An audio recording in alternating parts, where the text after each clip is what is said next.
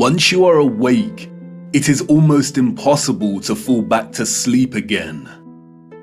Once you discover that the Earth is not a spinning globe, but a flat and stationary plane with a firmament above it, everything changes. The trusted voices and satanic scientific priests who once shaped our reality and understanding of the world are no longer reliable. Our first-hand experience of the Earth as a stationary realm is at odds with their fabricated narrative of space and spinning planets. The scarring of our land and the barbaric mining of Earth's once majestic giant trees is at odds with the history books and geological narrative. And the awake are left wondering, what on earth happened? If they've lied about the Earth, space, and the destruction of our flat realm, then how can we trust the official, mainstream historical narrative? The historical narrative, like the heliocentric model, does not make sense. It doesn't add up. And all it takes is a closer examination, and their lies, which have governed our understanding of history and the world since our birth, begin to fall apart. Let's stir the mind with a few contemplations. We are told that the first true power tool was invented in 1895, when a German company combined an electric motor with a manual drill. The drill weighed 16.5 pounds and required multiple operators. It wasn't until 1957 that a company called Bosch began designing power tools in bulk that were both economical and powerful. So then how did our historical ancestors, a more primitive, underdeveloped people, design and build some of the structures we encounter? What about all the gigantic monolithic stones we encounter that have been cut with such precision? Ask yourself, could you repeat this today with the arsenal of equipment we have at our disposal? And what about the magnificent ancient stepwells of the East? Stepwells, we are told, were multi-storied wells built by our primitive ancestors as ways to preserve the water supply during droughts. But look at the intricacy and complexity of these structures. Look at the glory and the finesse. Look at the geometric precision. All dug out and crafted from using hand tools. Yeah, right. What about the gigantic canal networks we find all over the world? The Erie Canal in America was allegedly built between 1817 and 1825. There were no civil engineers in America at this time. The people responsible for planning construction were novices, we are told. The canal is 12 meters wide and 4 meters deep. The Erie Canal spans 363 miles. But this was not just a case of digging each day for the Irish immigrants and their oxen companions. They had to fell hundreds of trees as they passed through the virgin forest. They had to build complicated aqueducts and locks, and they had to pass through the Niagara Escarpment, an 80-foot high wall of hard limestone. They had to use black powder to blast through this, we are told, as dynamite had yet to be invented. The canal spans 363 miles and was constructed over an 8-year period. This means that on average, 1 mile was completed every 8 days.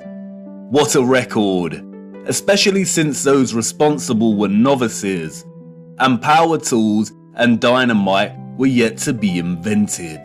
I can tell you now, The so-called early settlers of the Americas did not build these canal systems. And what of the grand and magnificent castles scattered across our realm? Did you know that most were designed and constructed without plumbing systems and methods to heat rooms properly? The royal and the elite of the past were content without having the accessible necessities of survival, just as long as they could live within the grand and the glorious, while the peasants, in their modest abodes, enjoyed warmth throughout the long dark winters? I don't think so. And of course, there is the impossibility of the Great Giza Pyramid Complex. The pyramids, we are told, were constructed somewhere around 2500 BC. The Great Pyramid itself consists of 2.3 million blocks of limestone and granite, and its overall structure weighs 6 million tons. The largest granite stones weigh between 20 and 80 tons each. 20 tons is 20,000 kilograms. These blocks were carved from quarries with copper chisels and allegedly transported from 800 kilometers away. The so-called experts can only theorize that a vast amount of slave labor was required. Being gullible and falling for the official narrative of slave labor is one thing, but can someone please explain how the air shafts of the Great Pyramid align so neatly with the circumpolar stars?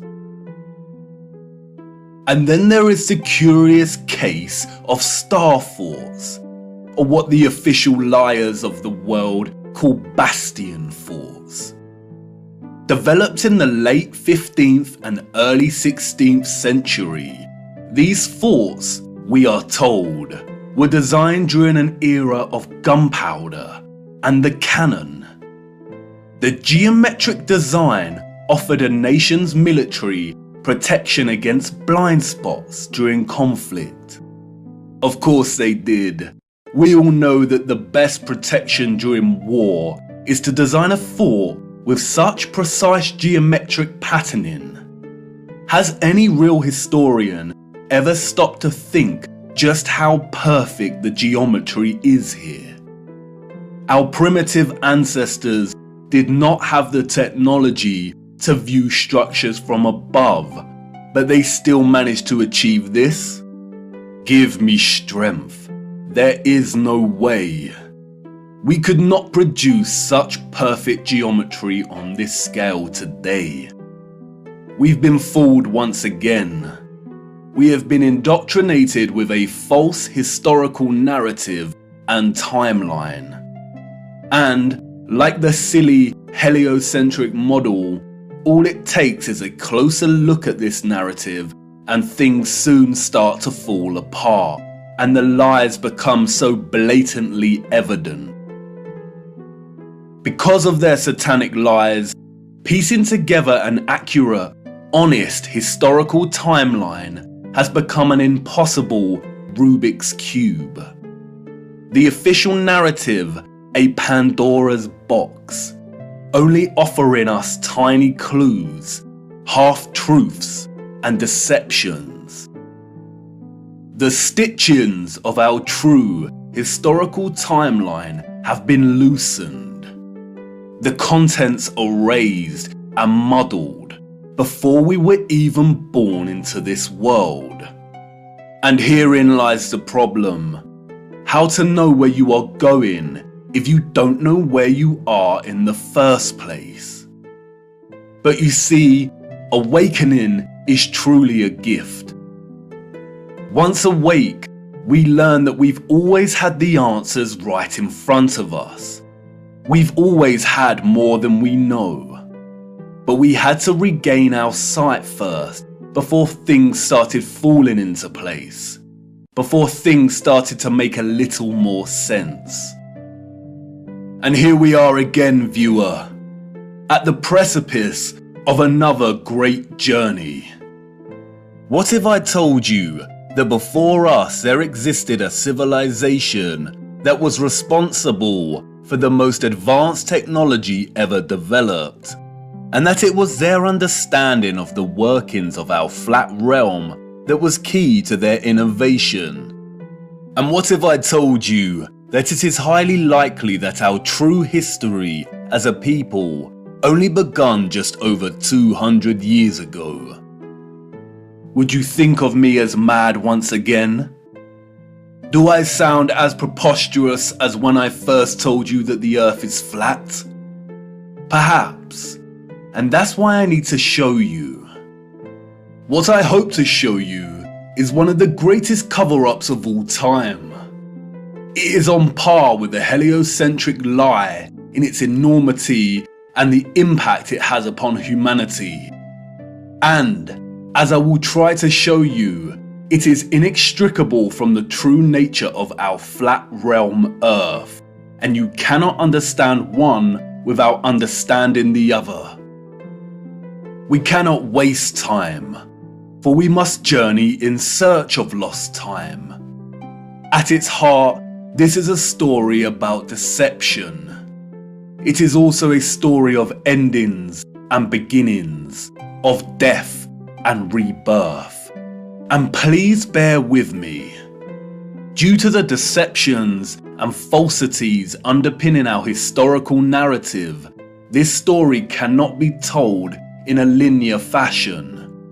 We need to go back and forth in time to really draw out something that brings us a little closer to the truth. It is also imperative to understand that, like much contemporary science, history as a discipline was corrupted a long time ago. At its most innocent, a lot of established historical narrative is guesswork.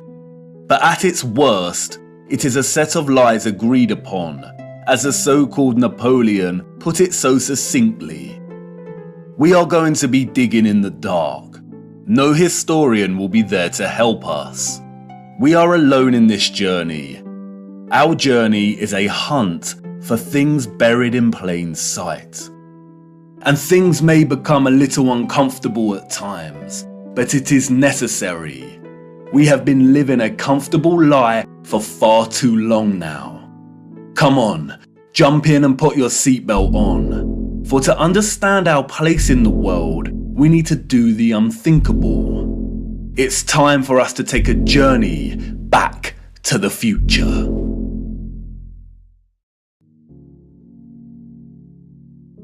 Our journey begins in the unlikeliest of places. 19th century St. Petersburg, at the entrance to St. Isaac's Cathedral. The city cold, the early morning mists dissipating with the approach of the sun, and our boots caked in mud. The year is 1860, and while St. Petersburg stands regal and proud, its inhabitants are nowhere to be found. It is quiet, too quiet.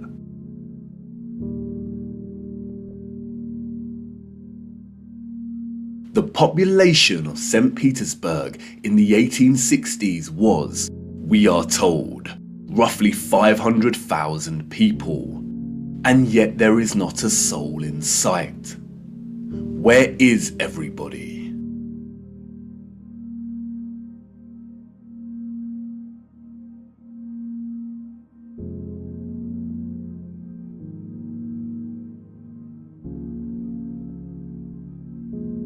The long shadow of Alexander Column gives us a clue as to the time of the sun's journey above this region. Long shadows only occur during morning or evening. It must be morning, but it appears that no one has surfaced yet.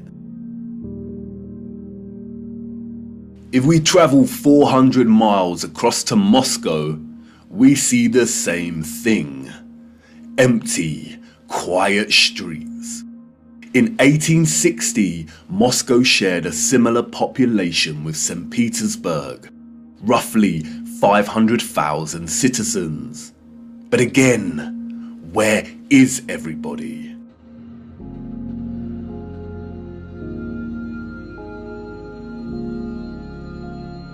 What about the rest of the world during this time period?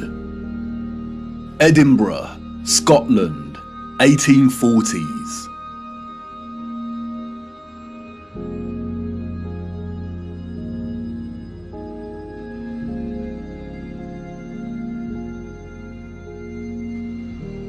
Copenhagen, Denmark, 1840s.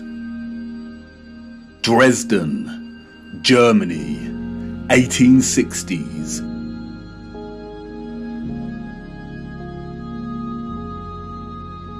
Rio in Brazil, 1860s. Toronto, Canada, 1860s.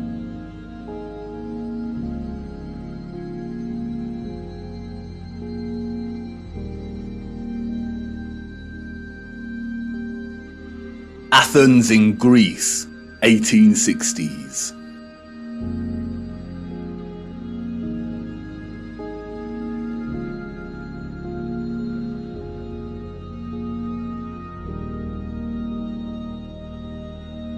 And then London, finally, people.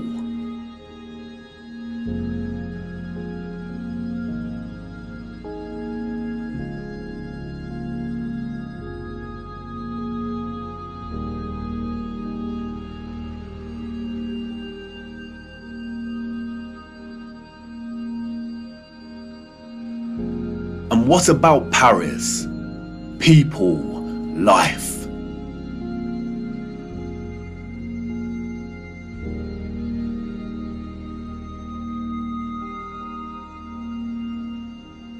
The first photograph, we are told, was created in 1822. The art of photography relies on methods of juxtaposition, of comparison and contrast to deliver its message and sentiment.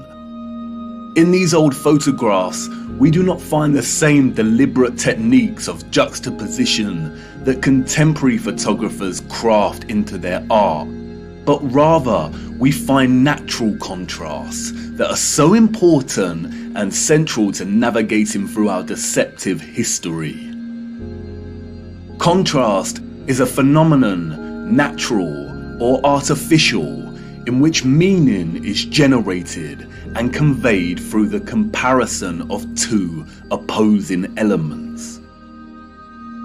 When looking at 1860s Russia, there is an immediate contrast between the lack of population and the sheer size of these cities.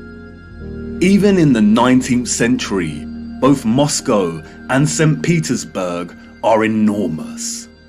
The infrastructure found in the photographs could hold a population well into the millions.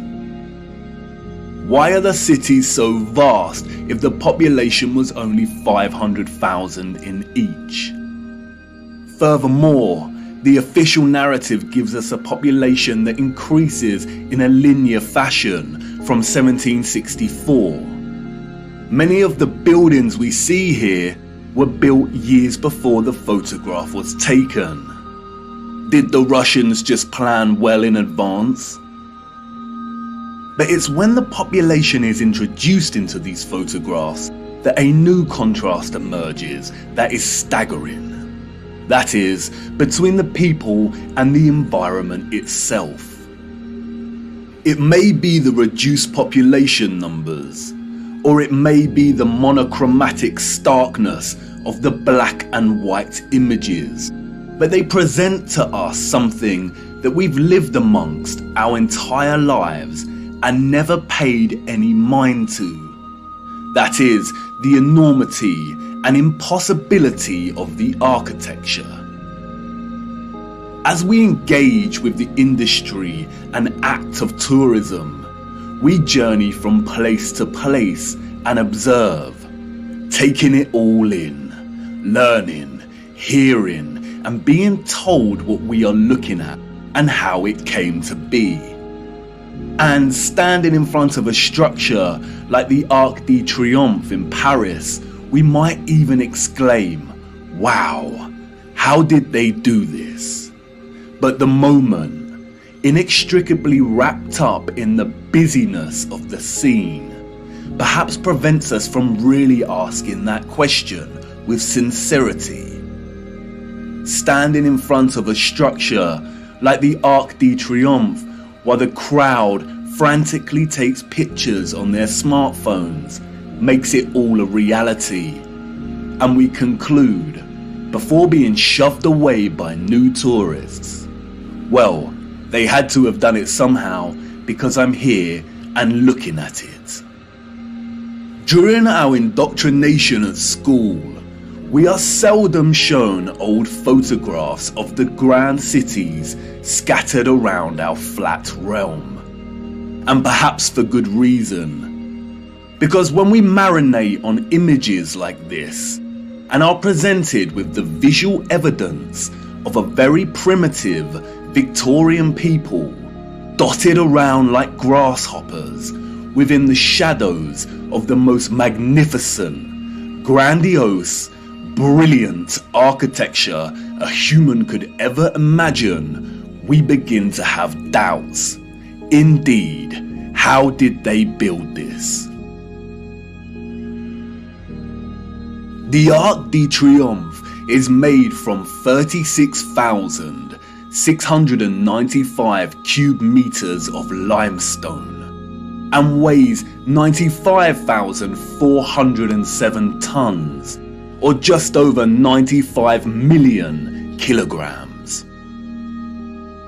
They tell us it took 12 years to build the giant arch in two different periods, between 1806 to 1814 and between 1832 to 1836. How did they transport this amount of limestone with the same horse and carts that we see in the photographs? Look closer at the four sculptures that adorn each of its sides. Look at the intricacy of the sculptures and the patterning of the ornamentation that frames the arch. Each section is perfectly repeated without any deviation or inconsistency. The first true power tool was not invented until 60 years after this arch was completed. They tell us this was crafted by hand. Is that even possible? And then there is the ceiling of the arch. Immaculate, 3D sculpted roses, perfect in their geometric symmetry. The nuance of the detail and finesse of each petal and cross-section borders is overwhelming. Look at the rest of Paris during this time. Again, a plethora of unbelievable, gigantic and magnificent structures. The city's infrastructure glorious, and the people and their means of transport primitive, unsophisticated, and seeming not at all developed to the point of producing a city like this. The roads are improperly paved and uneven. They are dirty and muddy. We also see buildings during this period in which the architecture aligns with the inhabitants. Buildings of misshapen proportions, less developed and refined, charming in their own way, but coarse in their use of wood and plaster. This is exactly the type of architecture we expect of a generation of horse and cart. A generation ignorant to the discoveries in technology that would follow in the years to come. Furthermore, at the time of this photograph, the arch is roughly 40 years old since its completion. Yet can you see how worn some of the parts of the structure are? We see weathering on the stone that suggests the arch is much older. As we approach the late 19th century, we see that the people of Moscow have finally decided to leave their homes and venture out into the streets. The infamous Red Square, now bustling with life. St. Basil's Cathedral and the Spasskaya Tower dominate the frame of the square. The construction of St. Basil's Cathedral began in 1555 and was completed in 1561, a mere 6 years. It suffered a huge fire in 1737 and underwent restoration over a 20-year period. But look at it. What a structure. Almost unreal and like no other. It is composed of thousands of red bricks and tin sheet metal that has been shaped into the distinctive onion domes we see. Look closer at the intricacy of the domes. How did they bend metal to achieve such precision and perfection in the 18th century? And again, if they had the skills and dedication to build a wonder such as this, then why are the conditions of the road so poor and covered in mud? We see these incredible structures and buildings everywhere in 19th century photography. We have the wondrous Crystal Palace of London, a monstrous structure with the greatest area of glass ever seen in a building, and all constructed before England had automatic glass manufacturing. We have Westminster Abbey and Parliament. We have the old Euston Arch, constructed out of pure sandstone in 1837, and streets unpaved and full of mud. Why did these people not prioritize the streets they walked upon? The Frauenkirche, the domed masterpiece of Dresden, Germany. Its intricate and opulent splendor in direct contrast with the beat-up wagons and horse-pulled carts of the people below, a people dependent on the bare necessities. A people completely dwarfed by its size and majesty. The Library of Parliament in Ottawa, Canada, built over a period of 17 years. The first major settlers arrived in 1800, and at the time of construction, the city's population was under 20,000. Would a grand, glorious library really be a priority for settlers? Why does the building look like it's been cropped out of Europe and pasted into Canada? Even at the turn of the century, 40 years before Bosch economized the power tool, we have the old Penn Station in New York. Look at the size of this. Completely mind-blowing proportions. As we can see here in the photograph, each octagonal, sculpted pattern on the arched dome ceiling is larger than one individual human. Look at the gigantic columns and detailed acanthus leaves decorating the tops of each pillar. They tell us this station took 6 years to build. 6 whole years. Yeah, right. Why are we so gullible? Even without access to modern power tools, printable construction pieces, and crane technology, we could not reproduce this today. And more importantly, we don't reproduce this type of architecture today. The official liars of our world have an umbrella term for this type of architecture that we see in North America. They call it historism.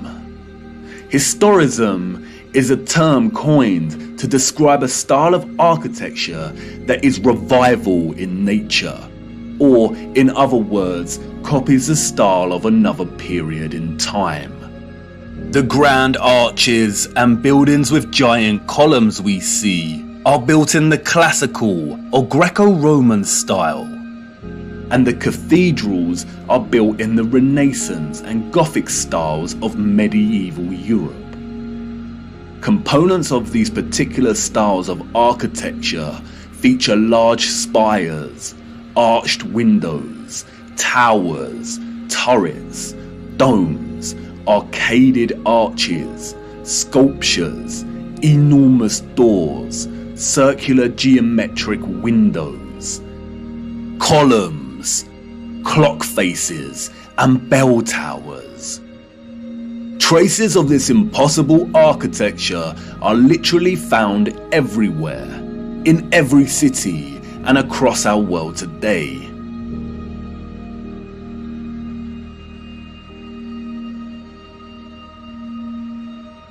Some preserved and maintained, like the Parisian Arc de Triomphe and Notre Dame, and others lost and long forgotten to time, like the Euston Arch and the Old Penn Station in New York.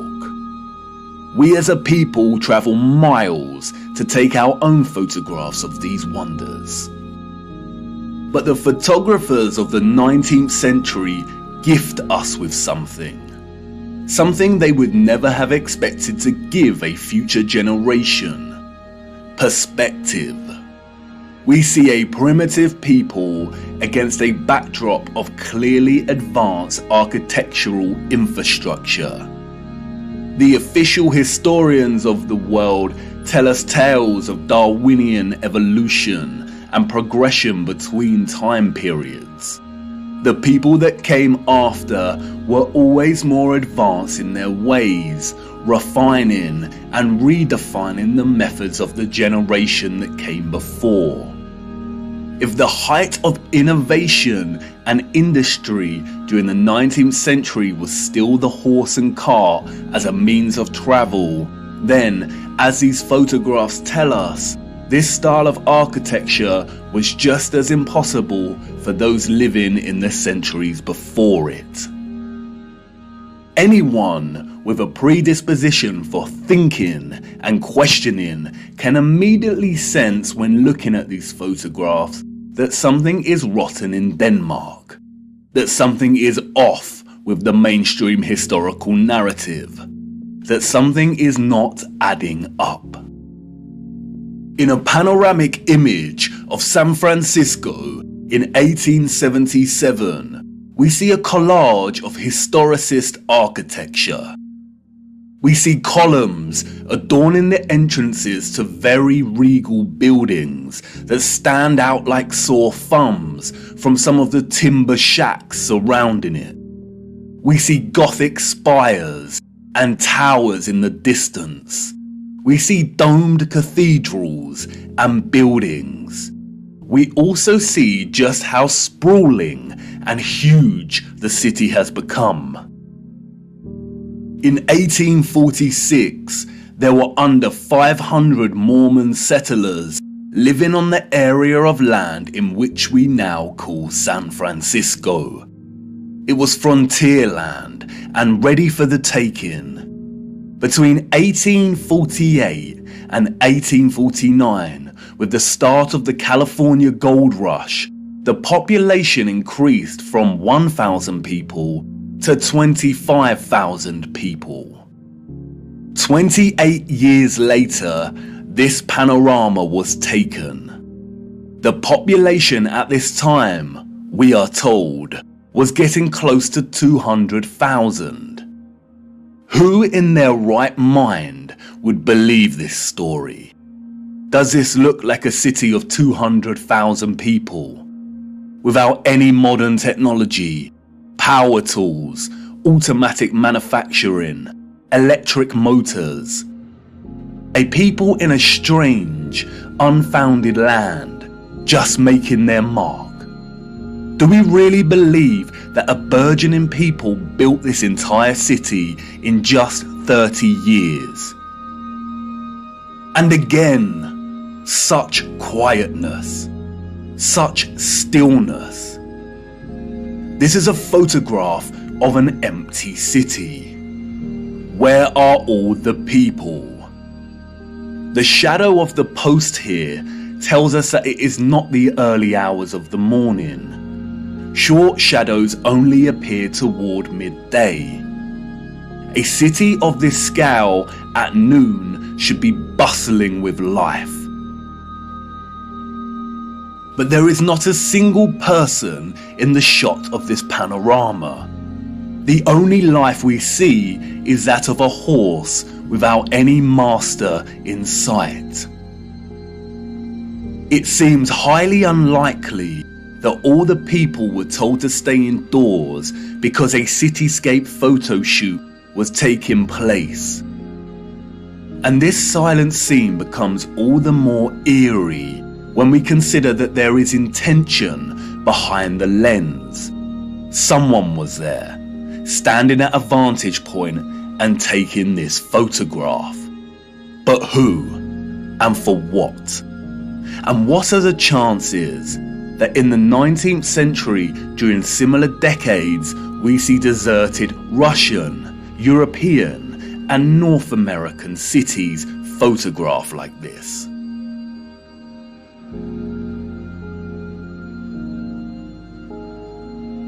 And then only a few years later, we find the same locations bustling with people. A people clearly incapable of building the architecture found in these cities. And what to do with these photographs? If we accept the narrative and these strange anomalies, then we stop here and get back to our busy lives. But the narrative we've received is not the truth. And we shouldn't accept any narrative, no matter how official and certified it is, unless it makes sense. The people we see in these photographs and their early ancestors could not have built the magnificent architecture we see. It is an impossibility. Come on, jump in. We must venture further into these cities and look a little closer. There must be some clues waiting to be uncovered that helps us understand why these cities are empty. Wait, what's that you say? You want to wipe the mud from your boots first? Do not bother, it's a waste of time. Come on, jump in and let's go. For it is the mud that offers us some small clues as to what could have occurred during this time period.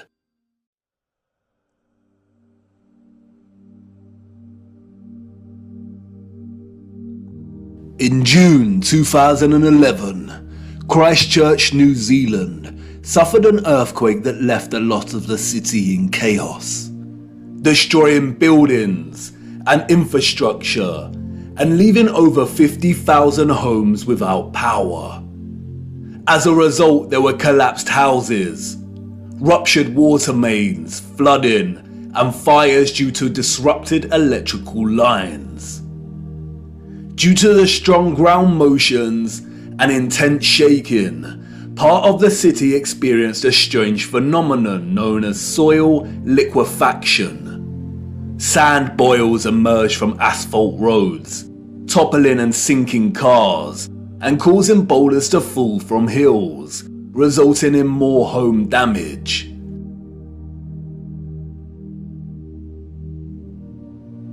Soil liquefaction occurs when saturated soil loses its strength and stiffness in response to an applied stress, such as shaking or other sudden changes, such as a strong explosion. Loose, saturated soil or sand has a tendency to compress when a load is applied, but in the event of a stress, such as shaking or an explosion, we see the opposite. The soil tends to dilute, and the result is treacherous quicksand or quick clay. The land turns to liquid, causing structures of heavy mass such as buildings, infrastructure and cars to start sinking, topple over or collapse. It can also affect dams and bridges. Turbidity currents can also form huge landslides that are impossible to stop. In the worst case scenario, entire cities may be destroyed. As you can see, liquefaction can move entire areas of land. The mud can rise dramatically and rapidly, and its destructive force is unstoppable. It is a well-documented phenomenon. The 1964 earthquake in Nagata, Japan caused liquefaction, and we can see the effects very clearly in these photos. The same here with the 1964 Alaska earthquake. Buildings toppling, cars sinking, infrastructure collapsing. Once the stress has subsided, the soil begins to solidify once again, and we can see the aftermath. Uneven, muddy streets remain where there was once road paving. Returning to photographs of 19th century cities, we see a similar situation here. The roads are unrefined and full of mud. We see unsophisticated, uneven, coarse and muddy roads everywhere against a backdrop of refined, sophisticated and magnificent architecture. Could these cities have suffered the similar fate of soil liquefaction that we see in more recent times? Perhaps. But unfortunately, muddy roads is not enough evidence to base any conclusions on, is it? Children ask the most vital of questions, and adults, in their foggy stupor, usually provide the most unsatisfactory answers, often regurgitating learned nonsensical information that leave the child's imagination unfulfilled. Squelching along these muddy 19th century roads, observing their surroundings, a child may ask, why did they build the windows so low to the ground?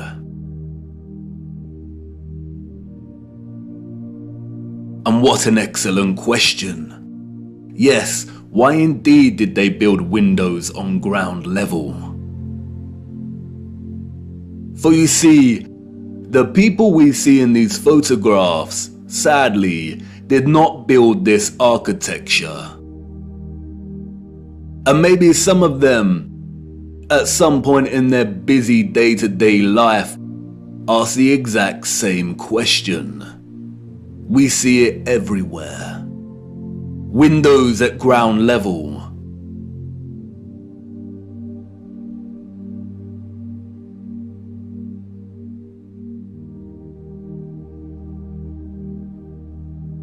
Windows partially below ground level.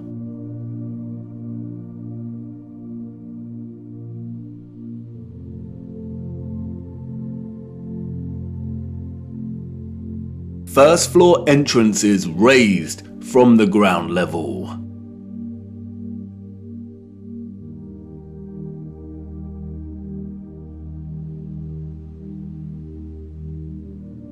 Steps leading down to entrances below ground level.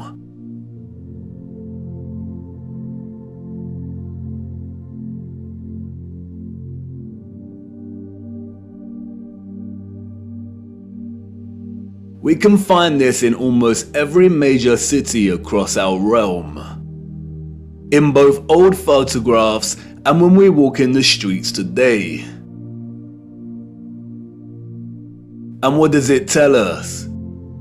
that a society with access to modest construction tools and horse and cart constructed their infrastructure by first spending countless amounts of hours and energy clearing land with a depth of over 3 meters to begin their construction. Building basement floors is incredibly hard work. Since the 20th century, large powered excavation machines, such as backhoes and front-end loaders, have reduced the time and manpower needed to dig a basement dramatically as compared to digging by hand with a spade. Perhaps you could say that our historical ancestors were just that dedicated to the architecture they built. And you could say that many of the sunken buildings we see are actually due to elevations and depressions in the natural landscape. The official narrative, which is always full of inconsistencies, perhaps would suffice if it was not for contemporary excavation. When we look at photographs such as this, it immediately dawns upon us that what we are seeing are windows and doors 2 to 3 meters below the ground surface.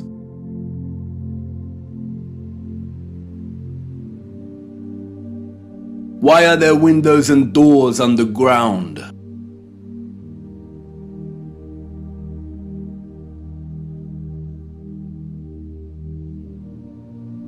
What is this that we see in our cities? Natural soil accumulation over time? Geologists have never been able to ascribe a consistent value to worldwide natural topsoil accumulation, because it is impossible. Some regions of our realm experience consistent topsoil accumulation, whereas other regions actually experience consistent erosion. Many historians and archaeologists have noted that many cities over the centuries have been destroyed through war, and natural phenomena such as earthquakes, volcanic ash, and flooding.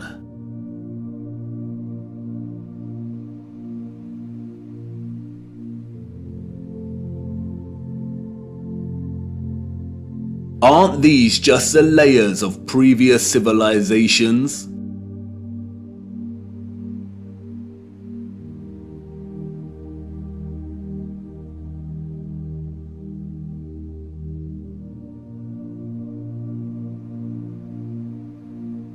No, they are not.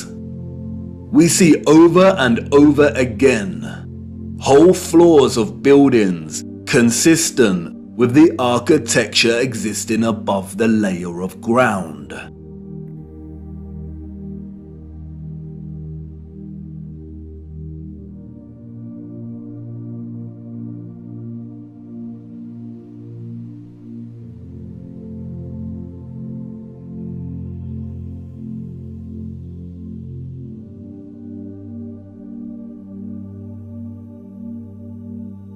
You see, what lies beneath is not the unfamiliar traces of previous generations, but of the same generation that built these structures. And once you really see this kind of sunken, buried infrastructure that exists in such prevalence across our world, you can never unsee it.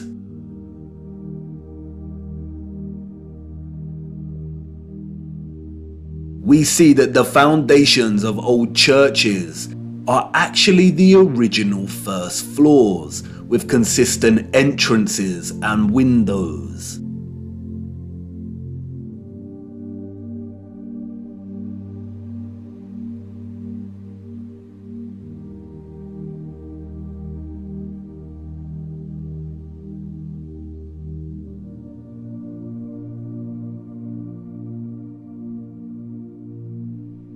We see mosaics unearthed,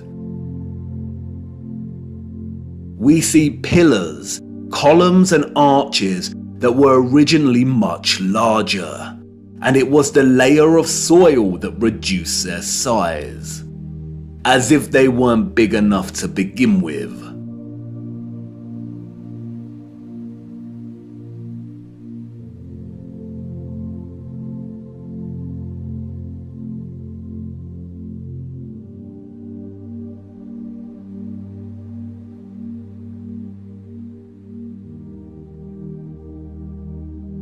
And like with the 1964 earthquake in Nagata, Japan, we also find many so-called ancient structures that are leaning, as if at some point the soil beneath these structures loosened and liquefied.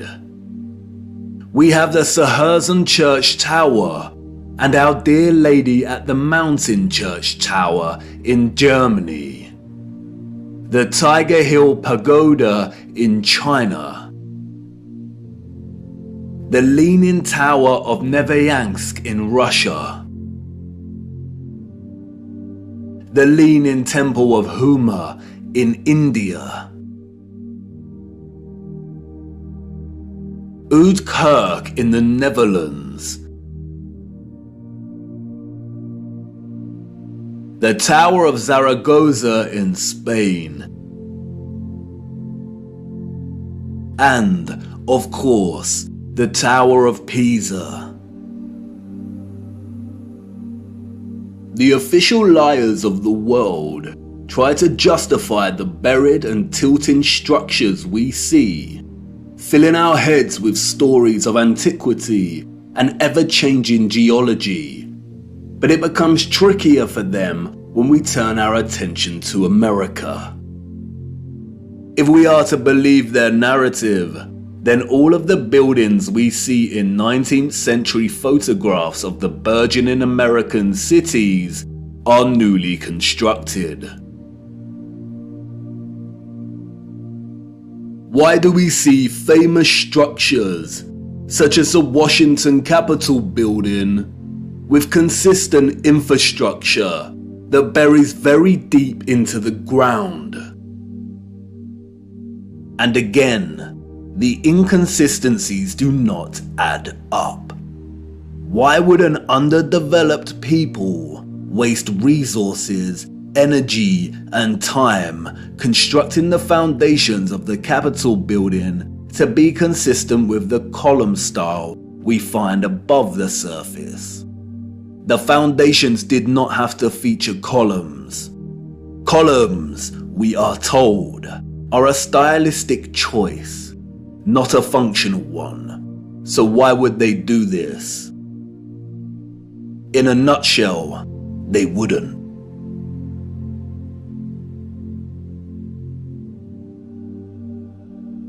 We see images that suggest that the people of the 19th century were actually concerned with moving a lot of the vast amount of mud we see, leveling the ground and excavating existing structures.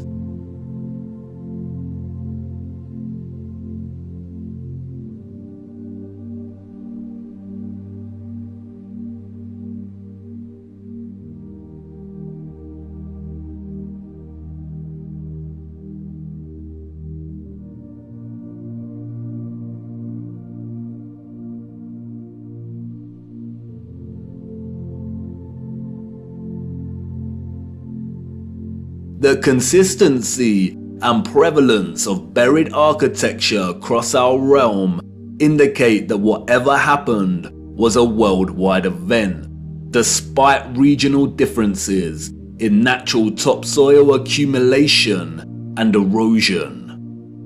And there is no official narrative explanation that justifies the buried architecture we see. No explanation provided to justify the amount of mud we see in 19th century photographs of our cities.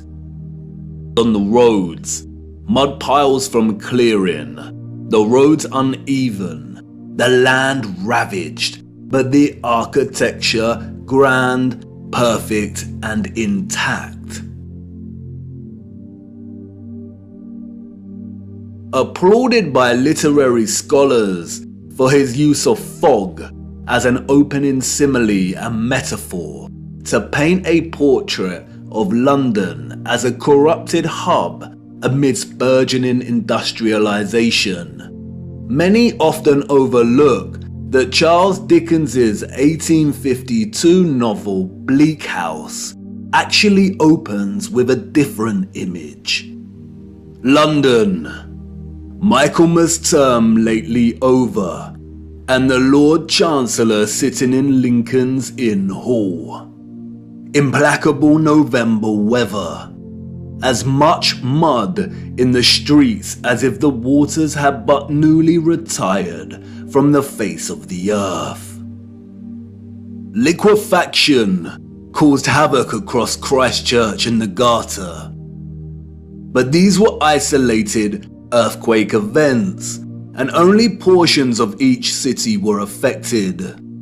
It is not possible for there to have been huge, simultaneous earthquakes around the world during a similar period. Or is it? Even Wikipedia tells us that liquefaction can occur naturally or artificially, from an earthquake or other sudden change in stress condition.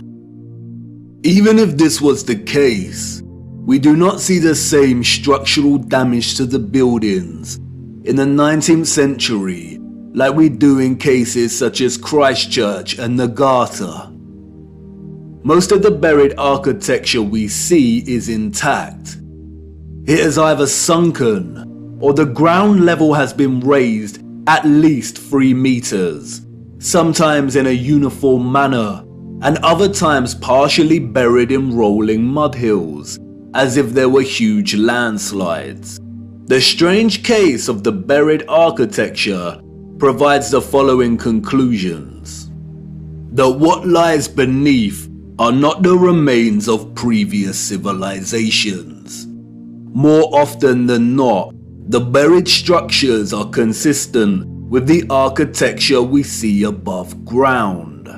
That the structures are much larger than originally suspected, and therefore they are even more of a construction impossibility for a Victorian generation of horse and car, and those existing before them. That natural topsoil accumulation and soil liquefaction are not satisfactory explanations for what we see here. Whatever took place had to be something much larger and widespread, such as a natural or artificial earthly cataclysm of sorts. As many of the photographs show, many citizens of the 1800s were responsible for moving much of the mud, leveling the ground, and excavating buildings, which suggests that whatever happened had happened very recently in their past. The complete absence of a reasonable mainstream justification for the buried architecture we see suggests that the controllers of our realm are deliberately trying to hide whatever happened. And what of the deserted cities we see in the earlier photographs? If these cities were truly empty, then we must ask why. We must also ask how all the people got there in the end. In the space of 30 or so years, we see a city go from barren to bustling. Interestingly, it is Charles Dickens and 19th century literature more generally that offers some clues. 2 central themes run throughout 19th century Victorian literature: that of marriage and female chastity, and that of orphans and adoption. Many of the fictional characters we've come to love over the years are orphans. We have Oliver Twist and Pip from Great Expectations. We have little orphan Jane Eyre and Heathcliff from Wuthering Heights. We have Mowgli from The Jungle Book, Cosette from Les Miserables. we have Heidi, Rapunzel, Peter Pan, Snow White. We have Tom Sawyer and Huckleberry Finn and Anne of Green Gables. And these books were of their time, as far as orphan prevalence goes. The only issue is that these novels romanticize the orphan as a figure dislocated from society by default, and therefore pave their life's path as one of unforeseen opportunity. This was not reality. The theme of marriage and chastity that we find in so many 19th century literary works, such as those by Jane Austen, the Brontes, George Eliot, Dickens, Thomas Hardy, Leo Tolstoy, Victor Hugo and more, was nothing more than carefully disguised, well-written propaganda, with the sole purpose to solidify and justify a social value framework that would separate children from their mothers. Children born outside of marriage or wedlock were regarded as illegitimate, meaning they did not have a legal status. Illegitimate children was a serious stigma throughout the 19th century. The majority of employers would not hire women with an illegitimate child. Many unwed mothers with illegitimate children ended up without a home, in poor health, starving, exhausted. Their only place of refuge would be the workhouse, where they would carry out the most unpleasant duties. In some places, women with illegitimate children were singled out and had to wear a special uniform, which alerted everyone to their status as an unmarried mother or fallen woman.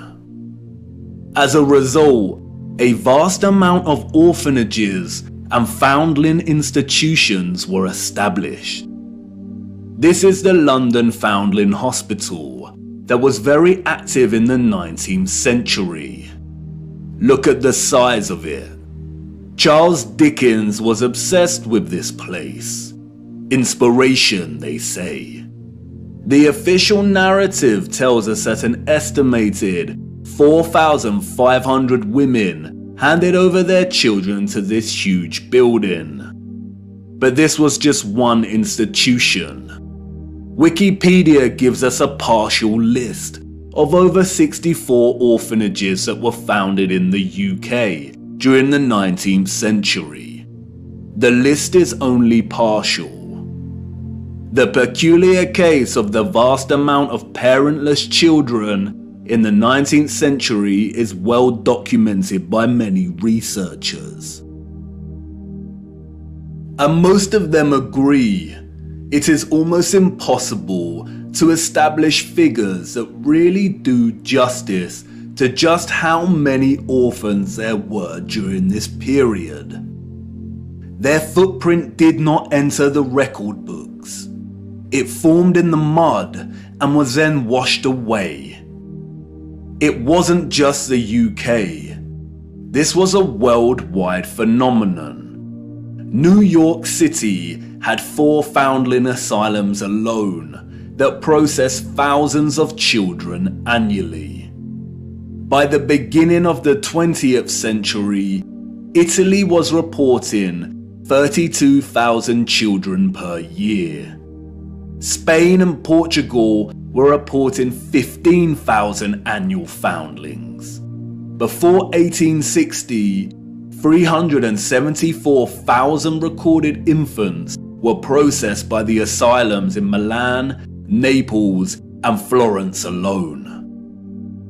Historian David L. Ransell states that Moscow was receiving between 16 and 18,000 infants annually by the 1880s, and sending over 10,000 of these each year to outlying villages for care. In 1882, there were all told 41,720 foundlings from the Moscow home, living with 32,000 foster families, scattered throughout 4,418 villages. A dozen villages had over 90 fosterings each. One thing that is often overlooked is that there were a series of laws passed in the 1800s, making it almost impossible for unwed mothers to keep their babies. The 1833 Poor Law Reformation introduced bastardy clauses that shifted the entire responsibility for the illegitimate child onto the mother. Social stigma meant that she would not be able to provide care for her child and would be forced to hand them over to the authorities, or worse. Advertisements for adoption or nurse care became popular in newspapers.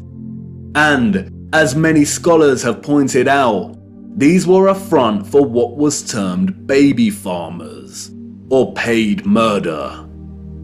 As Dorothy L. Haller states, the adverts may have been misleading to the general public, but read like a coded message to unwed mothers. No references are asked for, and none are offered. The sum of 15 shillings a week to keep an infant or a sickly child was inadequate, and a sickly child and an infant under 2 months were the least likely to survive and the cheapest to bury. Infants were taken, no questions asked, and it was understood that for £12 no questions were expected to be asked. The transaction between the mother and the baby farmer usually took place in a public place, on public transportation, or through a second party. No personal information was exchanged. The money was paid, and the transaction was complete. The mother knew she would never see her infant alive again. Most children, however, were not murdered, but were dropped off at the doorsteps of orphanages or the workhouse.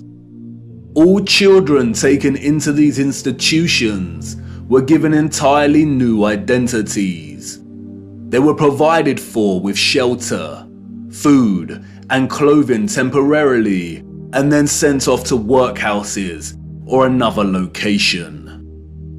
Photographs in the 19th century were scarce, but towards the end of the century we see more photographs, and the last continent to experience such mass exodus of orphans was the United States. And it is here that we see evidence of the orphan trains. The first group of these orphans arrived in Michigan in 1854, and from that moment on, the movement shipped hundreds of thousands of children across the states until it ended in 1929. Officially, there were over 97 institutions involved in orphans and orphan trains in the 19th century. And again, this was not just the United States. Annie McPherson will go down in history as a woman who scammed more than 100,000 foundlings and shipped them from the United Kingdom to Canada, New Zealand, and South Africa, and even to the outer edges of the earth in Australia, so that they could be sold into child labour. Why do we see so many photographs of orphans in workhouses? Why are they working with machinery created for adult use? Were there not enough adults during this time to carry out this work? And then there is the strange case of the burgeoning American amusement parks at the turn of the 20th century. In addition to rides and exhibits, many of these parks featured an unusual attraction: infantoriums. Visitors of these parks could stroll around with ice cream and swing by these stations, a visit equivalent to that of a fully functional neonatal intensive care unit, complete with incubators filled with sleeping, premature babies. History has been kind to Martin Cooney. Touted as a hero, Cooney was the German mind behind the incubators. His first encounter with premature babies, we are told, was at the 1896 World's Fair. He knew immediately that the exhibition would save babies' lives. The technology to keep premature babies alive was expensive, and he knew the public would pay to see the babies in incubators. He would charge an entrance fee at the amusement parks to generate funds to help these babies live. Nurses tended to the babies as an enraptured public looked on. Like any other amusement, the premature baby exhibits included carnival barkers who tried to lure the public to come and see the babies. I don't know about you, but I find something very off about these incubators. Advertised as featuring living babies, a lot of the fairs where Cooney showed his babies also featured eugenics exhibitions. Eugenics is a field of corrupted pseudoscience that endorses selective breeding to improve the genetic quality of the human population. Eugenics was inspired by Darwinism and was a driving ideology that fueled the Nazis. Why are people paying to see living babies as if they had never seen a living infant before? Did people of the time not have their own babies? And where are these infants' parents? How did they have the technology in the 19th century to keep premature babies alive in such a way?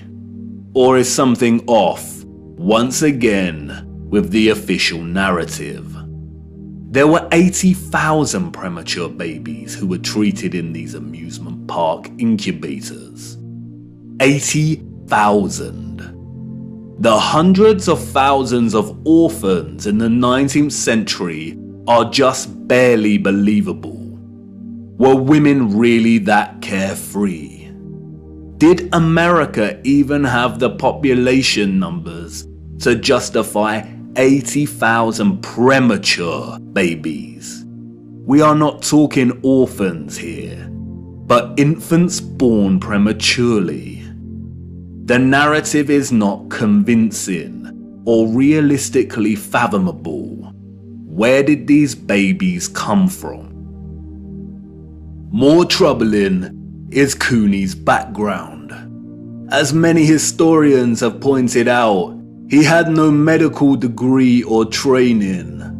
His story is a very similar one of unconvincing philanthropy that we find surrounding some of our contemporary figures today that also do not have medical degrees. And then there is Marie Dressler, a Canadian silent film and Depression-era movie star. She adopted one of these incubator babies. Celebrities and adoption. The official narrative conveniently leaves this out of her story and tells us that she may have had a daughter who died as a small child.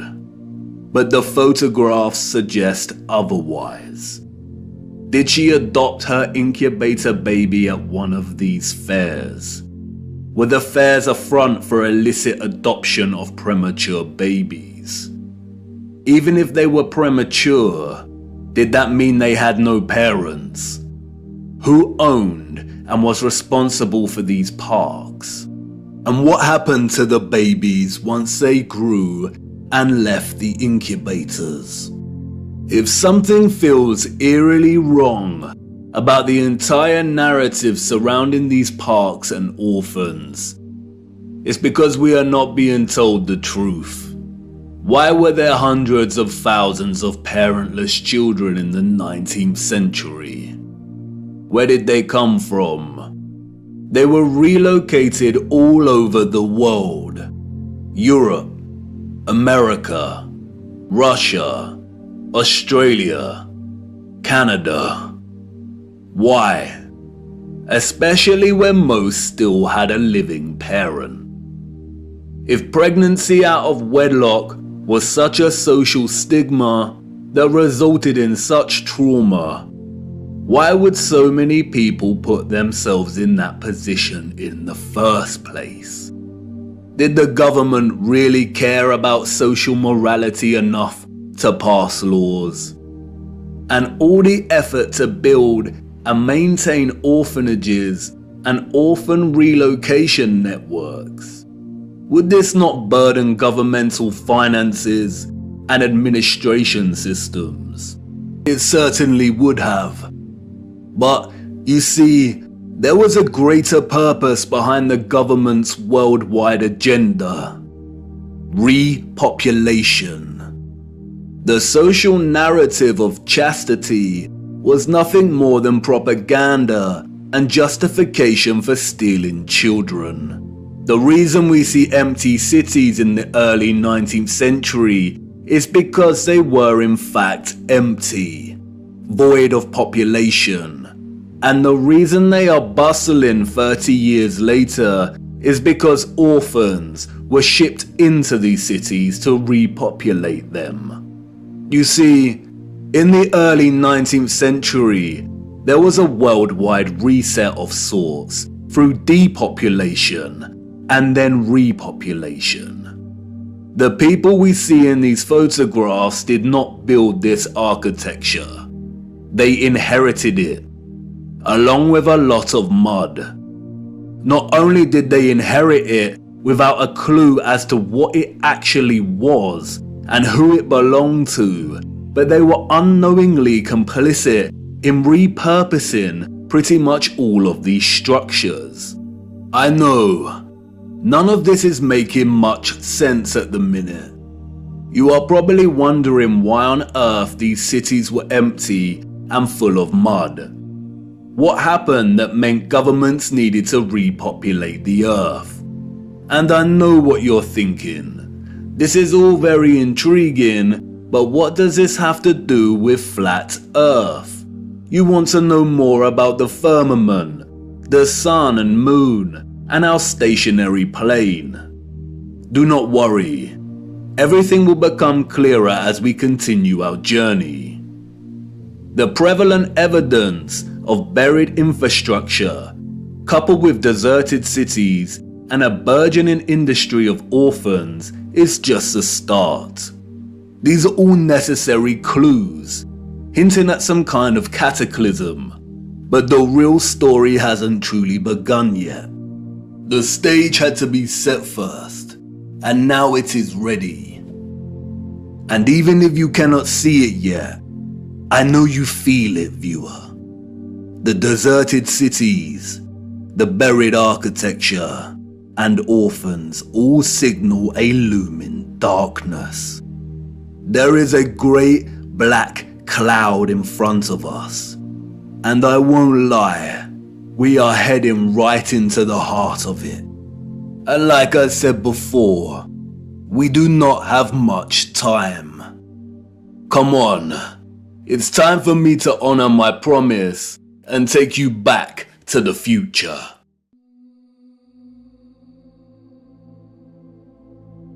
Water, an inorganic, transparent and odorless chemical substance that covers 70% of the known Earth's surface.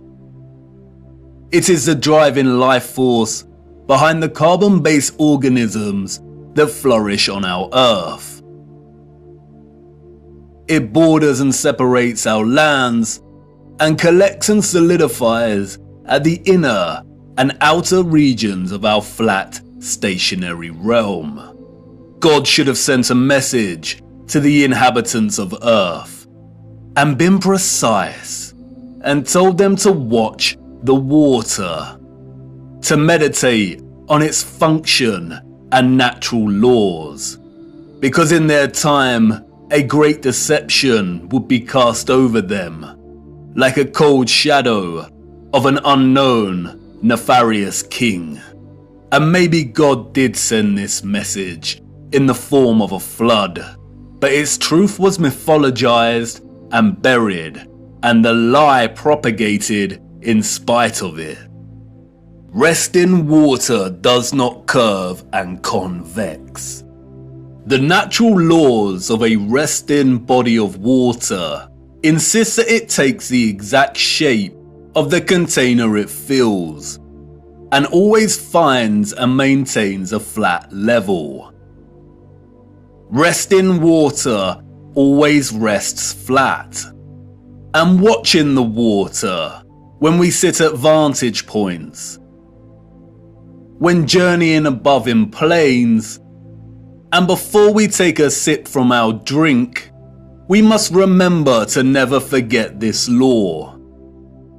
Most of us instinctively understand the laws of water, and yet many continue their day-to-day willfully participating in the nonsensical, heliocentric hoax. But for us that know that our Earth is not a spinning planet in an infinite vacuum of space, the ones that have studied the sun diligently and realize that it is the sun that is moving and not the Earth, the ones that have plotted the illogical routes of flight paths on a globe model and concluded that the model is incorrect, the ones that know that the laws of density govern the rise and fall of objects and have studied vanishing points, the ones that have forsaken conventional telescopic lenses, pondered rainbows, sundogs, and the stars above us know that we reside within a dome firmament and there exists water above us, and the ones that understand that our entire enclosed Earth system is governed by electromagnetism, frequency, and vibration that emanates from a central magnetic North Pole. We are the ones that scratch our heads and wonder how on earth we got in this heliocentric mess in the first place. And if meditating on the stars in the water beyond our firmament long enough, and on the electromagnetism, frequencies and vibrations that make them twinkle through so many shades of vibrant colours and geometric patterns, one might perhaps, just perhaps, ask, is there something more to electromagnetism? Something that has been missed or overlooked? Something untold or hidden? Electromagnetism is a fundamental force of Earth. The electromagnetic field takes the form of a torus in which all electromagnetism, frequency and vibration flows. A toroid is a revolving surface that takes the shape of a donut. Toroidal inductors and transformers are central to generating electric energy. There are many ways in which electromagnetism can be produced. We've looked at some before. We know that a magnetic field can produce electricity, and that electricity can produce a magnetic field. It works both ways. Magnetism and electricity are inextricable. It is a dance of polarity. Electric charges either repel or attract each other. Magnetic poles attract or repel one another. For every North Pole, there is a corresponding South Pole. An electric current passing inside a wire creates a corresponding magnetic field outside of the wire. and an electric current is created in a loop of wire when it is moved toward or away from a magnetic field. Horseshoe magnets are powerful permanent magnets. Due to their shape, in which both magnetic poles are close together, a powerful, strong magnetic field is produced. The horseshoe magnet can also function as an electromagnet. The first ever electromagnet was invented in 1824, we are told, and was in the form of a horseshoe magnet. Its power was evident from the beginning. It weighed only 200 grams, but could lift 4 kilograms of iron. The key to the horseshoe magnet's power is the placement of its poles. You can see the magnetic field here, represented by the vector lines. If you look closely, you can see the concentration of the magnetic field is greater near the poles of the magnet. Since as far back as we can remember, we have been presented with and entertained ideas of the future. Not necessarily our future as individuals, but the future of humanity, technology, and society at large. Whether it is in the form of Hollywood movies, you know the ones, the action films, the science fiction sagas, and the animated kind, or literature, music, and art exhibitions. In these we see our technology taken to its limits. Crafts fly, computers live, robots help out, holographic screens decorate every room. Cities continue to grow upward into dominating skylines. Some can teleport, and space travel is now possible and the accepted norm. Outside of fiction, we also have sobering documentaries telling us where we are heading, usually featuring narration by an old man, lamenting the unstoppable path we are on. It's all very serious. We are destroying our planet, the only one we have. And we have political parties, non-governmental organizations, and the trusted voices and scientific, award-winning geniuses sharing similar messages. And really, when you look closer at both the fiction and the alleged facts, they all share the same underlying premise and principles. We are becoming so technologically advanced that the planet we reside on is no longer enough, or can no longer sustain our activity. The advanced artificial intelligence systems, the flying crafts, the breakthroughs in cloning and medical beds mean that the natural world has suffered as a consequence. And depending on the type of genre you are entertaining, the solution is either 1.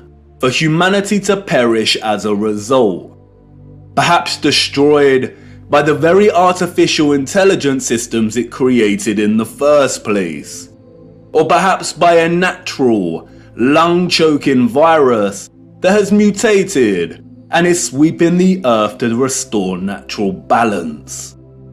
Or 2. For humans to say goodbye to their lonely little blue ball and head off into space in search of a new home.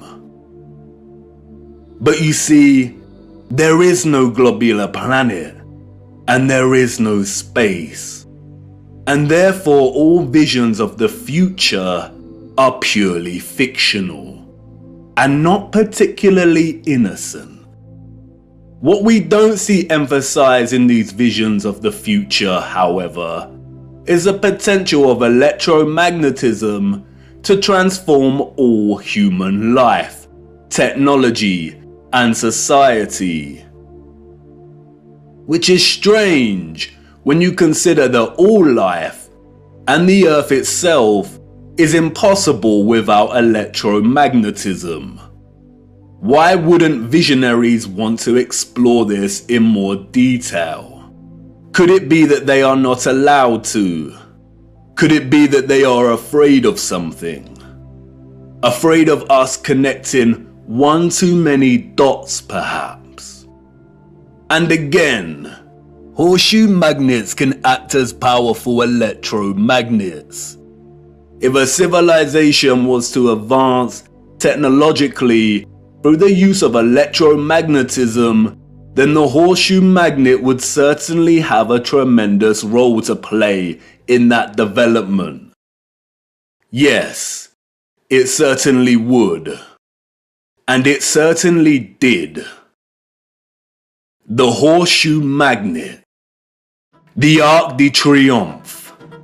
Yes, one of the most powerful electromagnets ever constructed.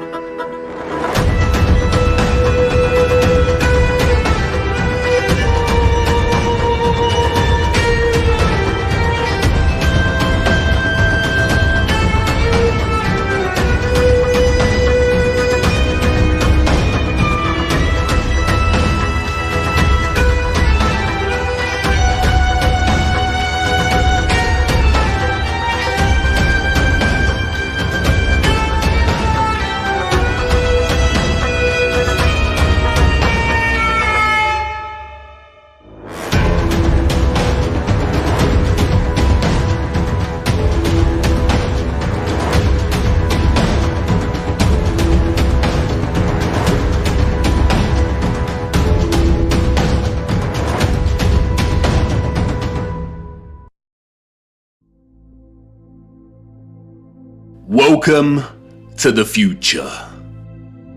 Except it's the past. The future came and went and we missed it. The magnificent architecture we see throughout our realm, in which the official liars and controllers of our world have termed historicist, neoclassical, Renaissance, Gothic, and so on, all belong to one whole unified civilization.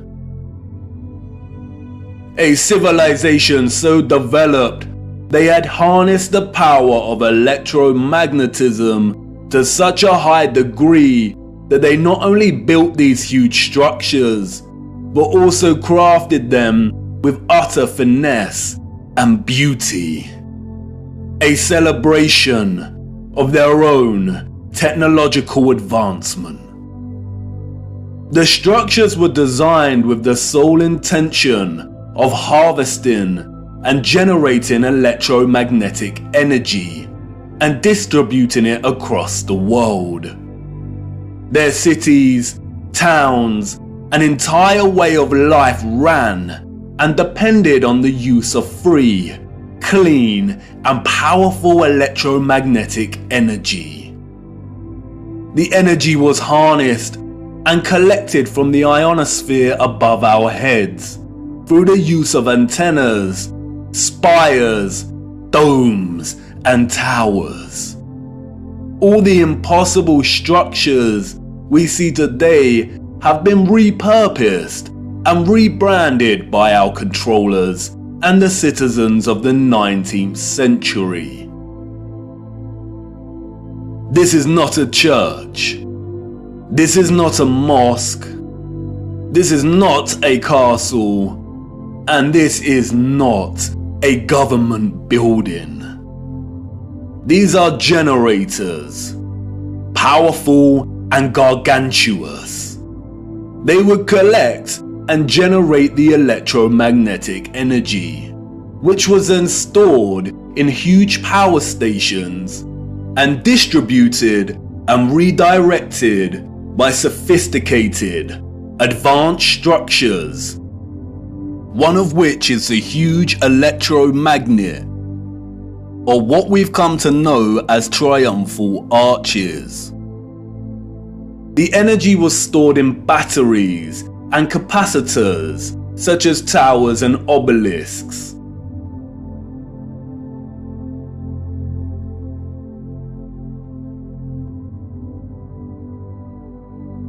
All cities were constructed across our realm in the form of one big, interconnected power grid, much like a huge computer motherboard.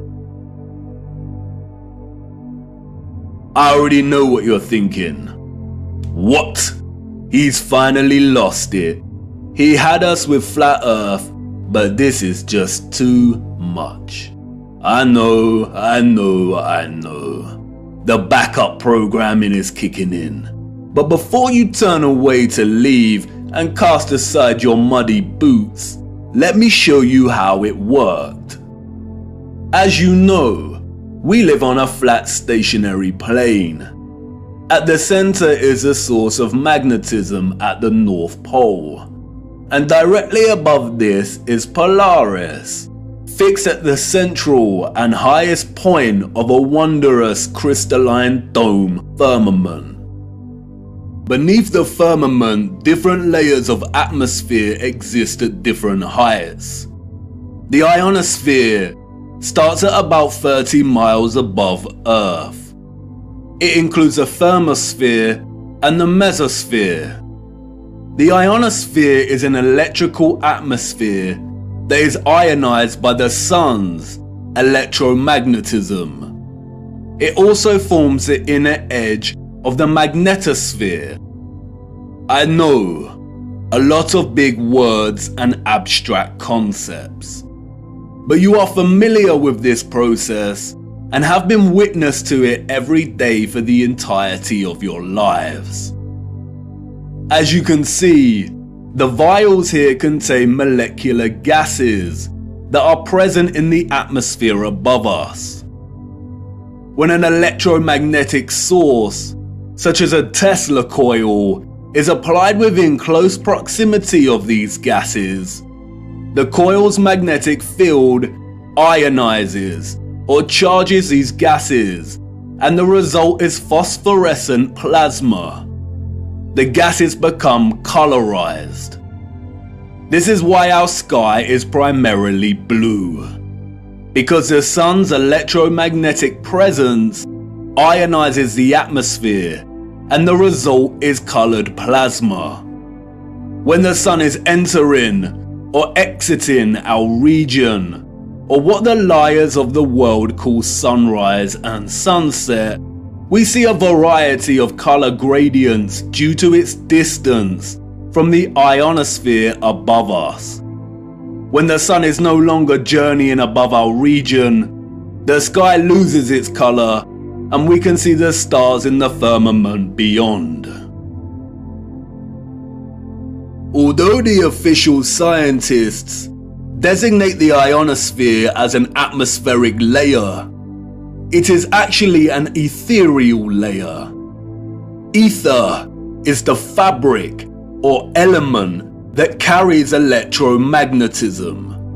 It connects everything in our realm. It is the fabric that makes the sun and moon and their concentric journey above our disk possible in the first place. Ether is the mysterious fifth element. It connects everything electromagnetically through vibrational energy. It is the glue, the web, the driving force behind absolutely everything. The four other elements, air, fire, water, and earth, only exist because of the ether. They are expressions of ether's vibrations. Cymatics is a good example of ether's presence. The frequencies fed through the Chladni plate make the sand or salt form precise and complex geometric shapes. The higher the frequency, the more complex the geometric pattern. But what is the conduit that takes the frequency's vibrations and allows the sand to take such shape? That is the ether at work. That's why we see fruits and vegetables that closely resemble cymatic patterns. It is the ether at work.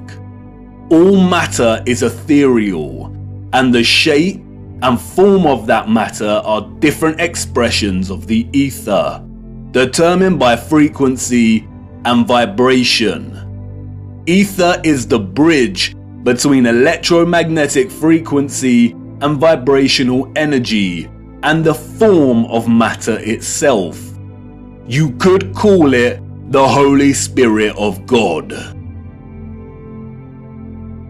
The historical and scientific discourse of ether is a deliberately manipulated one. The enemy introduced the truth only to discredit and subsequently bury it. Some of the alleged figures of the past have written on ether. The so-called Aristotle called it the fifth element. James Clerk Maxwell, the so-called father of electromagnetism, spoke of the ether, stating, "In several parts of this treatise, an attempt has been made to explain electromagnetic phenomena by means of mechanical action, transmitted from one body to another by means of a medium occupying the space between them." The undulatory theory of light also assumes the existence of a medium.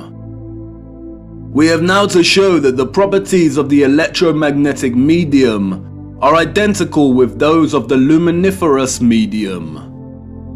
The medium he refers to here is the ether. Albert Einstein and others successfully solidified the heliocentric model through fraudulent schools of scientific thought. But even Einstein could not deny the presence of ether. According to the general theory of relativity, space is endowed with physical qualities. In this sense, therefore, there exists an ether. According to the general theory of relativity, space without ether is unthinkable. For in such space there would not only be no propagation of light, but also no possibility of existence for the standards of space and time, measuring rods and clocks, nor therefore any space-time intervals in the physical sense. Even contemporary scientists, under the spell of heliocentrism, admit it is nonsensical to deny ether's existence. Today, the vacuum is recognized as a rich physical medium. A general theory of the vacuum is thus a theory of everything, a universal theory. It would be appropriate to call the vacuum ether once again. Returning to the ethereal ionosphere. As I said, this layer of ether above our heads is a constant sea of electromagnetism, and is responsible for the colored plasma above that we call the sky. The source of its electromagnetism is the sun. It is because of this ionized layer that we get ionospheric lightning in the form of sprites, which in turn influence the thunderstorms below. An ion is a particle, atom, or molecule with a net electrical charge. Electricity is a continuous flow of ions. The electrolytes in our body are ionized. Everything is connected by electromagnetism and the ether. Our highly developed and sophisticated historical ancestors not only understood the workings of the ionosphere and the ether, but they had developed methods to masterfully harvest it as a fuel to power the entire Earth. And while the exact process by which they were able to extract the ether is deliberately hidden from us and remains unknown, the structural remains that humanity has since repurposed and reused as architecture offer us many clues as to how it all worked.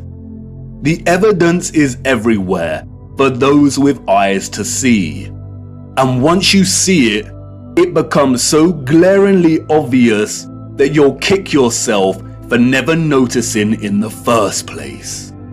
The matter is very complex, and it would take time to really flesh out.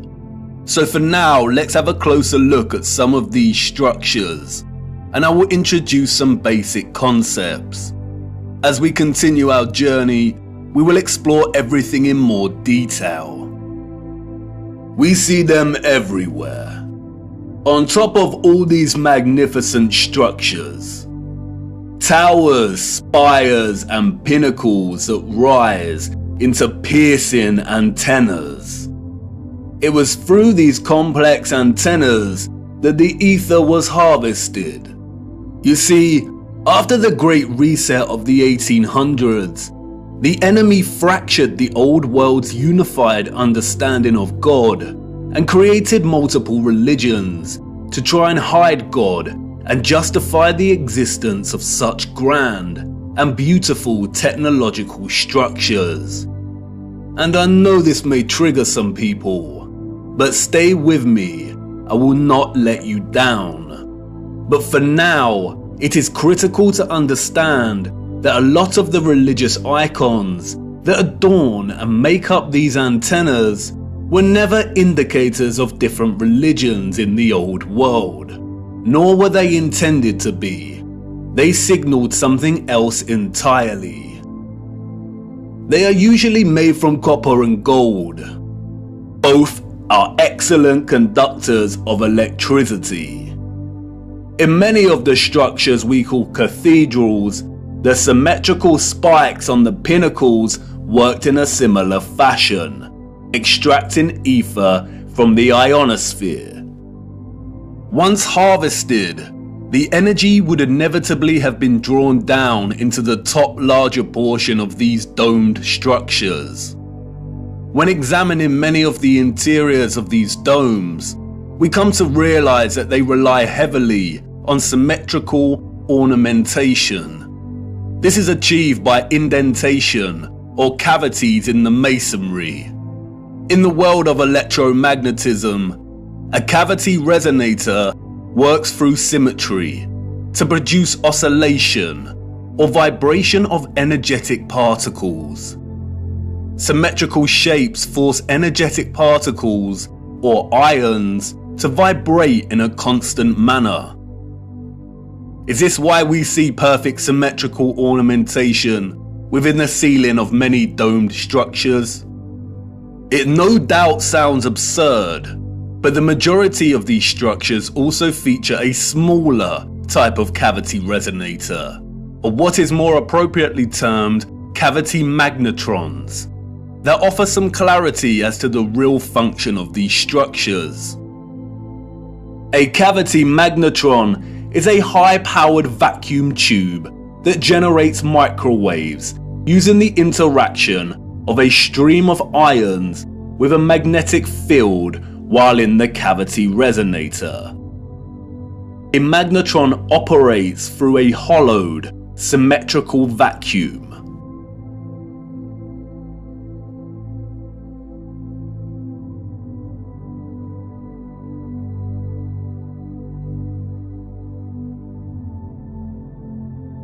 It emits powerful microwaves that can act as a source of free energy. If you break the symmetry or close the vacuum, it no longer functions. But can you see the resemblance? These structures were never intended to hold glass within them. The controllers added the stained glass to the rose windows to shut off the magnetron's function. They closed out instruments of free energy. And they are everywhere in these structures.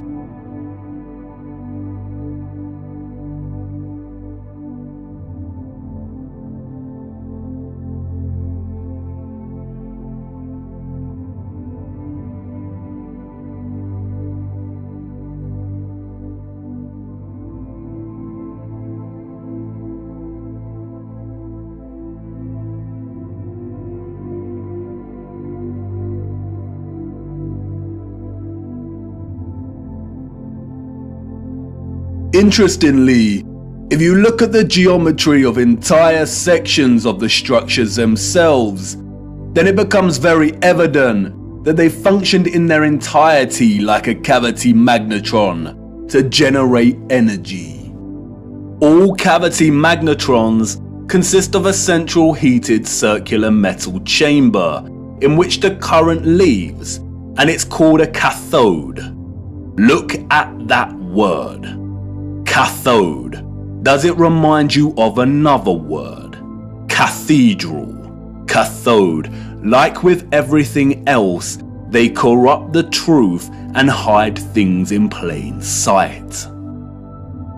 The controllers removed most of the cathodes integral to these cavity magnetrons, but there are some structures today in which you can see traces of the old cathodes still present. The heavy reliance on symmetry and cavities within these structures is not coincidental. The symmetrical ornamentation would have worked in a similar manner, causing the energetic particles to vibrate in a constant manner. The flowers within the squares can be understood as similar to acoustic resonators, working to vibrate the ions. It is here that the energy would have been continually manipulated into vibrational and electromagnetic energy of specific frequencies. Really look at these magnificent acoustic resonators. Could you craft one of these by hand today, and at such height? Why would an underdeveloped people spend so much of their time crafting such perfect symmetrical ornamentation? Especially if it had no function and was purely aesthetic. They wouldn't. The cavity resonators and magnetrons would have had to have worked in partnership with a central engine, or reactor, contained within all these structures. Both resonator and reactor are interesting words. Just like the words conductor, generator, creator, and the name Mercator, they all contain the word Tor within their linguistic structure. They hold a linguistic memory and pay homage to the torus or toroidal field. The torus is the flow of electromagnetism. Without this flow of energy, there would be no life on Earth. No one can really know for sure, but some have suggested that the engine was probably similar to a fusion reactor. The traces of these engines can be found within all of the larger generators. The empty shell of where the engine used to reside is usually, but not always, octagonal. It's been right in front of our faces the whole time. The controllers remove the engines, sometimes repurposing the space as baptistries and bandstands, sometimes just leaving the base either barren or attempting to cover them up. We see these octagonal structures in cathedrals, government buildings, mosques, and attached bandstands. And unless they have been repurposed, these structures seem to hold no overall function. They do not contribute to the overall structure. They appear superfluous and unnecessary. Theories have surfaced that the engines or central technological mechanism was similar to a tokamak. And while I do not subscribe to this idea, which will become evident as to why later in our journey, for now we will use it for illustrative purposes. A tokamak is a powerful device that uses a magnetic field to produce plasma in the form of a torus. The contemporary tokamaks we see are used in thermonuclear fusion power. The tokamak's toroidal field, in conjunction with the vibrating ions from the ether, would have produced a highly conductive electromagnetic field of gases called plasma, just like our sun and ionosphere. If those of the old world used anything closely resembling a tokamak's capability, then the result would have been an abundance of free, powerful, clean electromagnetic energy that could fuel entire cities and the entire Earth. These were never churches, cathedrals, castles, and parliament buildings. They were all huge engine generators.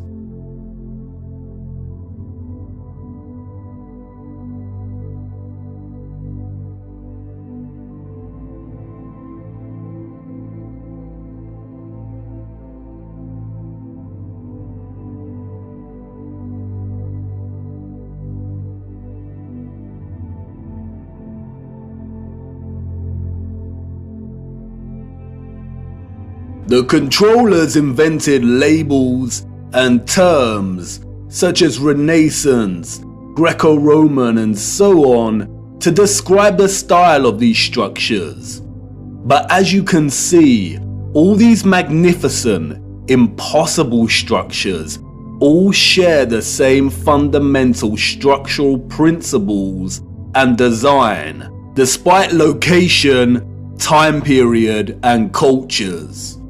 And this is because they were created with the sole purpose of generating energy. And just because these structures were never used for prayer and worship does not mean they were not holy sites. The civilizations of the past had a relationship with the Source and the Holy Spirit, or the Ether, like no other. And they paid homage, reverence, and thanks to it by constructing their generators with such splendor and beauty. And not only that, but they constructed the entirety of their structures, statues, and ornamentation in reverence of this gift, in reverence of the energy production that made their way of life possible in the first place. The laurel wreath, which the satanic controllers have corrupted in their appropriation of the symbol and redesignation of it to represent Apollo and Lucifer, is in fact a toroidal coil. And we see the toroidal coil throughout the old world's infrastructure, as simultaneously having both a function and a celebration of this function.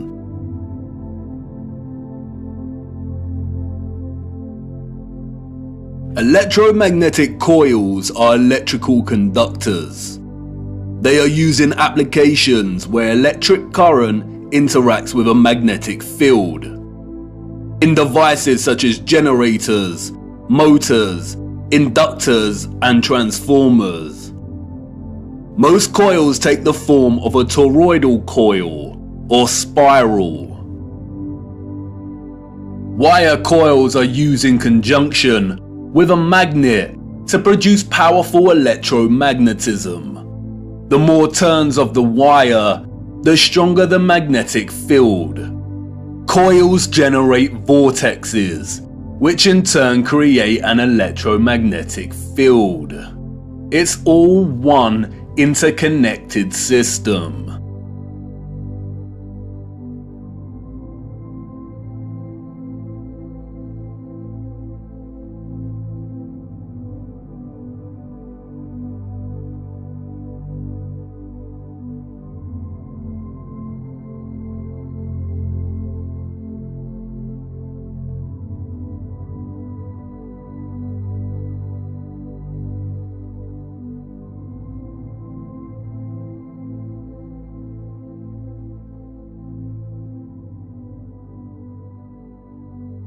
And we see it everywhere.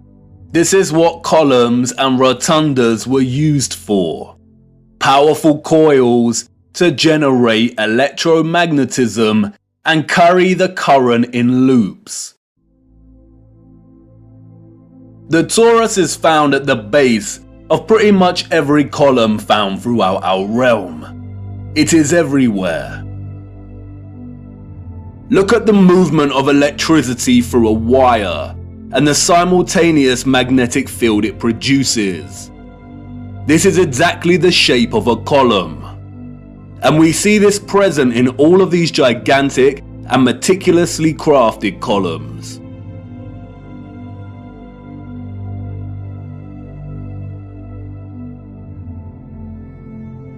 This is why we see the magnetic field represented at the top of a lot of columns.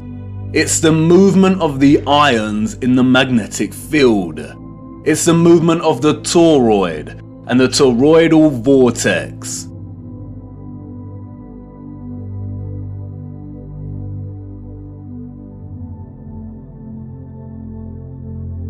As you saw, coils of copper wire are essential in electrifying the magnet. And I know what you want to say. That's great, but the columns and other structures you are referring to are made of stone. But you see, all of these impossible structures are made from a mixture of stone and metal.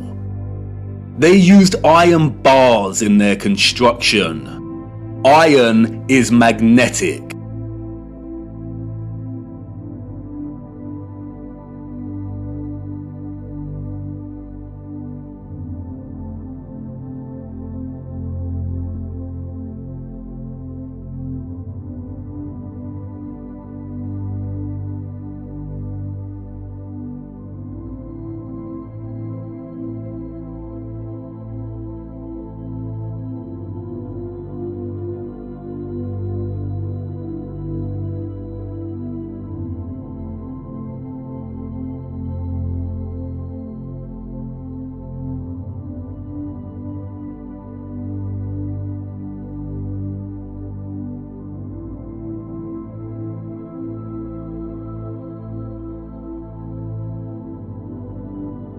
These iron rods run throughout the stone infrastructure and are complemented with copper and gold roofing. Copper and gold are strong conductors of electricity. Often we find entire statues, arches, domes, and roofing made from a distinctive blue copper. Furthermore, the limestone, granite, and dolomite stone is mixed with crystal silicon or quartz. Quartz has strong electric potential. The colonnades and arches we see everywhere were at once integral components to the overall electromagnetic infrastructure, while also constructed in geometric forms that mirror the flow of electromagnetic energy, such as coil loops, horseshoe magnetic fields, and toroidal vortexes. As with everything else constructed in the old world, they were both functional and crafted as a homage to that function. A lot of ethereal energy was stored in structures constructed from red bricks and concrete. Red bricks and concrete are excellent conductors of electricity. They operated as huge capacitors or batteries. According to new research, red bricks can be converted into energy storage units that can be charged to hold electricity, like a battery, and can store energy until required for powering devices. The key to this battery-like function inherent within red brick is the iron oxide. The development and use of red brick is so important, and we will be returning to this subject much later in our journey. The really big red brick power stations and batteries were designated and recognizable by their white stripes, such as St Pancras Railway Station in London, and many other famous structures. We still carry this red and white stripe designation of power stations today, and it is also an indicator for the magnet. Some were constructed of blue, black, and brown with white stripes. Towers, obelisks, and small clock towers functioned as the intermediate capacitors or batteries to store, distribute, and provide energy throughout the grid. The entire flat realm Earth was connected as one whole grid, a complex interconnected system of free energy production, distribution, and consumption. And this entire grid was destabilized and deactivated somewhere between the 17th and 19th century. Power grids like this do not function on a spherical mass. Our historical ancestors knew that the earth they walked upon was flat. This type of futuristic technological advancement is the result of a civilization knowing exactly what type of earth they lived upon. They were not subject to the same satanic deceptions and abuses as we are. They were not raised believing they existed on a lonely, globular rock spinning in the vacuum of space. The true, ethereal, electromagnetic properties of the earth were not hidden from them. They knew there was a domed firmament above their heads. They studied it. They imitated its properties and understood its central relationship with the entire ethereal existence of electromagnetism. They revered the magnificence of its craft and showed utmost gratitude to the Source, to God, and the ethereal Holy Spirit for giving them everything they needed. Look. Domes.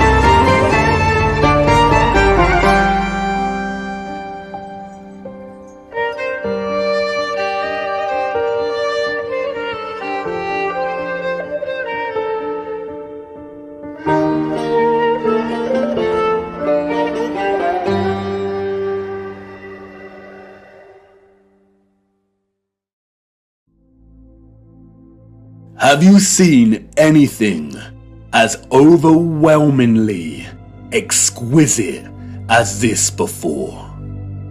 How have we lived our entire lives and not seriously considered the impossibility of these structures? How have we lived our entire lives walking amongst the skeletons of the future long forgotten? I know this is all a lot to take in, and I know that the picture has not formed properly in your mind yet. It is hard to imagine an interconnected electromagnetic power grid of this size across the Earth, and the technical nature of electromagnetism doesn't help. And I know that you're full of questions. Who were these people or beings that built these structures? Where did they go? And why were the power grids deactivated? What about all the religious iconography and art we see inside of the cathedrals and mosques? What about all the histories and photographs we have of the construction of these structures? What about the Romans and the Greeks? What about some of the grand mosques that have been constructed in recent times? And if what you're telling me is true, then how did they distribute and store all of this energy like you say? Was it similar to our Wi-Fi and radio signals? We will get to all of these in good time. We have barely scratched the surface. But for now, it is the last question that is important. How did they distribute and store all of this energy? And in what form? For you see, our sophisticated historical ancestors did something that we, as a society, have come to neglect. They watched the water, and they watched it closely, right here on Earth and up above, beyond the firmament. Come on, let me show you.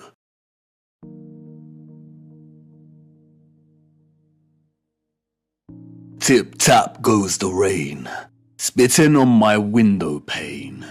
Drip-drip from the trees, sodden earthy and soggy leaves. Splosh, splash, puddle pools, jumping on their way to schools.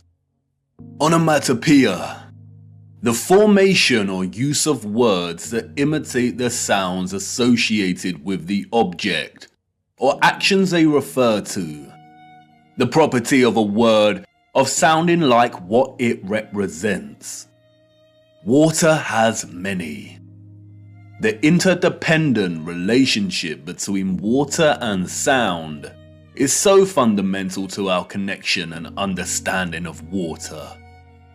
The rain patters and drums, the waves roar, the brook murmurs and whispers, the puddles of mud squelch, that it is intrinsically woven into the very linguistic code of our language. Many have explored the powerful connection between sound and water. We have Masaru Emoto and his study exploring the impact of sound on the molecular structure of water. We have those that like to play around with cymatics. There is Peter Davey, a saxophone player who invented a device that boils water with sonic waves. The innovative use of sound coupled with water seems to have no end.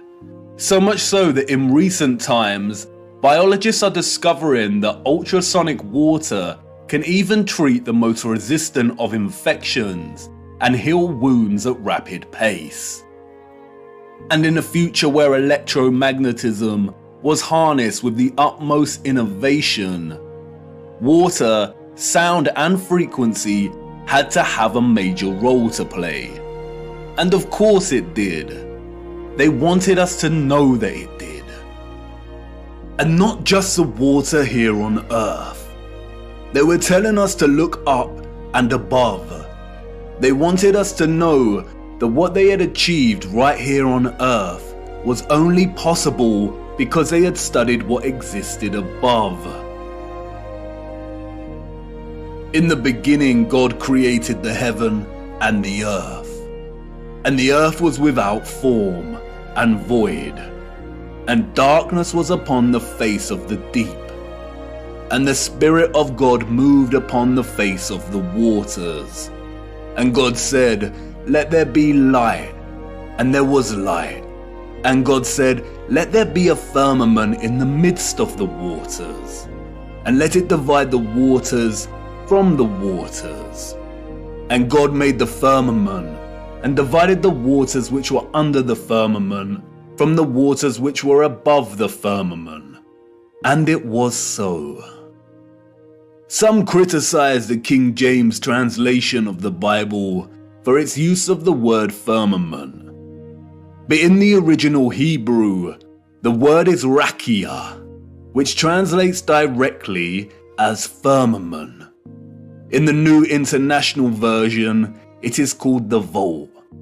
In the English Standard Version, it is an expanse. In the Good News Translation, it is dome. What is important, however, is that in all translations, and in the original Hebrew, the notion of the firmament or vault separating the waters above from the waters below does not change and remains consistent. There is water above our realm.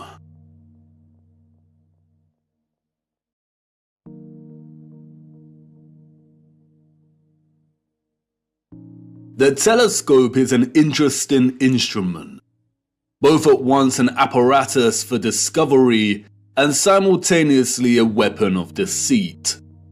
There are two primary types of telescope, the refractor and the reflector. A refractor uses an objective lens, usually a convex lens, and a reflector utilizes a single or a combination of curved mirrors to reflect light and form an image. Many reflector telescopes use either a concave mirror or a parabolic mirror. This is what a reflection looks like in these mirrors. The eyes we were born with, and which we see the world through, are convex lenses. We do not witness the world through curved mirror reflections. This is Jupiter as seen through a reflecting Newtonian telescope. And despite the slight spherical distortion caused by the reflected mirrors, this is still not what NASA has shown us. Your mind immediately sees a planet because you have been programmed since birth to associate an image like this with the notion of a planet. Just in the same way you associate the moon with a ball of rock by default.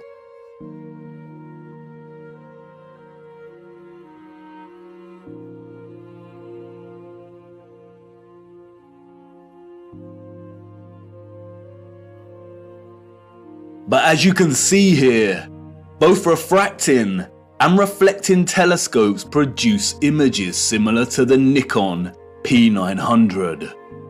The Nikon lenses have been criticized by some astronomers as lacking the power to really see the luminaries above. But as you can see here, there is not much difference between the Nikon and both types of telescope. And in each we see that Jupiter is radiating some kind of light of its own. Both amateur and professional astronomers present footage such as this.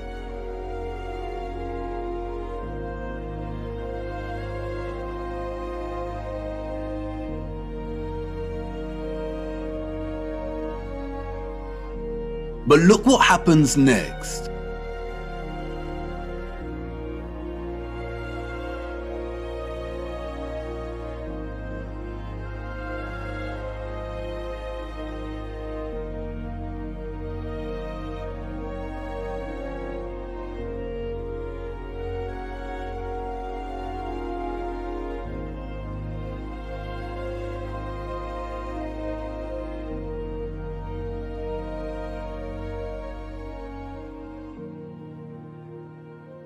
The astronomers here are using imaging processing software to turn their raw images and footage, which display a circular object in the sky above us radiating its own light, into a NASA-style planet. And this type of doctored, processed image is not what we see with our own eyes through these lenses. I am not saying that this is deliberate deception. Astronomy is a practice of its own, but it is very important to never confuse the highly edited images and footage we receive with reality. And it is also worth being mindful of those that are being very manipulative. They are usually the astronomers with the paid sponsorship from magazines and websites. It is also important to note that what we call planets are not actually planets. They are wandering stars, and all of the wandering stars are of a similar nature to the moon. Unlike the rest of the stars above our firmament, their course and journey above us is not fixed and consistent. Their paths deviate from the concentric paths that the rest of the stars consistently make around Polaris. And the reason for this is because they are not located within the waters beyond the firmament. They are very different, and their function is way more occult, and their significance to life here on Earth much more important than we realize. We will be returning to the true nature of the so-called planets and moon later. Back to the waters. Arcturus is one of the brightest stars in the sky. Here is Science magazine's artistic impression of the star. And now here is Arcturus as seen through a refracting telescope. There is no resemblance. What we see through this telescope footage is really similar to what we see when you zoom in on the stars above with a powerful Nikon camera.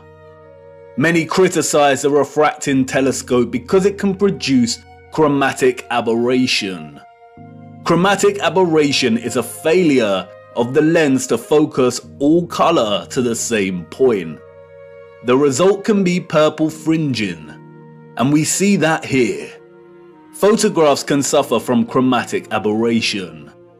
Interestingly, the Nikon does not produce the same chromatic aberration when zooming in on Arcturus. Therefore, you could say that the Nikon is actually more reliable and stable.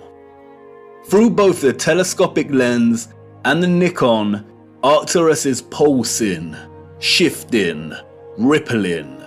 It is dancing geometry. Many will jump up from their seats and exclaim, "It's because of atmospheric distortion and light pollution. It's because Arcturus is so far away." But if it is atmospheric distortion, then why do all the stars display their own unique geometry and light patterns? They should all distort in a unified, consistent manner. It is not atmospheric distortion. The stars are pockets of sonoluminescence in the water above. They are self-illuminating, radiating their own light and frequencies in the waters above. Our own convex lensed eyes tell us that there is some kind of water above. We see it in the stars and when rockets accidentally hit the firmament. And, like I said before, just because the so-called planets or wandering stars and the moon appear spherical does not mean they are. They are not synonymous with the stars in the water beyond. They are something else entirely. Our advanced predecessors wanted us to watch the stars. They wanted us to understand that electromagnetic vibration and frequency produce pockets of sonoluminescence in the waters above. They were pointing it out because they wanted us to know that water was the key to unlocking the real potential of electromagnetic energy. They wanted us to know that once harnessed, the ethereal electromagnetic energy could be fused with water, so it could be stored and distributed. And once produced, the water could be manipulated, enhanced, and elevated to a level of new possibilities through the use of vibration, frequency, and sound itself. Their civilization depended on the industry of what we will call the living waters. Their technological advancement enabled them to transform the entire Earth into a power grid. But this grid was only possible because of water. The civilization of the future was an electromagnetic water world. Canals are no great secret. They are found everywhere across our realm, both the great and the small. Most of the great canals around our Earth are connected to the ocean. Salt water is an excellent conductor of electricity. Sodium chloride is ionized. We have the Corinth Canal, connected to the Aegean Sea. We have the Panama Canal that connects both the Atlantic and Pacific Oceans. The Suez Canal connects with the Mediterranean Sea. And there is the Volga-Don Canal, connecting the Azov Sea, Caspian Sea, and Black Sea with the major oceanic networks. All of the canals built before the 1920s were not built by us or those in the history books. We inherited them. And while the official narrative tells us that the Volga-Don was finished during the 1950s, its construction actually began back in the 16th century.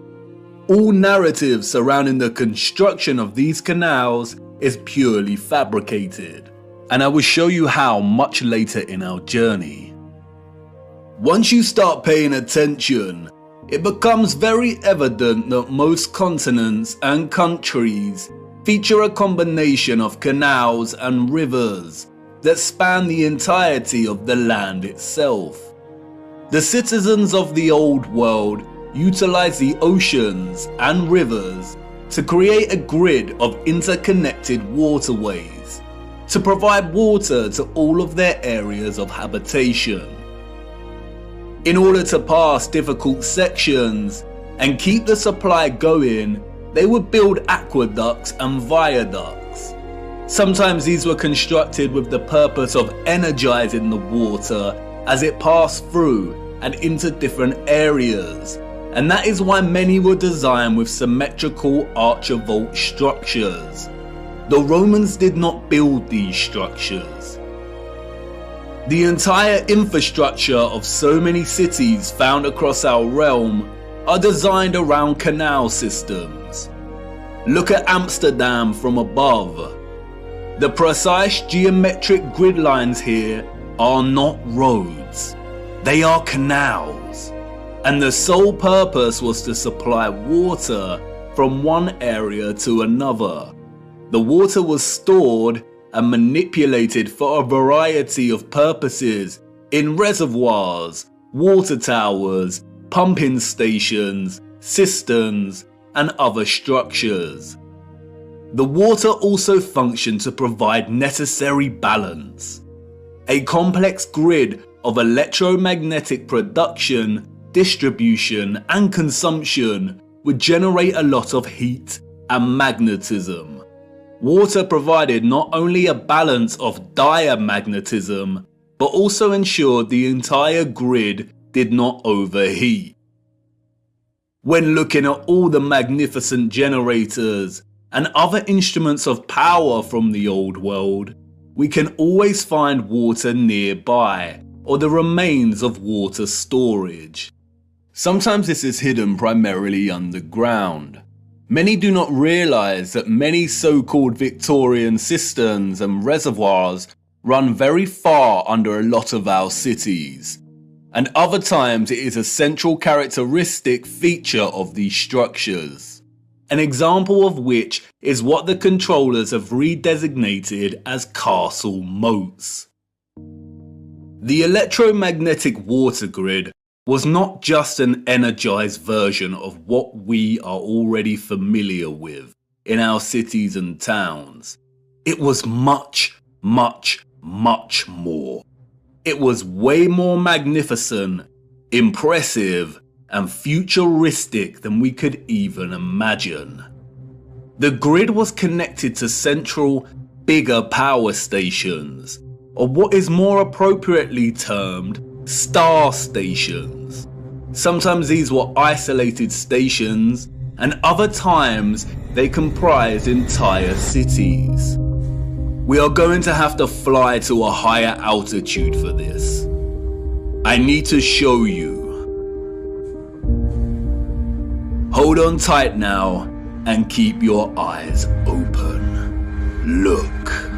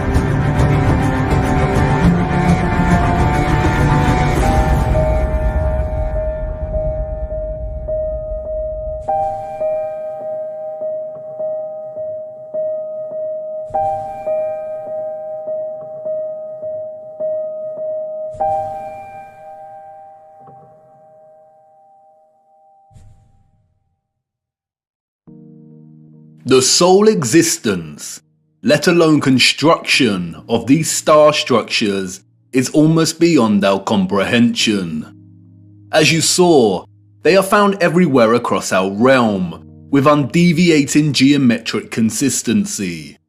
A wondrous impossibility. Perhaps they had some kind of technology that allowed them to view huge areas of land from above while planning and building. They were never forts. That is a fairy tale invented by our controllers. The stunning geometric precision and symmetry of the star structures would most likely have functioned to enhance the power of the generators and to etherize the water, or turn the water into living, energized water. We can see from comparing some of these ruined sites, and some left a little more intact, that water would have been present throughout the structure. Before the controllers destroyed and drained most of these structures, they were full of water. They were connected to rivers and canals and the oceans. They were a key component of the entire power grid.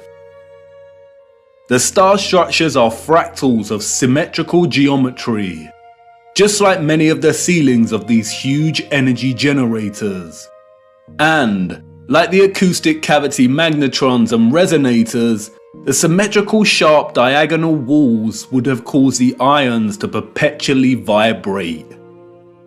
Old plans and illustrations, which have no doubt been edited or manipulated in some way or another, offer suggestion as to how complex, integrated, and essential the star geometry was to the entire grid. Look at Paris here. It isn't obvious at first glance, but upon closer inspection, we come to realize that the entirety of Paris was itself a star station, or a star city. And like with everything else constructed in the old world, these structures were at once functional and a celebration of the source of their innovation. Look closer at the star geometry here. Can you see the resemblance? The snowflake. Do you remember what happened in Masaru Emoto's experiment on water? Ethereal vibration expressing itself through water's molecular structure. Those of the old world had perfected this science.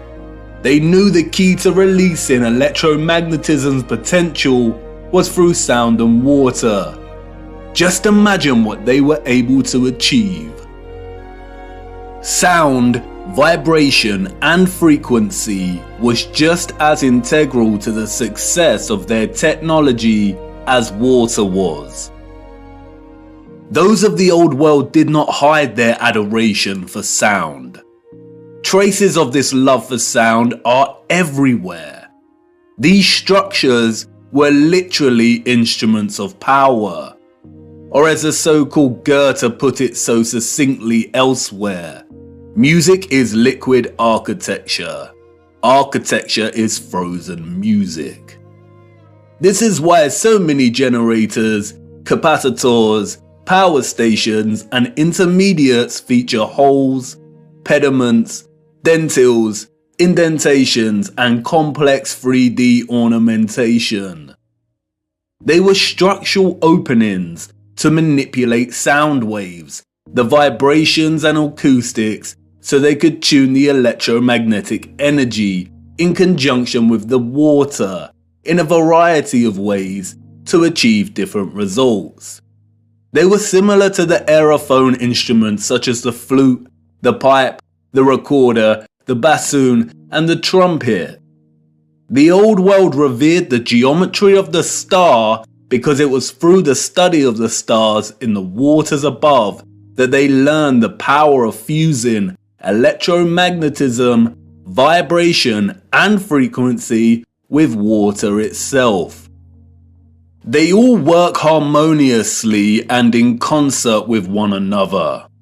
This interconnected and interdependent energetic relationship is what makes the stars and all life itself possible in the first place. Look a little closer at the dancing geometry of the sonoluminescent stars beyond the firmament. Do they remind you of something else? That's right, all of the magnetrons, or what we've come to call rose windows, were designed to mirror the cymatic patterns of ether's vibrations in water itself. Artist Tanya Harris was onto something in 2013 when she turned her attention to studying and recording the silent resonant frequency of churches. By placing water inside of a loudspeaker, she was able to discover the hidden geometry of these resonant frequencies. The results showed that even the silence within these structures produced strong cymatic patterns. And again, can you see the resemblance? Others have applied the same technique and studied the cymatic patterns displayed when bells chimed within the structures.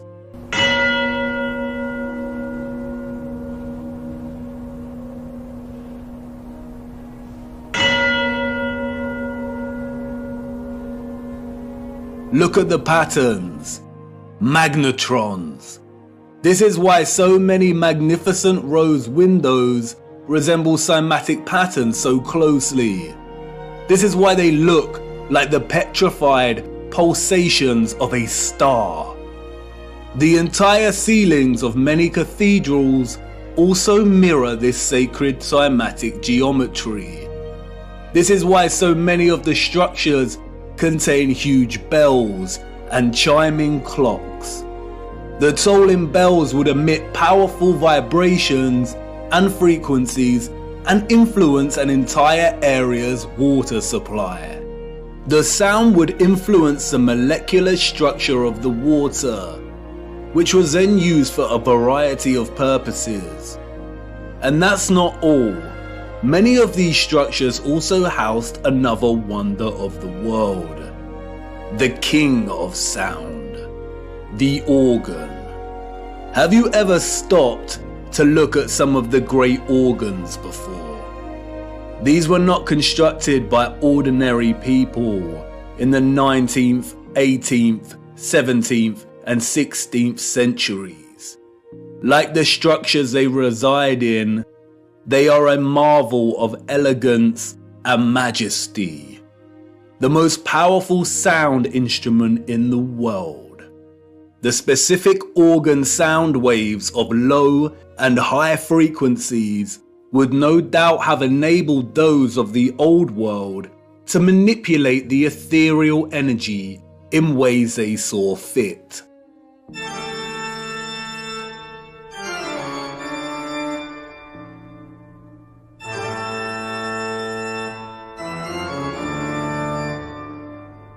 The magnetron rose windows that would not have contained glass would amplify these sound waves, which in turn would influence the molecular structure and properties of the etherized living water.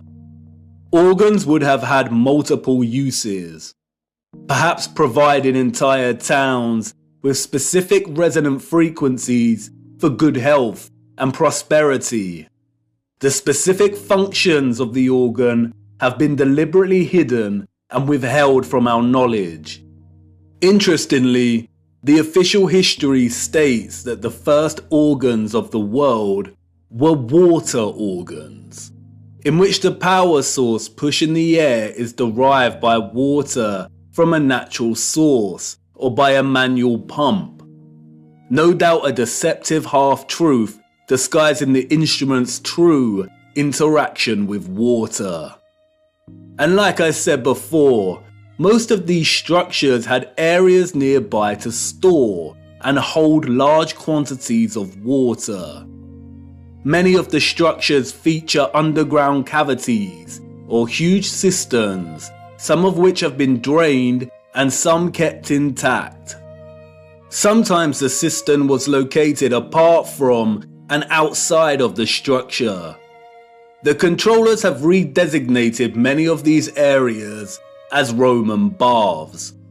That's why Bath Cathedral in England is located right next to the Roman baths. The water was also stored in red brick power stations, capacitors, or water towers. Open rectangular sites, reservoirs, wells, and step wells. This is why step wells were constructed with precise geometric patterns. Again, the symmetrical structures here work to encourage oscillation or vibration of the ions. They kept the water electromagnetically charged, and the aqueducts and viaducts would have worked in a similar fashion. It is likely that a lot of the huge electromagnets we see scattered across our realm would have actually straddled passing water, much like we see on the Volga-Don Canal, even though it's unlikely that the Volga Arch is original, and that many roads themselves were constructed during the Great Reset. It is likely that the inheritors of the 19th century were instructed to drain and fill many of the tributaries that once carried water. That's why we see drained castle moats and star stations. Perhaps that's what a lot of the surplus mud we see during this period was used for. Perhaps a lot of homes and buildings were constructed with underground chambers to store their own personal supply of living water, and these areas were destroyed, filled in, and forever hidden with vast amounts of mud during the 19th century. The use of electromagnetism, sound waves, and water would have had endless applications and uses in the old world, most of which we will never know about. But many structural remains do offer a lot of clues. The abundance of remarkable and impossible stately homes, halls, and manors found throughout our realm all point to the mass-scale farming practices of the old world. We travel miles to marvel at their beauty and grandeur. But more impressive than the structures themselves are their gardens and water gardens. We have the Palace of Versailles, Schwetzingen Palace,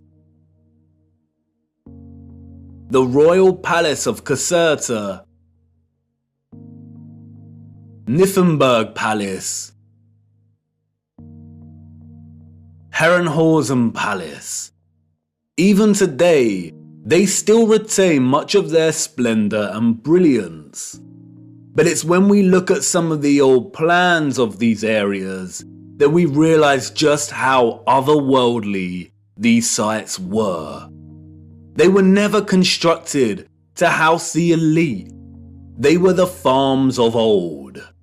Look at the gardens. They are cymatic gardens. Even from these old illustrated plans, we can see just how gargantuous these farms were. Microcosmic grid systems, suggestive of the entire larger power grid itself. The cymatic gardens were likely grids cultivated with sound and the living water to grow food, herbs, and who knows what else. Even contemporary scientists openly acknowledge that sound waves strongly influence the growth of fruit, vegetables, and crops. And to this day, some of these structures retain a lot of their glory when viewed from above. The Palace of Versailles, a wondrous geometric marvel. A collection of impossible structures, extraordinary cymatic gardens, and water systems. Let's venture closer into the Palace of Versailles and have a look. Hold on now. Wait, what? This is not the Palace of Versailles. I really need to fix this thing. It's been acting up a lot lately. Where are we? Wait a minute. I recognize this place. Memories from a long time ago. This is Chatsworth House in the Peak District, England. Oh well, this should do. Come on, let's see what we can find. Chatsworth House was completed in 1708, we are told. Its story, much like the story of the entire Peak District, is a fabrication, a complete lie. The place has changed much over the years. It is situated beneath two large bodies of water, the Emperor and Swiss Lake. The water from the lakes is channeled across a broken aqueduct before falling 79 feet and meandering gently down the hills in complex waterways and running right into Chatsworth Estate. The waters feed the estate's own lakes, rivers and streams through a series of runways and a multitude of complex tunnels beneath the estate and the structure itself. Due to the estate's repurposing, much of this remains hidden, but you can see the tunnels quite clearly here, snaking their way down. It is one interconnected water system. Waterways deliver themselves into waterfalls at the impressive rockery before continuing on their journey. All of the water gathers into a central, rectangular front piece which feeds the Emperor Fountain. The water then continues underground until it pours into the River Derwent, a 66-mile-long tributary of the River Trent, which runs throughout the Peak District. While much of the estate has undergone some serious restoration, which is actually a fancy, deceptive word for criminal gutting and destruction of technology, there are a lot of haunting remains of its former glory. It is important to note that unlike many of the huge energy generators, Chatsworth House was probably partially occupied. By farmers, that is. The central engine was located off-site and has been subsequently removed and repurposed as a larder to store hunted game. This magnificent, gorgeous structure would have functioned as a small generator, which also contained a small engine in its center.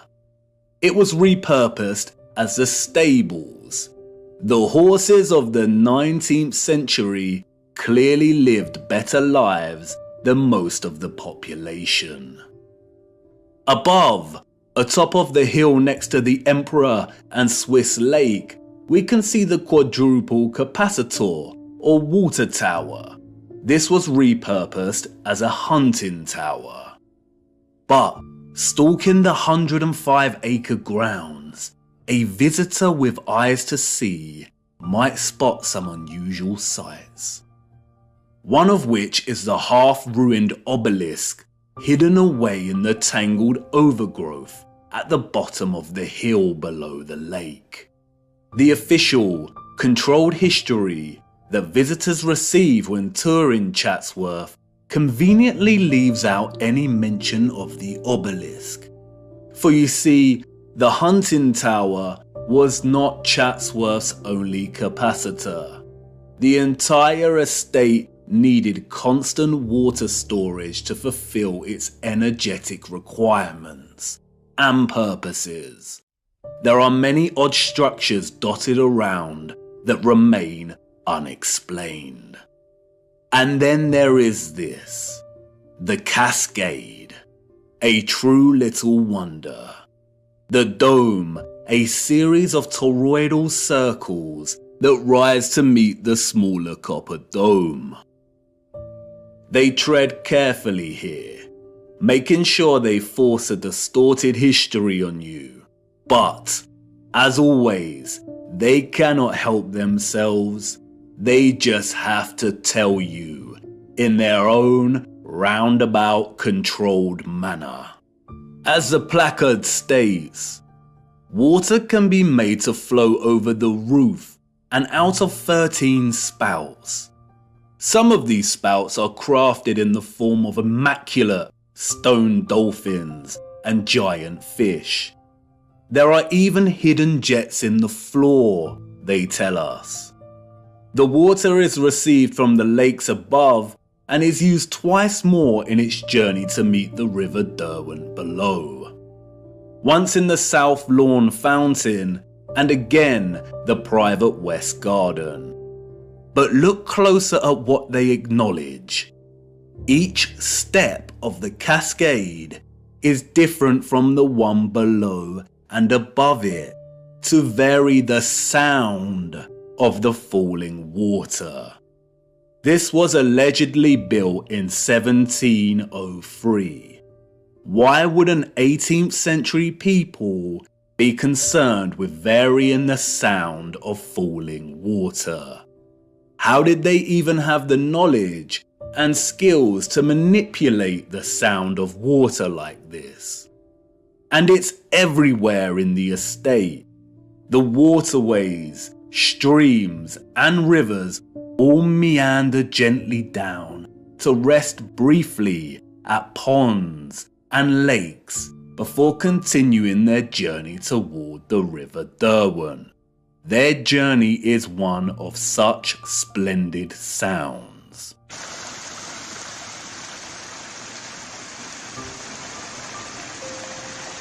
As you begin to traverse the labyrinthine passages of our corrupted history, you will inevitably meet the lithographs, renderings, engravings, illustrations and paintings.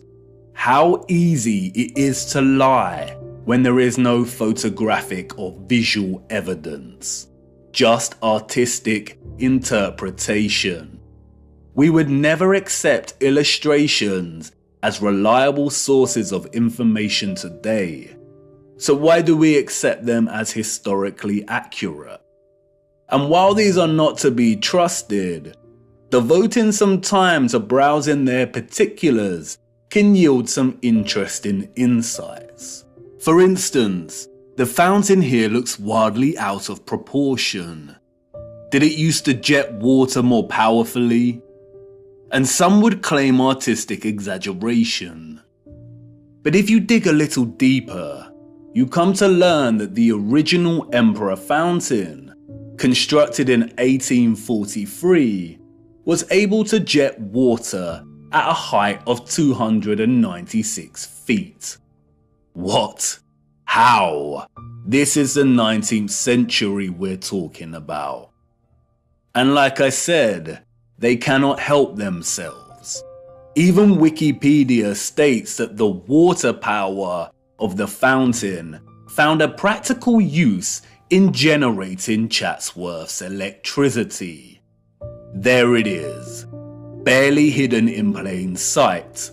And as we continue browsing these little illustrations, we stumble across it.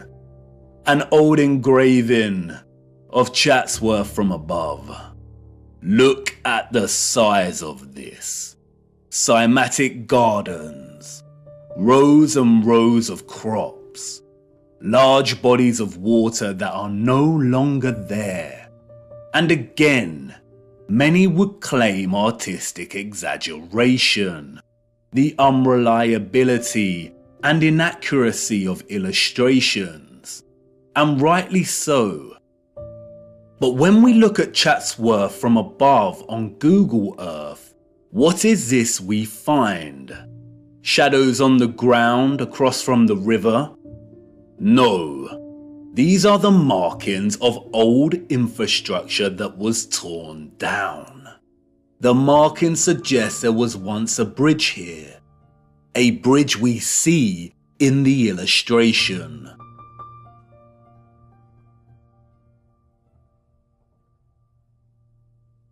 Look a little closer. An octagon with the clear outline of an old generator. So yes, the illustration is a lie. The estate was much, much larger than depicted here.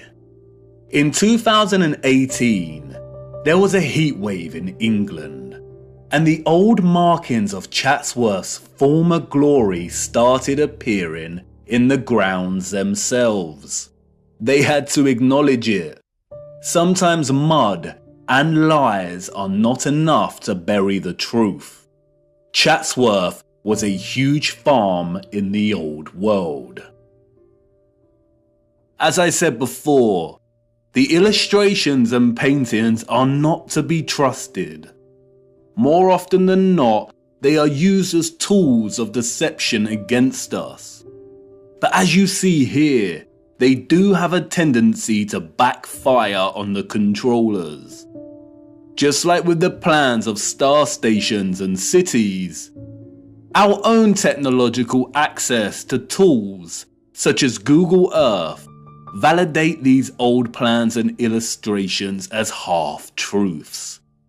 You can bet good money that even the plans and illustrations are only giving us a fraction of the full picture, just like here with the plan of Chatsworth. And it's in Chatsworth that we encounter the first of many acts of barbaric desecration by the hands of the enemy. Chatsworth's great conservatory stood immense until destroyed in 1920. It was 84 meters long and 20 meters high, and constructed, they say, in 1840 before the establishment of automatic glass manufacturing. Huge interconnected tunnels and water pipes collected under the ground of the structure to provide heating via boilers and hot water. An engineering feat as impossible as the construction of the structure itself. It was designed by Chatsworth's gardener, Joseph Paxton. Paxton is a phantom that haunts the pages of the history books. Paxton's story is one of fortunate circumstance, daring innovation, and success. It is, unfortunately, a dishonest story, an unconvincing fiction. We are told that Paxton secured a gardening role when he was 20 years old, while working at Chiswick Gardens, and it was here that he encountered William Cavendish, the Duke of Devonshire, who was so impressed by young Paxton's horticultural abilities that he hired him as head gardener of Chatsworth House. Paxton is responsible for creating the following: Chatsworth's Arboretum, its rockery, the Emperor Fountain. You remember, the fountain that sprayed water into the air at twice the height of Nelson's column. The Great Conservatory. He was responsible for cultivating the Cavendish banana, the most consumed banana in the world today, and designing railway stations all over the Peak District. What a talented and productive young man.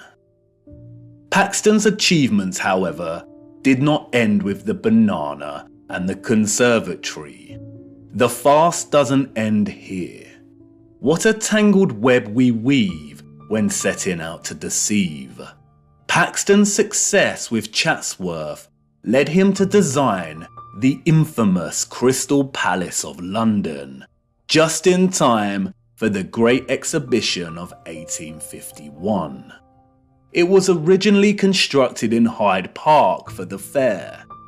It was constructed in just over a year, an engineering feat never again repeated.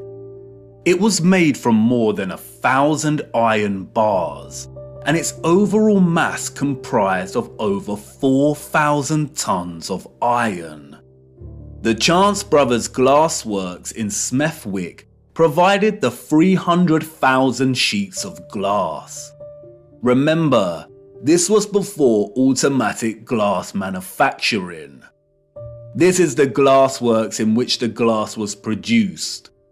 A simple maths equation gives us an average of 822 glass panes produced every day, 7 days a week, for a year. Right here in this factory. This was Paxton's initial planned sketch for the structure. He went from this to this in a year. Furthermore, the entire Crystal Palace was able to house gigantic trees, and they had to board a lot of the glass panes up and cover a lot of the top of the structure during the World's Fair exhibition because the interior of the structure became too hot. Wouldn't Paxton, who designed the Chatsworth Conservatory, know that a huge glass palace would produce immense heat? The entire narrative soon dissolves into stupidity when we realize that a year later, in 1852, they dismantled the Crystal Palace and moved the entire structure to Sydenham in southeast London, where it was rebuilt with 2 additional huge water towers at either end of the monstrous structure. Interestingly, no photographic evidence of the original Hyde Park Palace exists. Just illustrations. Wouldn't the structure have been the focus of many photographers during the opening of the Great Exhibition of 1851, the first of its kind? It is highly likely there were either 2 of these crystal palaces in London and both destroyed, or the Hyde Park Palace is just an outright lie. Interestingly, a few years after its relocation to Sydenham, this map of the palace was produced, all designed at the hand of our genius gardener. He struggled with the water supply, we are told. After all, supplying 12,000 fountains, 2 of which shot water 250 feet into the air, and the various cascades would be a difficult task to achieve. But clearly not for Paxton. He made it happen. Interestingly, the Crystal Palace also featured one of these impossible, grand, and spectacular organs. Oh, and if that wasn't enough, while Mr. Paxton was redesigning the Crystal Palace at Sydenham, he was also designing the glorious Mentmore Towers for none other than Baron Mayer Rothschild. Who would have thought that a random, young 20-something gardener would go on to be responsible for some of the most impossible and impressive engineering feats in history? Let's also not forget about his banana. Paxton is an example of the enemy's laziness when it comes to hiding our true history. It is not fathomable or even possible for the citizens of the 19th century to have even built these structures, let alone assign their inception to one sole man. The Crystal Palace and its gardens, just like Chatsworth, were huge farming grids that used the living water in conjunction with sound and electromagnetic energy to cultivate a whole range of wondrous produce. Kew Gardens in London is another example. The abundant electromagnetic energy was able to produce conditions of heat with ease, and the vibrational frequencies encouraged growth. Perhaps that's why Crystal Palace housed a grand organ, utilizing frequencies and vibrations to enable the growth of produce. And that's why the controllers were able to assign the cultivation of the banana, an exotic fruit, to a fabricated Englishman. The technology already established in England was able to grow many things with ease. Among other impressive horticultural achievements attributed to Paxton's genius were the perfect pineapples, another tropical fruit he grew at Chatsworth. He grew enormous lily pads, which could hold the weight of a human.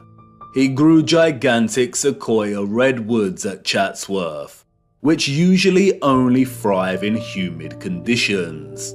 He grew them with ease, and many of these redwoods remain today, a spectacular sight to behold. It's probably worth noting that among Paxton's many other talents, Wikipedia also tells us that he became quite skilled in moving gigantic trees, as well as gigantic crystal palaces. The largest of these trees weighing 7,000 kilograms. How? With horse and cart? Why are humans so gullible? They destroyed the beautiful and impossible Chatsworth Conservatory in 1920. As the Duke's son said in a letter to his father, they blew off well over 200 pounds of explosives to tear it down, so it must have been well built. The structures of the old world were built to stand for centuries. What a great shame. The lies surrounding the Peak District do not end with Paxton. The entire national park was one gigantic interconnected electromagnetic water system of the old world. It was most likely one of Britain's primary suppliers of farming goods. The national park boasts one of the largest collections of stately homes, halls and manors, all of which would have functioned as huge farms. It was also a regional retreat that specialized in healing. Yes, that's right, healing. The Peak District is home to two large towns, Matlock and Buxton. Buxton is famous for its bottled water, and Matlock is renowned for its historical baths. Even today, both towns boast an enviable collection of old world structures. We see an abundance of old generators, domed pavilion structures, capacitors, colonnades, columns, bandstands, gardens and water systems. Overlooking the town of Matlock is Ribber Castle. Its silhouetted frame and turrets stand regal in the distance. It is a derelict structure and has been derelict for over a century. The curious public are not allowed near the structure. They tell us it was built very quickly by a Mr. John Smedley. Smedley was, we are told, an industrialist. By the 1850s, he had become the driving force behind Matlock's hydropathic industry. Hydropathy is the practice of healing and curing diseases through the use of water. The official narrative states that Smedley built Smedley's Hydro, which sits on Smedley Street in Matlock. It is now a government council building. Smedley's Hydro was just one of the hydropathies in the region. At one point, we are told, there were over 20 hydropathic establishments in the region. Just look at these structures. Smedley did not build the Hydro. Its structure, an immense water tower, evades his capabilities and the capabilities of all the 19th century citizens. The citizens of the 19th century Peak District inherited all of this infrastructure, and the controllers of our realm knew that they needed to squash any possibility of it being used for its original intended purposes, or for any of the inheritors to discover the truth. It was just too obvious, and soon someone amongst the crowd might start putting two and two together. So they did what they do best and employed a puppet. But unlike Paxton, who was able to achieve fame and fortune for taking all of the credit, Smedley had a different role to play. A role that many puppets in our society today still play. His mission was to carefully control the introduction of hydropathy, only for it to be declared primitive or fraudulent, and then subsequently buried and eradicated as a serious practice. His story is a very similar story to another enemy puppet that has gained a lot more attention over the years. I too once fell for the lies surrounding this man's story. The hydropathies were able to accommodate hundreds of patients, and they were tremendously successful in curing a whole host of diseases and issues, ranging from inflammation and bilious attacks to paralysis, rheumatism, and fevers. This was conducted through an array of different bathing techniques, applying dripping sheets as bandages, and fusing electricity, sound waves, and water. There were, as one newspaper reported, electric bells throughout the buildings. No doubt the actual potential of hydropathy was never fully expressed in Smedley's array of hydros, but they nonetheless helped people tremendously. And they were a huge success, so the controllers temporarily profited financially. The hydros healed and increased the well-being of people through water and its fusion with sound, vibration, frequency, and electricity. Look at the electric treatment menu from one of the old brochures. Options for high-powered parabolic reflector, electric ionization, and high-frequency treatment. Smedley also demonstrated the ability of etherized water to heat entire rooms in a profound way. The fernery at the hydro had a water heating system built into its walls and always maintained a constant temperature of 65 degrees, even when the room was filled with a crowd of 350 or so visitors. The temperature never deviated. How was this kind of technology available in the 19th century, and yet today we do not have access to this kind of sophisticated heating? Historians and journalists of the time would deliberately smear Smedley, casting hydropathy as pseudoscience, comparable with homeopathy.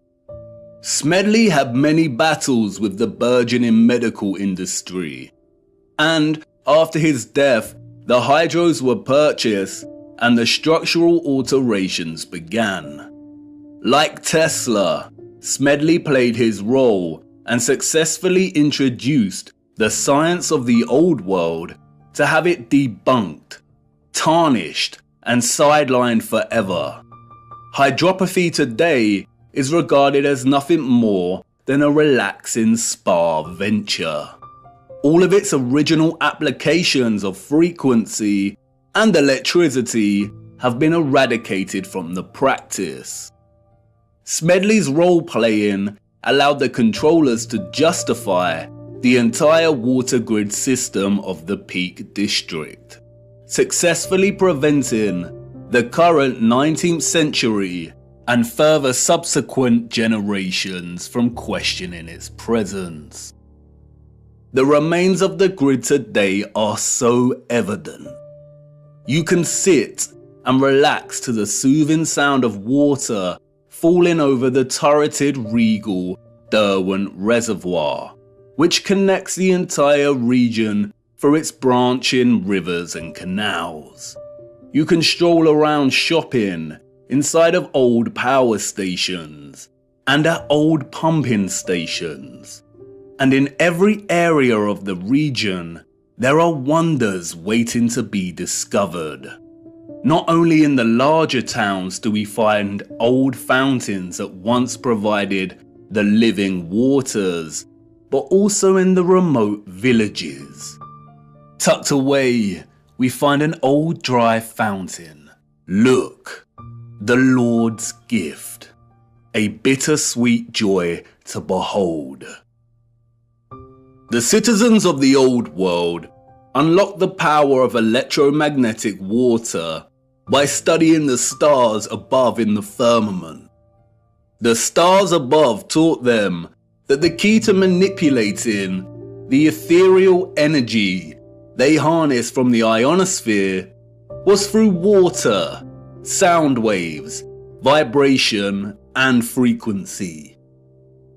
They honored this gift by constructing domes, by crafting star cities, cymatic magnetrons, and praising the Lord and Holy Spirit for the living waters they received in return. They understood the firmament as both scientists and disciples. Viewer, I am hoping the picture is starting to become clearer in your mind, and you will inevitably start to see things in a different light when pondering all of these impossible structures. It is not a coincidence that some structures like the Colosseum are also referred to as amphitheaters. Have you seen them from above? They look like speakers. Amphitheater is an interesting word. An amp is a unit of electric current, and an amplifier is a device that increases signal, especially microwaves and audio. And no doubt you will start to put two and two together in terms of some of the inventions that we were allowed to play around with before they were discarded as antique in their efficiency. But time is of the essence. We could ponder examples of the old world's electromagnetic water grid system for hours, but I encourage you to get out and hunt down these structures yourself and to document them in your own time. We have to move on. We need to start. Wait, what? You want to know if these came from the old world? Yes, they did. And they are extremely important. The inevitable ticking of the clock. A deeply unsettling instrument, but unavoidable. I need to show you one more missing piece of the electromagnetic puzzle first, and then we will take a closer look at these timekeeping instruments. Come on, let's keep moving.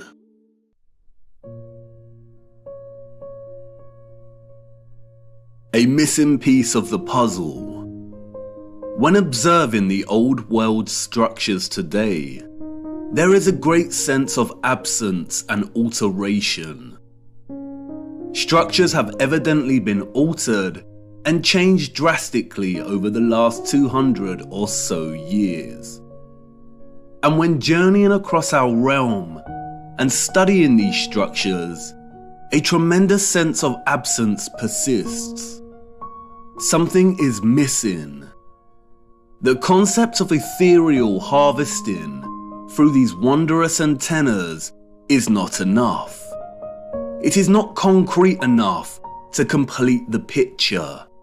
Something else was once present that made the entire technological grid possible. This, of course, is the key technological component of these structures, the engine. and the central mechanisms that made them function in the first place. The engines were, of course, not tokamaks. A tokamak is a crude and base instrument. It is a design of the New World. It does not belong in the Old World. It would have had no place in their structures. Their sophistication and finesse would not have relied on such ugliness, on such primitiveness. What is undeniable, however, are the parallels between the tokamak's fundamental octagonal form and the Old World's love for the octagon. It is very likely that the octagonal formation is an essential component when generating a toroidal vortex. We see the octagon everywhere in the Old World. Octagonal geometry underpins many of the structure's fundamental formations. And the peculiar octagonal structures everywhere are not by mistake. They are what they seem, empty shells that once housed something else.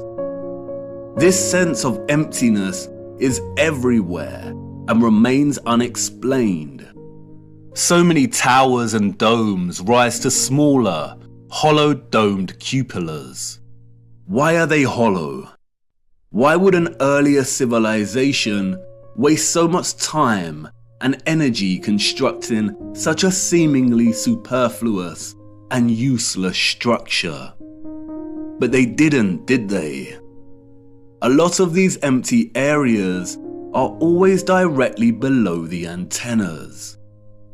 And although not all of these crucial empty structures are octagonal, most are, and they are always situated in key areas, like under central antennas,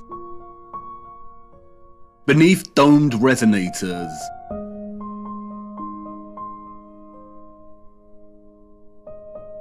in the center of closed, symmetrical courtyards, or detached and just outside the bigger generators.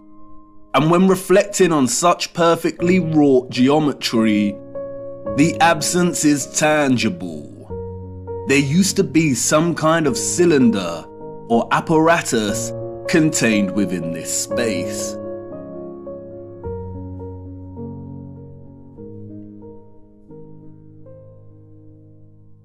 Furthermore, we also find various historical relics that closely resemble the Old World structural style. In these relics, we see that empty cylinders or vessels are an integral part of the object. Could these be miniature functional objects that mirror the form of the larger empty spaces we see in the Old World structures? Perhaps a kind of micro household object that enabled access to the wider power grid's energy production? Did the larger structures themselves contain similar cylinders within? In many old photographs, the cupolas and octagonal spaces are already emptied.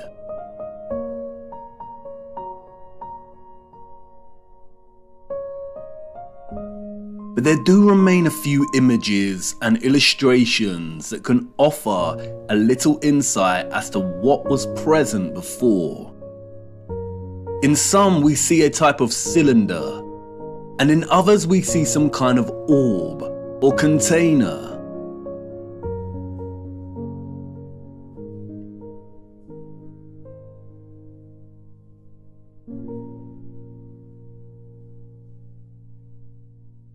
Due to the lack of images, it is hard to present a consistent finding. And so much has been altered, and in ways that are almost impossible to recognize. For instance, this is an 1880 illustration of the so-called completion of Cologne Cathedral. It focuses on the top of one of these spires. The wooden boards here are scaffolding. As you can see, the tops of these spires open, revealing some kind of cylinder. This is a model of the area of the spire that we see in the illustration. It was put outside of the cathedral to give tourists an idea as to just how large these spires are. An impossibility for citizens of the 19th century. The men in this illustration are not completing the final spire of the cathedral. They are removing whatever existed in the container at its apex. And it begs the question as to how many other aspects and features of these structures open in similar ways. And why do they open? What did they contain? Interestingly, it is the esoteric and occult that provide some clues. Alchemy was an arcane natural philosophy or proto-scientific tradition. Its central focus was chrysopia, or the transmutation of base metals into noble metals. From its inception in ancient Egyptian, Greek, Indian, and Middle Eastern culture, the field of alchemy, we are told, was obsessed with turning base metals into gold, and a maniacal obsession with creating the elixir of life to achieve immortality. We have all heard of the medieval Nicholas Flamel and the Philosopher's Stone. It is a field of inquiry steeped in a rich fabric of occultism, Kabbalah mysticism, and magic. It wasn't until the mid-18th century that alchemy was divorced from its occultism and transformed into the burgeoning field of chemistry. But there was a small occult revival during the 19th century that continued into the 20th century.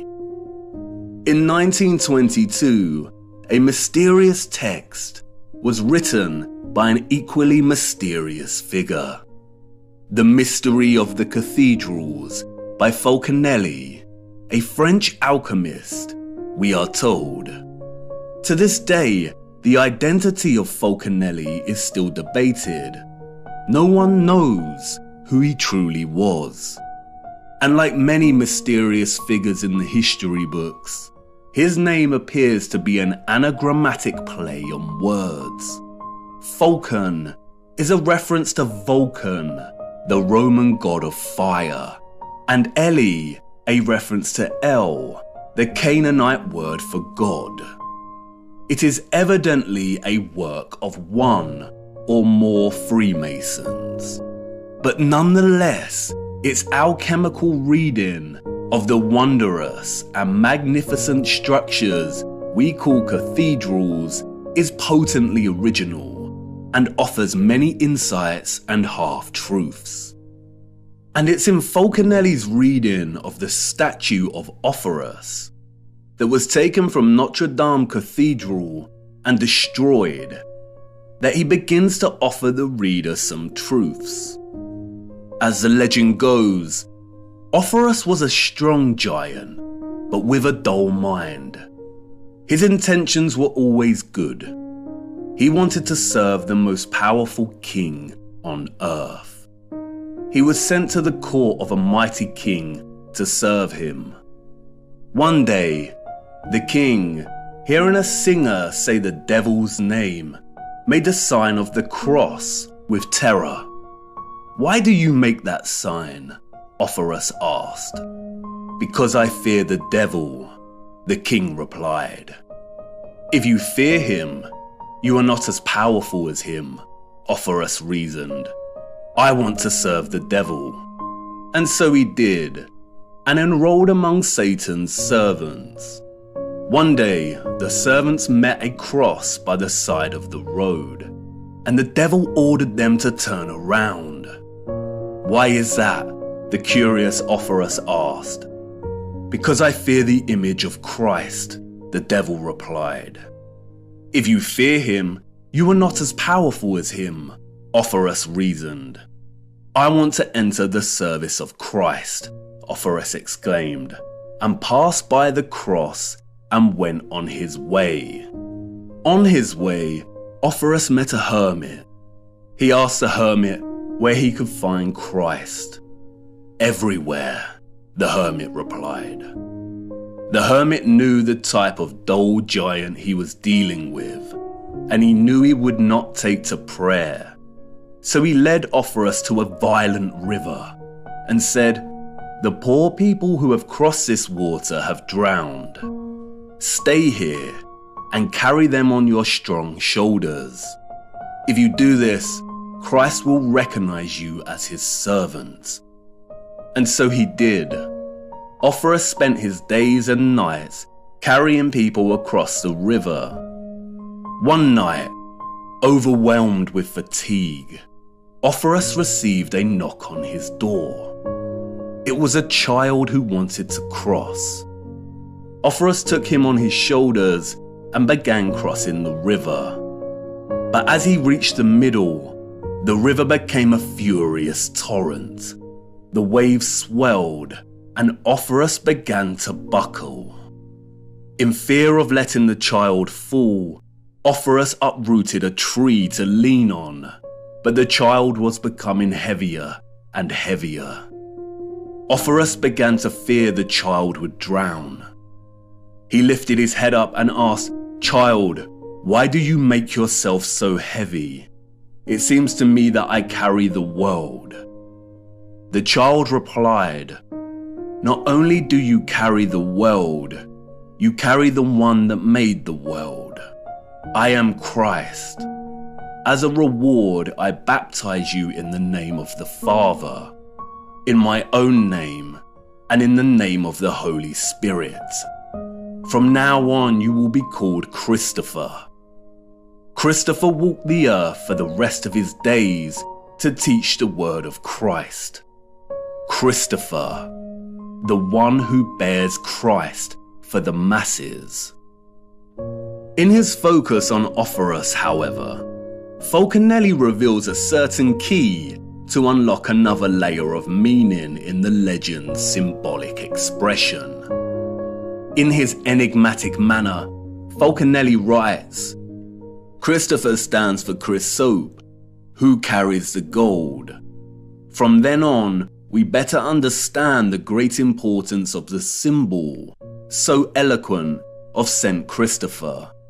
It is the hieroglyph of solar sulfur, Jesus, or the nascent gold, raised on mercurial waves and then carried by the clean energy of this mercury to the degree of power possessed by the elixir." Cryptic indeed, almost impenetrable prose. But let's look at this passage a little closer. Falconelli is stating that in the symbolic legend, Jesus, or Christ, is the nascent gold. Nascent means coming into being. The word's etymological roots stem from the concept of beginning or birth. Nascent gold here, or the solar sulfur, is not just gold, it is gold growing into its full potential. The final section of the excerpt explains why the gold is growing. Because it is being carried on the mercurial waves. The mercurial waves here refer to the metal mercury. Gold is achieving its potential because of the clean energy of mercury. Falconelli explains that mercury's color is an emblematic grey, and that explains why many of the representations of St. Christopher coat him in that color. We will return to the legend of Offerus soon, but first let's look closer at Mercury. Mercury is of the utmost importance when it comes to understanding not only the mechanics behind the old world's technology, but also in understanding our own contemporary time in which we find ourselves traversing the enigmatic landscape of symbols that have shaped our understanding of history and our place in it. The symbol here represents the element hydrogyros. Its literal translation from the Greek means silver water. Hydrogyros has many names. It was also called quicksilver. Today it is referred to as mercury. The alchemical symbol is precisely the same symbol used in classical astrology to represent the so-called planet Mercury. Pure or native mercury is an extremely rare element in the Earth's crust. It's primarily retrieved from cinnabar, a bright scarlet or red pigmented form of mercury sulfide. Cinnabar is the most common source ore for refining mercury. Both Wikipedia and World Atlas tell us that mercury is the 66th most abundant element in Earth's crust. In its pure state, mercury is a silver-like liquid. It is the only metal that is liquid at standard temperature and pressure. It has a freezing point of -38.83 degrees and a boiling point of 356.73 degrees. It is an excellent conductor of electricity. Its uses are primarily electrical based. It has a primary role in fluorescent lighting. Its other uses include thermometers and dental amalgams. Mercury dissolves all metals, including gold and silver, to form amalgams. The only exception is iron. It is also used in vaccines. Governmental, medical, and pharmaceutical industries declared mercury toxic in the early 21st century, gradually phasing out its use in medicine and leading some countries to completely ban the element. In some countries, it is illegal to trade mercury. Before this, mercury was a staple in certain traditional medical treatments, such as the traditional Chinese medicine. And while I do not dispute mercury's potential toxicity when injected into the body, the concerns surrounding its hazardous potential are largely overblown. All metals, especially when injected and taken in excess, are toxic. High iron, copper, zinc, and aluminium levels in the body contribute towards a whole host of disease, arguably more so than mercury. And yet the governments of our world have not banned aluminium foil. They have not stopped fortifying grains with iron oxide, and zinc and copper supplements are available to purchase with ease and without constraint on the value of dosage a person can expose themselves to with such supplements. Could there be other undisclosed reasons for demonizing and restricting mercury? Let's look a little closer at this extraordinary element's electromagnetic potential. Mercury is an electrically conductive liquid, and because of this, it has historically been applied to create light switches, electrodes in some batteries, as a gas to create fluorescent lighting, and, most interestingly, it was used, we are told, in lighthouses. According to the mainstream historical narrative, lighthouse keepers were responsible for keeping the massive lens at the top of the lighthouse spinning all day, every day. A spinning lens turning at a set speed made the light flash. They usually achieve this by setting the lens on wheels or bearings attached to clockworks that the keeper would periodically wind. In the late 19th century, some keepers, sick to death with having to keep winding the clockwork, began floating their lenses in liquid mercury. The lens's metal base spun more easily in the mercury, which helped the light rotate faster with less frequent winding. It is a practice still in use in some lighthouses today. It is evident from its structure that the lighthouse's sole function was not just to light the way for ships. It was either one of its functions among many others, or just an inherited act of repurposement. Many lighthouses are constructed in the familiar octagonal structure. Many have the red and white stripes, indicative of power stations. Many still have their antennas, and they were situated right next to the water. It is obvious that they had a similar role as many of the old world's power stations we find repurposed and rebranded all across our realm. Lindau Lighthouse in Germany is a fascinating example. We see all the familiar dentils and holes, suggestive of vibration and frequency manipulation. We see the octagonal cupola. They have replaced the original antenna with New World junk, and oddly the structure has a clock. And although those of the old world made the most advanced clocks ever seen, the presence of a clock face here appears superfluous.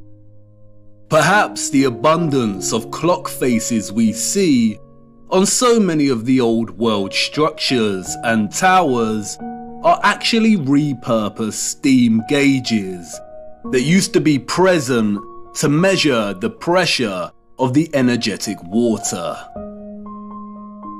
The intricate and complex design of these lighthouses would have been a feat of engineering for those of the 19th century and their predecessors, unless those that came before the 19th century were technologically advanced, which of course they were.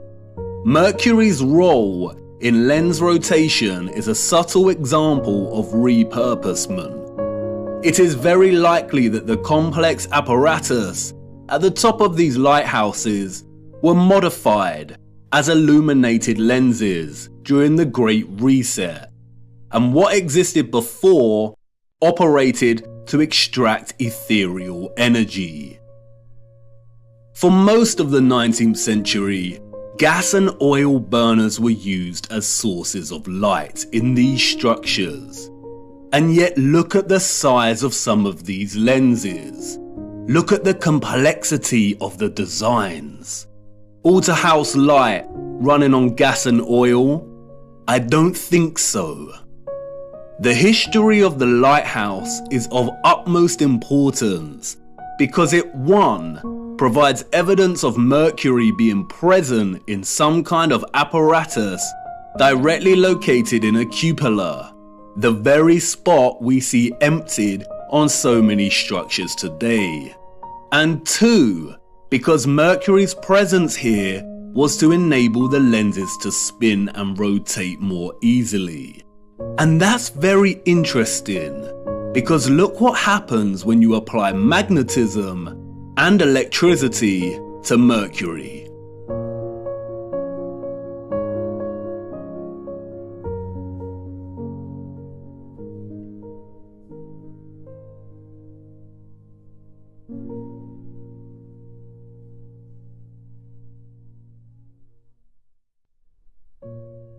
It rotates and creates a vortex, either clockwise or anti-clockwise, depending on the application of the current.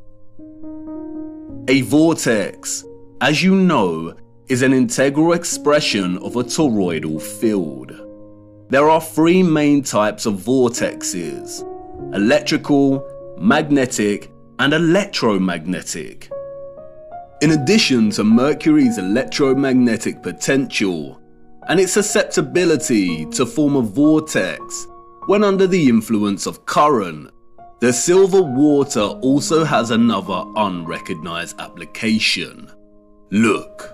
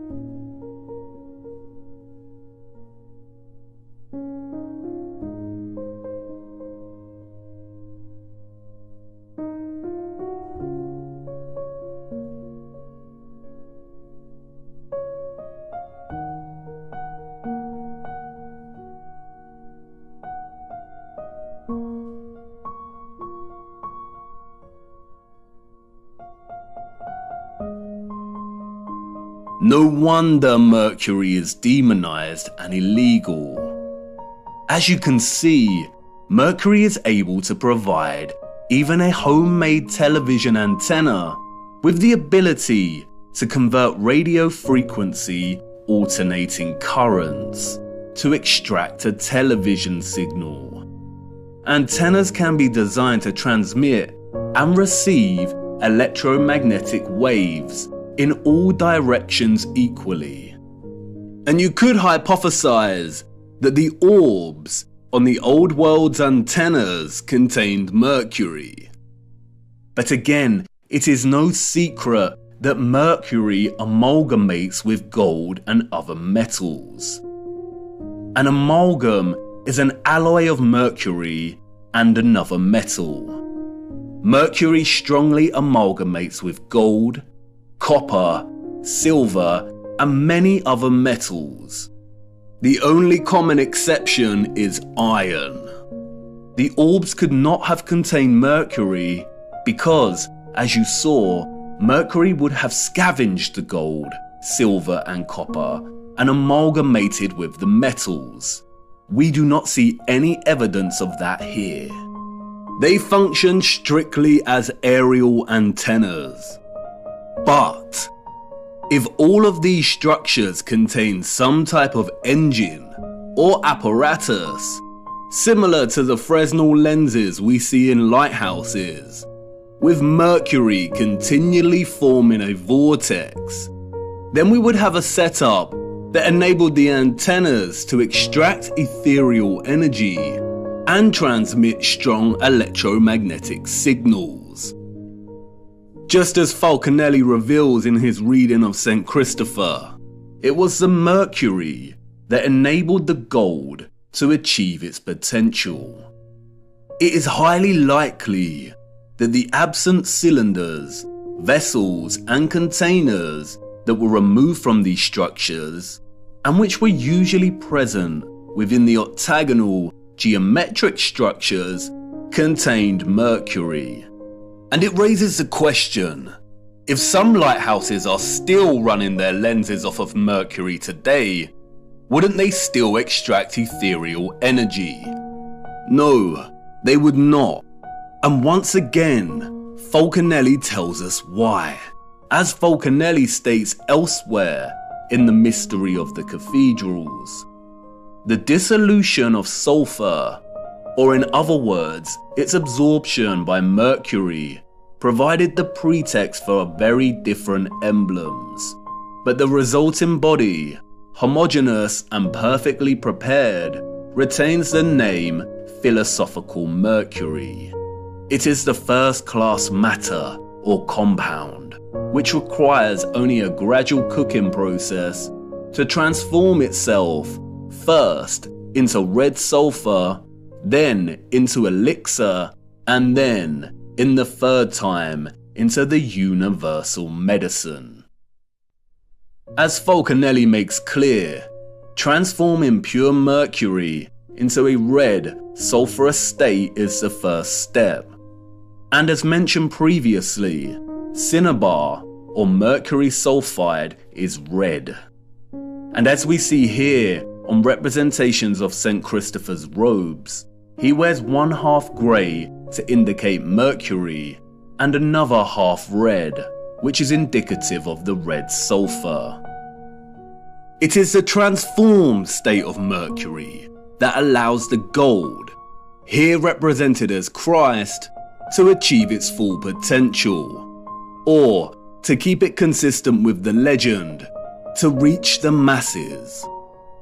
What Falconelli is actually telling us is that in able to distribute this clean electromagnetic energy via golden orbed finials or antennas, a special kind of mercury had to be present. This is what was contained within the vessels and engines. And it is likely that it was this unique mercury that enabled the extraction of the ethereal energy from above in the first place. Perhaps it is just a coincidence, if you believe in such a thing, But it is interesting that many of the smaller vessel-like relics we see have markings inside the containers that are red, perhaps a homage to the substance they once contained.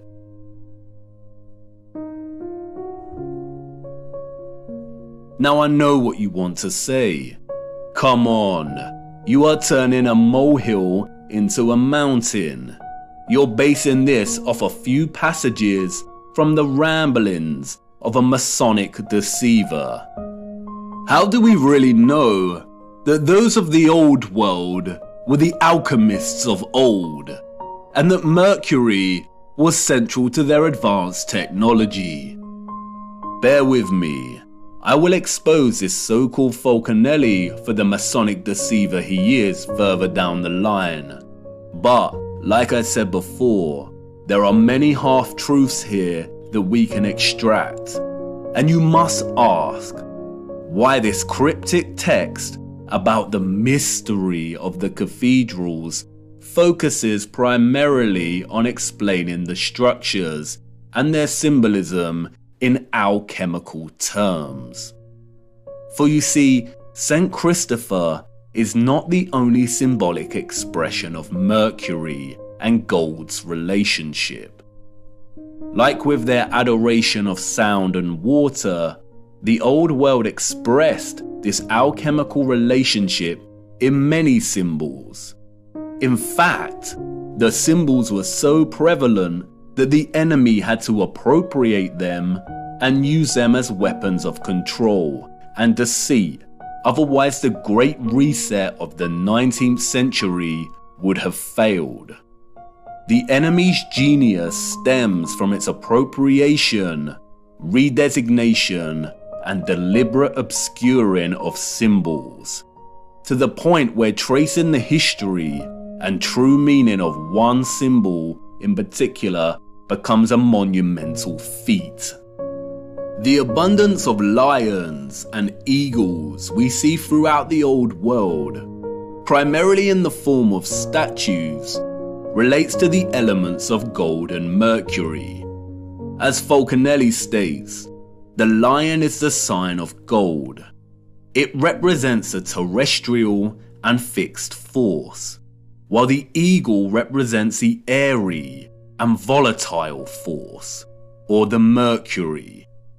When the two champions come together, they attack, repel, and tear each other apart with energy, until the antagonists become one body, the animated mercury.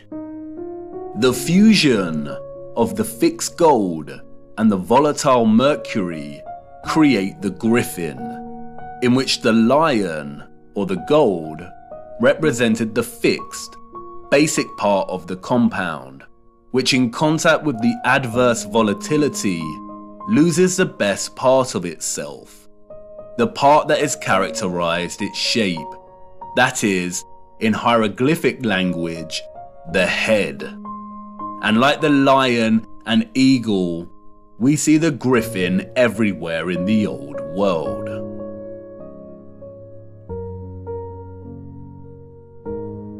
Like St. Christopher, the griffin is symbolic of the alchemical concoction and combination of mercury and gold that powered the old world's technology. The symbolic association of animals and beasts with alchemy has been eradicated from history, primarily due to the appropriation of these animals as heraldic symbols of royalty and nobility. These are the animals that adorn national imperial seals, as we see attributed to the Roman Empire, the British Imperial Empire, the United States, and so on. An act of post-colonial domination over the old world, the appropriation of its symbolism and eradication of its history through falsified narrative. Furthermore, the chemical, alchemical, and cosmological symbol used to represent Mercury is immediately recognizable for its conflation of two of the most widely used symbols throughout history and culture.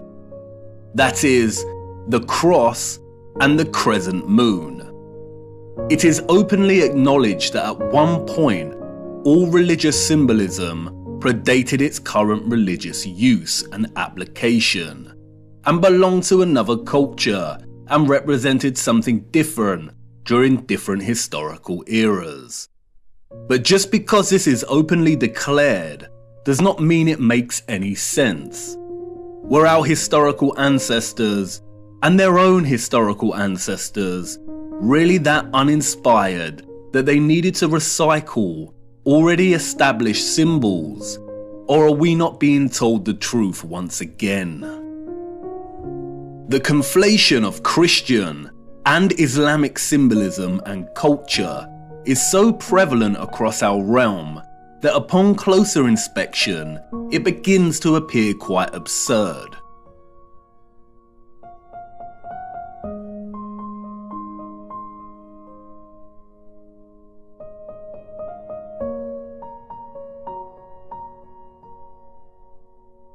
If we are to believe the official historical narrative, that is. If we believe the narrative of the Crusades and Ottoman Habsburg Wars, of the continual warring between West and East, then the presence of the crescent symbolism displayed on many so-called medieval European coats of arms and crests indeed makes no sense.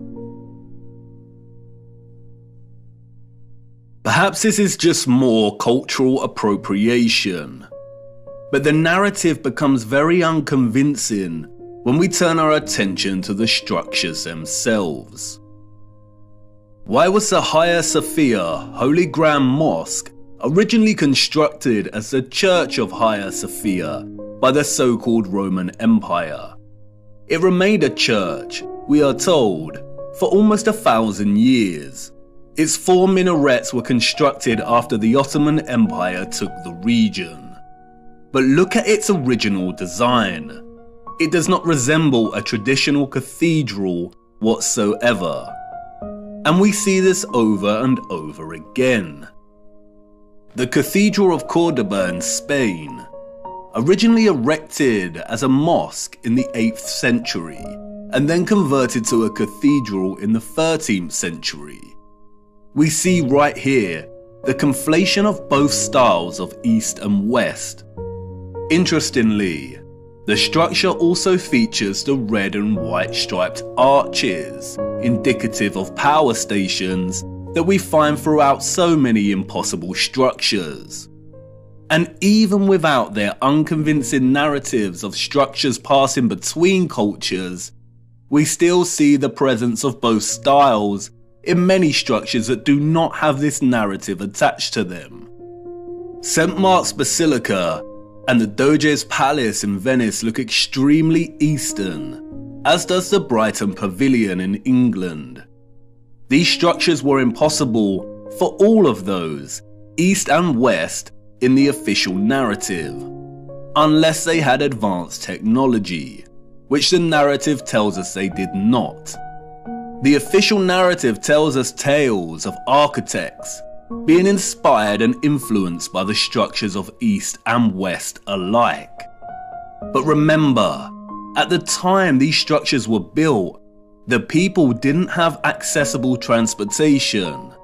Journeying between continents and countries took weeks, and they had no cameras to document the structures in order to be able to replicate them with such accuracy in the first place. Why don't synagogues have their own unique particular style, like mosques and cathedrals? We see this fusion of architectural style everywhere. We see water pumping stations that resemble cathedrals. We see water towers that resemble castle turrets. We see cathedrals that also resemble official government buildings. All these structures belong to one whole, unified civilization. That's why we find so many ruined cathedrals in the Middle East. They were destroyed and ruined during the Great Reset and after to solidify the falsified narrative. That's why we see the crescent moon in old 19th century photographs in areas it should not be. This is Brazil. Look closer. Even today, Brazil's Muslim population comprises a total of 1% of the country. So why is this crescent present at the top of one of these antennas in the 19th century? Why is it present in San Francisco in 1905? Why do we see many structural antennas composed of both the cross and crescent moon? In many of the old photographs, we see many structures without any religious symbolism, but just standard antennas. And what about all the unusual antennas we see? Many of the antennas functioned as symmetrical instruments to enhance ether extraction and to transmit energy to other antennas. They were never signs of different religious factions in the old world. They were most likely later designated these meanings to fracture the unification of the old world and its understanding of God. Even the mainstream narrative admits that it was not until the 19th century that the crescent moon even became associated with the Ottoman Empire, and it wasn't until 1950 that the symbol became the emblem of Islam. The symbols of the crescent and cross are much more complex than most realize. In the context of the antennas, they are likely a symbolic homage to the alchemical mercury that made them function in the first place. But the crescent and cross also have broader implications that are related to the holy, energetic and ethereal workings of our realm. We will be returning to these symbols later. This is not meant to discredit the meaning of these symbols today. Symbols evolve over time, but this evolution was carefully orchestrated by our controllers. It is also not to discredit God, and this point is crucial. I understand that much of this may trigger some people, but it is imperative to understand that religion, in an institutional sense, was created by our controllers as a means of control.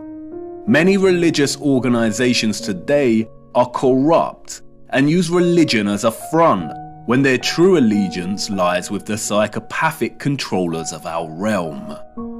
Religion was an essential tool of deception to justify the old world's infrastructure. Religion is not synonymous with an understanding of God, faith and prayer. And it is also not to discredit the life of the Son of God. No, and this is crucial, and you will see why later in our journey.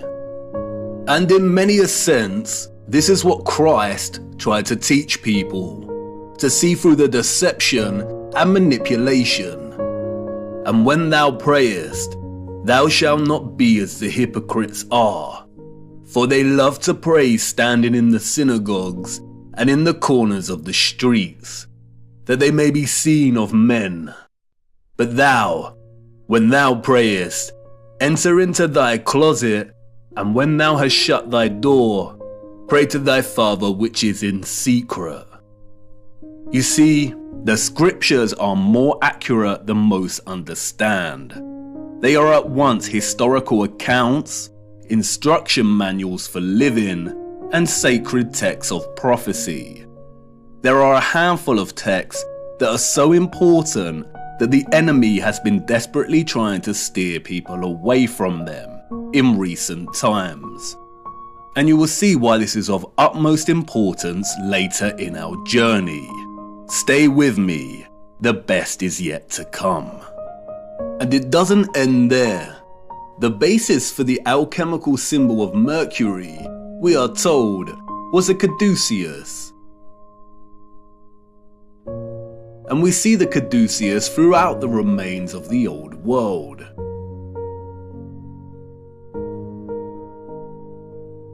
another symbol appropriated by the enemy, adorning many coat of arms and adopted by centralized, corrupted medical industries that have been responsible for mass crimes against humanity that continues today. It is not a coincidence that the same mercury that the symbol represented is injected into humans via vaccines to disrupt their entire methylation cycle, resulting in widespread autism and a whole host of neurological and metabolic disorders. The caduceus illustrates clearly how both Roman and ancient Greek mythology serve the enemy as a tool of deception. In Roman mythology, the caduceus staff was carried in the left hand of the god Mercury.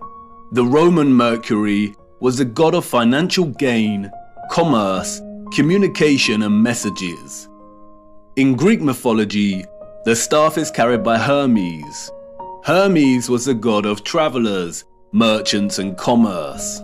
The fabricated mythologies allowed the enemy to obscure the caduceus's true association with the elemental Mercury, while also permitting them the usual sick, hiding in plain sight mocking ritual by linking their medical industries with the god of financial gain and commerce. As Tony writes, the snake indicates the incisive and dissolving nature of Mercury. This reptile is the aspect of Mercury in its first state, and the golden wand is a corporeal sulfur added to it. It is the philosophical Mercury and the caduceus as its symbol. Not only does the caduceus represent the Mercury elixir essential for the transmission of electromagnetic energy, but the dueling snakes form a spiral coil, representative of the energy pathway and the vortex. The rod represents the gold and sulfur, but it is also reminiscent of the antennas themselves. And just as the mythologies hide in plain sight, the wings here represent the connection, the communication, the messages, the signals between antennas in the electromagnetic grid, and also the connection between the antennas and the ether itself. After all, the Roman god Mercury was known as the messenger of the gods. And it's hiding in plain sight throughout alchemical art and illustration. We see the eagle and the lion, we see the caduceus, and we see similar geometries and objects that adorn the top of the old world structures. And yet it is still difficult to imagine the energy grid. And even more difficult to imagine is the level of labour required to remove all the engines and vessels, to destroy and hide enough of the old world, and to begin rewriting history in order for the Great Reset to have been a success. What we are seeing in the 19th and early 20th century is the final stages of the reset. There was a transitory period, and like any transition phase, the period still utilized some of the old world's technology that it was trying to phase out. And like I said, the enemy is lazy. They really should have done away with these photographs and footage. Look.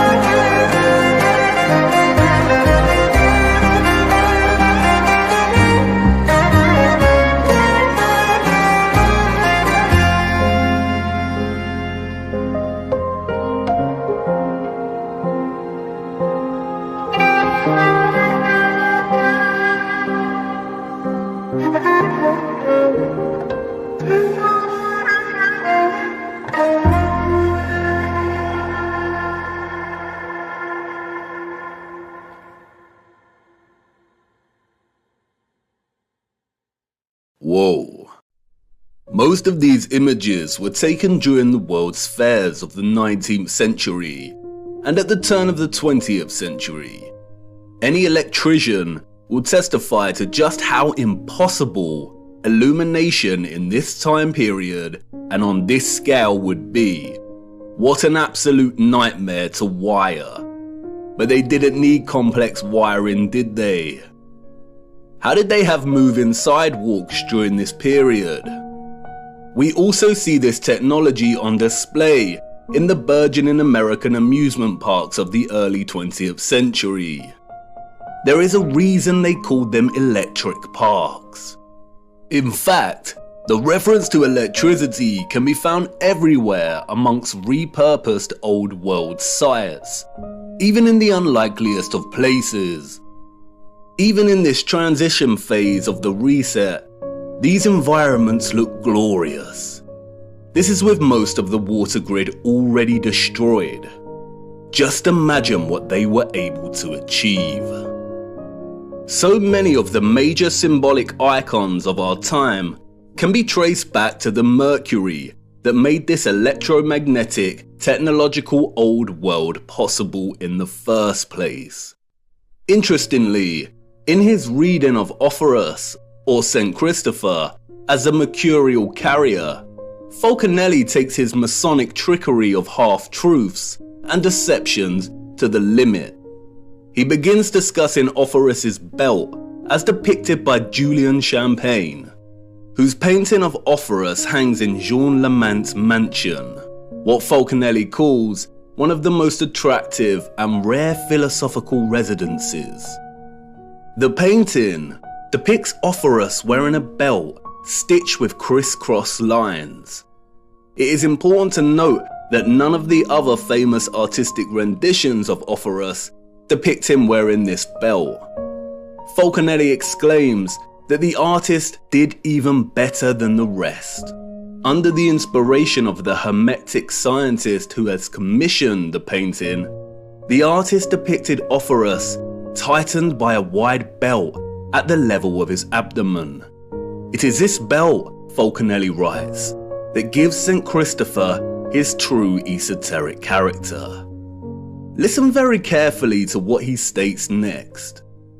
According to some documents kept in the archives of the Lallement mansion, we know that Jean Lallement belonged to the alchemical brotherhood of the Knights of the Round Table. What we are going to say here cannot be taught. Offerus's belt is the sign that all philosophers recognize as the external mark that indicates the extreme, intrinsic purity of their mercurial substance. It is a sign that the old authors called the Seal of Hermes, the Star of the Magi, the Bear Cub, the constellation in which the pole star is found. Comparing Offerus's belt and the Bear constellation by the pole star, or what is known as Ursa Major, or the Big Dipper, at first provides no insight as to what Falconelli is referring to. Is this just a rambling of an insane cryptic mason, or are we missing something? But if you begin to trace the pattern on the belt, then another hidden and familiar pattern begins to emerge within the pattern itself. When documented throughout the year, at each season, the Big Dipper constellation also forms this pattern, the symbol of the swastika. A now infamous symbol of evil. What many do not know is that according to the official narrative, the swastika was one of the most widely used symbols throughout history and different cultures. It is an important symbol in Asian countries, representing Hinduism, Jainism, and Buddhism. It was used by the so-called ancient Greeks and Romans, the Druids, the Celts, Native Americans, early Christians, and so on. We see it in mosaics, rock churches, bracelets, rose windows, crosses, pottery, clothing, and flags. We see it everywhere throughout time and culture. Interestingly, Swedish and Norwegian power companies used the symbol in the late 1800s and early 1900s to represent electric power stations and hydroelectric stations. This connection cannot be purely coincidental. The task of erasing memory and history is not an easy feat. It takes time. Out of all the symbols, this is the one that the enemy had to corrupt and dilute the most by appropriation. Not just because of its now lost association with electromagnetism, but because, as Falconelli let slip, its original association with Mercury's involvement in the old world's power grid. Like the caduceus's spiraling snakes, it depicts a vortex that Mercury produces in the presence of electromagnetism. The swastika is the vortex. It also represents another vortex, the one below Polaris and the Big Dipper, at the center. The same vortex that NASA has teased hiding in plain sight here on Earth and in their representation of other planets' poles. It is the same vortex that Mercator and others documented in maps and writing. The whirlpool surrounding Rupes Nigra and located at the North Pole. Interestingly, scientists have recently discovered large natural stores of the so-called toxin mercury at the North Pole. They are worried about it melting and causing toxicity. Of course they are. As Kevin Schaefer writes in the National Geographic article, it turns out that not only is there mercury in permafrost, but the Arctic is also the biggest pool of mercury on the planet. Is this another mocking on their behalf, or is there actually a vast amount of mercury at the north? We will return to this much later in our journey. The noble metals and their original location on Earth are very important, and it is the scriptures that hold the answer. The old world knew. They knew the Earth they walked upon better than anyone else. They knew the alchemical metals, gold, iron, copper, mercury, and so on, could be fused in ways that allowed them to access the ethereal electromagnetic energy. They knew that Orpheus, the alchemical mercury, could elevate the Christ, the alchemical gold, and carry him to the masses. It is not a coincidence that the path Orpheus carried Christ was across the river, across water. The legend of Orpheus is a symbolic and metaphoric totality of the old world's energy system. You have a question, and I have a feeling I know what you're going to say. You want to ask about the maps, Mercator and such. If they have fabricated history, distorted so much symbolic meaning, and lied about those that came before, how can we trust these old maps and accounts of the North? How do we know that Hyperborea is a real place and that there is a vortex in the center? That's the spirit, an important question. Unfortunately, we cannot trust the maps, and I need to show you why. And it's now time to talk about the clocks.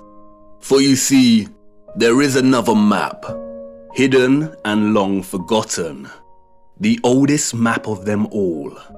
And it's not perfect by any means, but it's all we have. Come, it's time to lift another veil.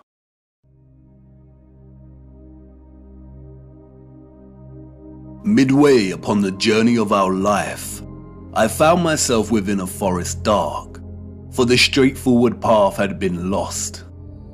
And during my journey, as I made my way through the tangled labyrinthine paths of deception, looking for the center of truth, I met a brilliant woman who taught me many a flat fact.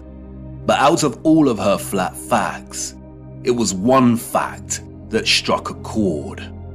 She showed me the maps of old and asked me to find the key anomaly, the one error that all maps contained. I pointed to the varying representations of unknown land masses, to Hyperborea. She shook her head. No, find the glitch. We live on a flat plane. Our world is an electromagnetic terrarium, surrounded by an ethereal sea of water. And like all terrariums, after initial creation, they begin to form their own self-sustaining atmosphere. The sun and the moon journey above our flat realm in concentric spirals. There are 5 prominent circles of latitude, we are told. We have the Arctic Circle, closest to the center, the Tropic of Cancer at 23.5 degrees latitude in the northern hemisphere, the equator at 0 degree latitude, the Tropic of Capricorn at 23.5 degrees latitude in the southern hemisphere, and the Antarctic Circle. The sun journeys from the equator at the March equinox up in concentric spirals to the Tropic of Cancer. When the sun is in this position, the northern hemisphere experiences summer and the southern hemisphere experiences winter. After which, the sun turns and begins making its way back to the equator. The word tropic stems from the Latin word tropicus, which means pertaining to a turn. The sun journeys back, taking the same concentric spiral path, and reaches the equator again. It then keeps going and reaches the Tropic of Capricorn. When the sun is in this position, the southern hemisphere experiences summer and the northern hemisphere experiences winter. After a time, the sun turns and begins making its way back to the equator for the March equinox.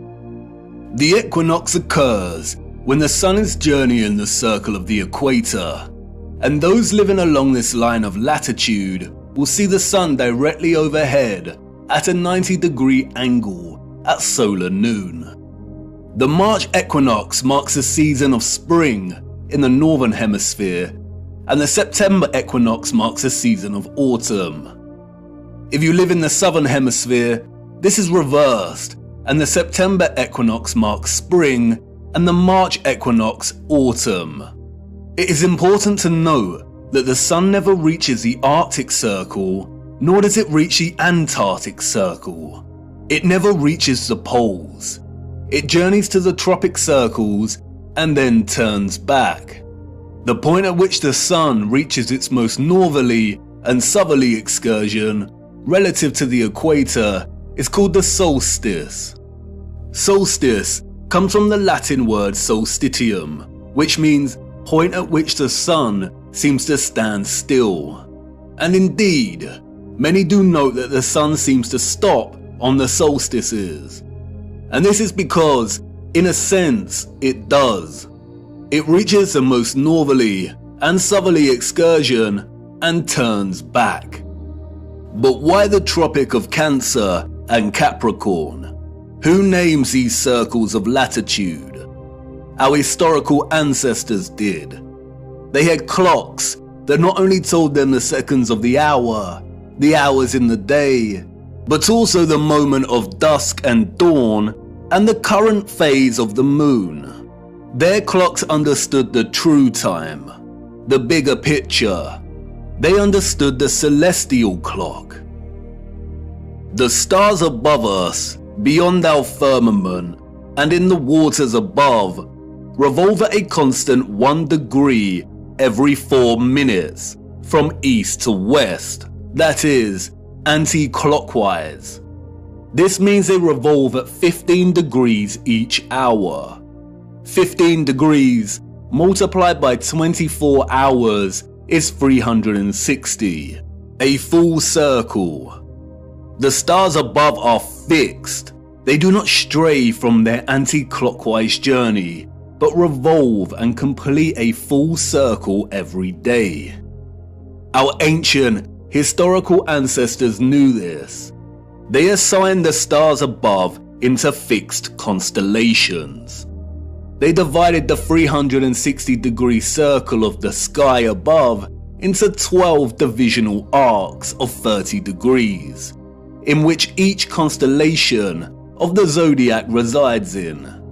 They designated each constellation in each 30-degree arc with an anthropomorphic symbol, most of which are animals. Zodiac is an interesting word. Zodiac, the arcs of the zoo. Yes, the parallels with Noah's Ark are strikingly obvious. Each constellation of the zodiac moves from its fixed position in the waters above at 1 degree every 72 years. The stars in the circle above us are fixed in their positions, but every 72 years, the entire circle shifts 1 degree. This is what is called the precession of the equinox. Remember, each arc is 30 degrees. If we multiply 72 with 30, we get 2,160 years. It takes 2,160 years for the circle above to shift 1 whole arc. Astronomers call this an age, and this is what is meant by entering or the dawn of a new age. As Wikipedia tells us, the Tropic of Cancer and Capricorn were named such because many years ago, in the days before Christ, the days before BC, the sun was in the constellation of Cancer at the June solstice, and the sun was in the constellation of Capricorn at the December solstice. What does it mean for the sun to be in a given constellation during the solstice? It means a position of the sun in the sky at solar noon. Of course, during solar noon, we would not actually be able to see the stars in the firmament beyond. Therefore, to discern the sun's position relative to the constellations requires either 1, a thorough understanding of the stars and their positions above. Our ancient ancestors, we are told, created star charts and used devices such as astrolabes. Or 2, computer technology that is able to map and overlap the sun's position against the backdrop of the stars and constellations at solar noon. The sun's presence in the constellation of a given zodiac sign means exactly as it sounds. At solar noon, on the day of the solstice, the sun should be in front of a given constellation. Look closer at the zodiac wheel featured on the dial of these clocks. Here we see that both the constellations of Cancer and Capricorn are polar opposites to one another. These are the names of the 2 lines of latitude on the maps, and that we use to discern the sun's most northerly and southerly excursion above our flat plane. All historical cartographic world maps display both these circles of latitude as Cancer and Capricorn. We see it here on Mercator's maps, on the Ortelius, on the Rouge, on the Urbano Monte. Cartographic maps combine so-called science with aesthetics to communicate spatial information effectively. They strive to be accurate. And we still use this designation of Cancer and Capricorn for these circles of latitude on our cartographic maps today. Google Earth also uses these designations.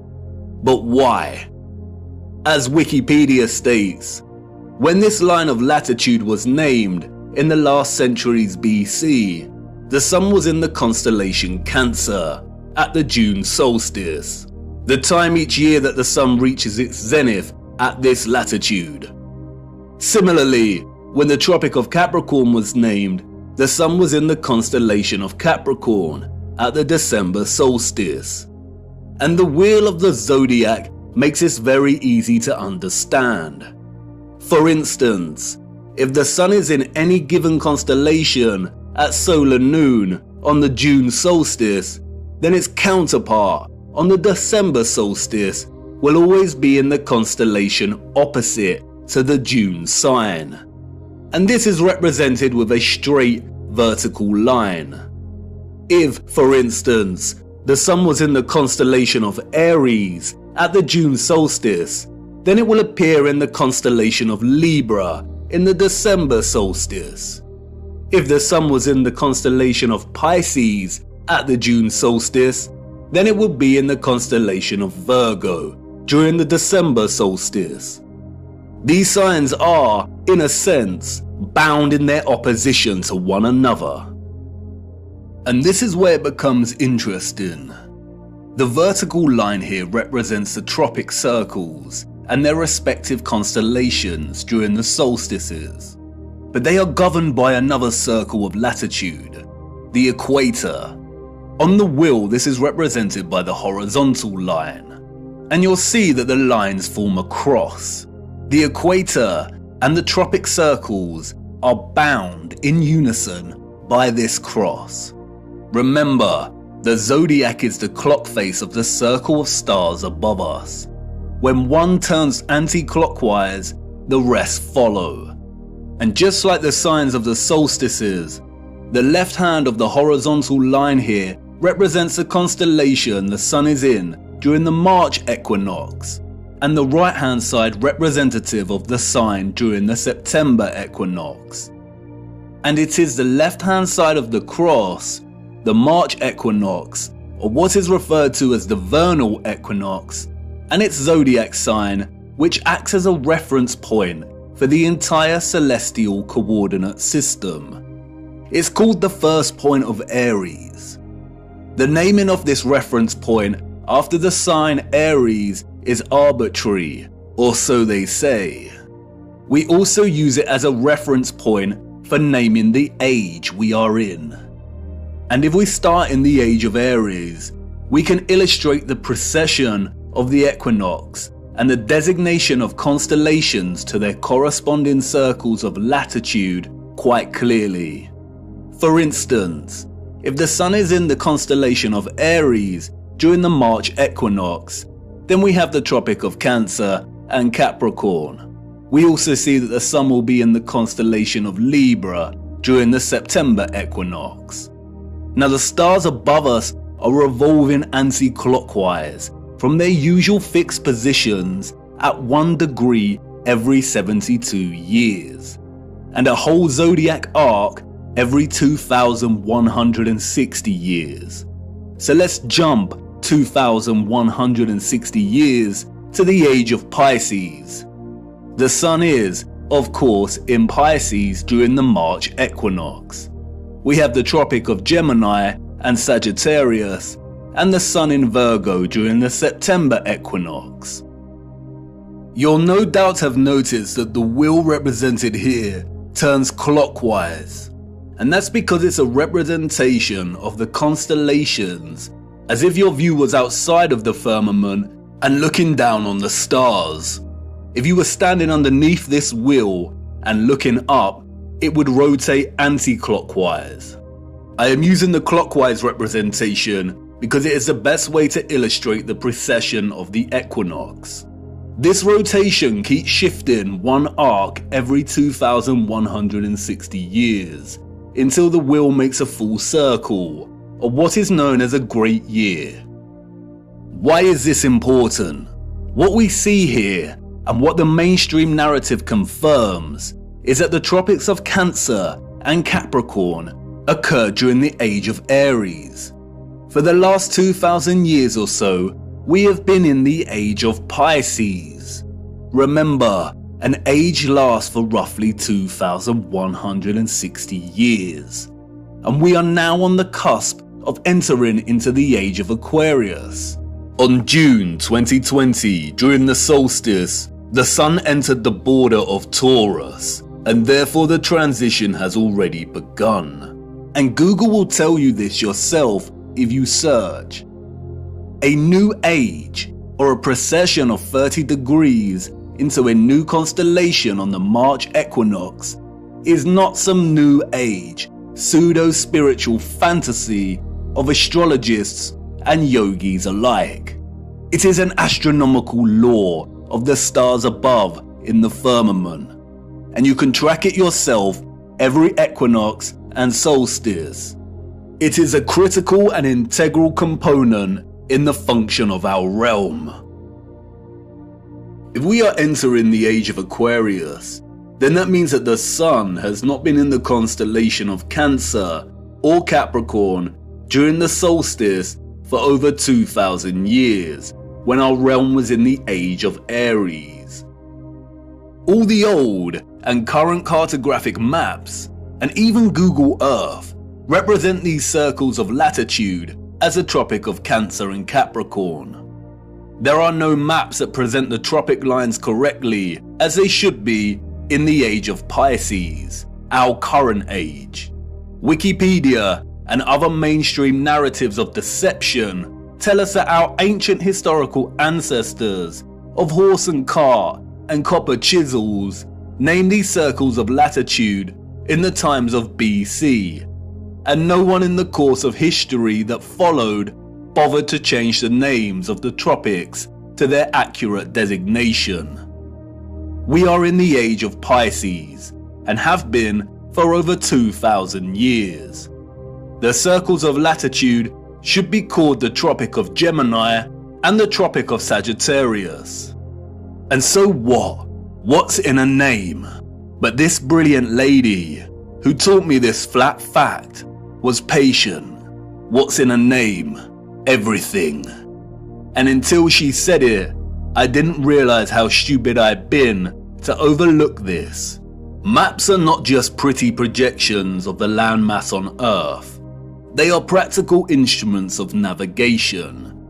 Our ancient historical ancestors, we are told, depended on celestial navigation, on the position of the stars in the firmament above to guide their way when at sea. Follow the North Star.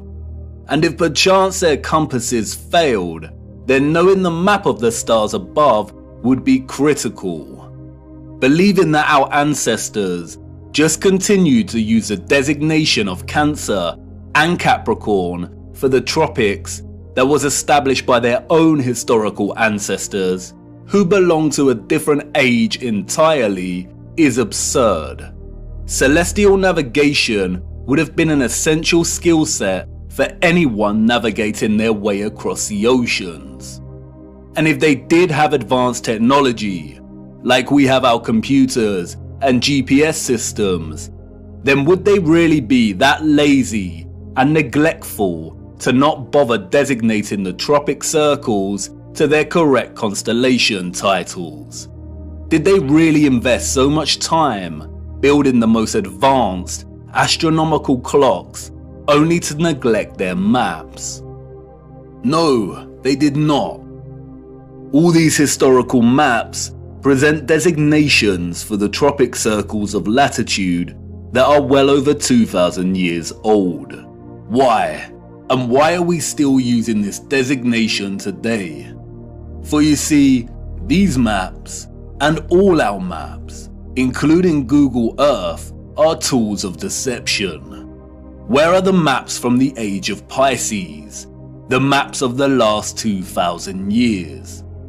And could these maps actually be over 2,000 years old?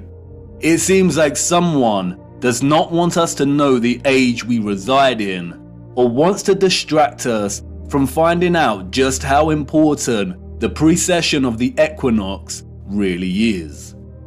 This brilliant lady's flat fact leaves us with the following conclusions. The maps, all of them, Mercator and so on, are either 1. Original maps that belong to a period that occurred thousands of years ago and have been given false dates and narratives surrounding their creation. 2. manipulated copies and versions of original maps that were created over 2,160 years ago. Or 3. They are all fake and created during the Great Reset of the last few hundred years to generate a false history and timeline and solidify the false historical narrative and the rise of Galilean heliocentricity. Out of all of these options, the second and the third are most likely. Cartographic world maps are not easy documents to create and establish. They require a solid understanding of our Earth's size and shape. They require a thorough understanding of the circles of latitude that are integral to the workings of our world. They require a complex understanding of the continents and land masses. These maps are likely manipulated duplications of maps thousands of years old, or completely fake. And we do see signs of manipulation, especially in regard to the landmass known as Hyperborea. We see Hyperborea in various maps of varying styles, and we are told that these are from the 16th century. But towards the 17th century, we see Hyperborea start to be erased from the maps. We see unknown land masses that are present in some of these old maps vanish entirely. And then it dawned on me, the message of this flat fact. We have no trustworthy maps, not a single one. We have no reliable source to show us the bigger picture of the realm we inhabit. I continued my journey, and as I ventured deeper into the forest, the path to the center that led me thus far was gone, and I could not turn back, and there lay no path in front of me. I became truly lost. How to know where you are going if you don't know where you are in the first place, if you don't have a map? All historical waymarks that I had invested some degree of trust in before were now completely unreliable and questionable. How much had been edited by the controllers? How much truth was left? What if all the maps were fake? Why are they hiding the maps of the last 2,000 years? We do not have one single accurate or honest world map. And like in all moments of being lost, right before despair takes hold, an unforeseen circumstance arose that set me back on course. I stumbled through thick overgrowth and out into a moonlit clearing with a small lake. At this clearing, I met a mysterious figure named Sturgios. I told him I was lost, and he told me to come and look into the lake. He told me to watch the water. What did I see? He asked. Myself, I replied. My reflection rippling and glistening in the moonlight. Mirror, mirror. Look beyond yourself, he said. What do you see? And there it was, just as it had always been. Mirror, mirror, way up high. Mirror, mirror in the sky. Mirror, mirror, oh how they lie.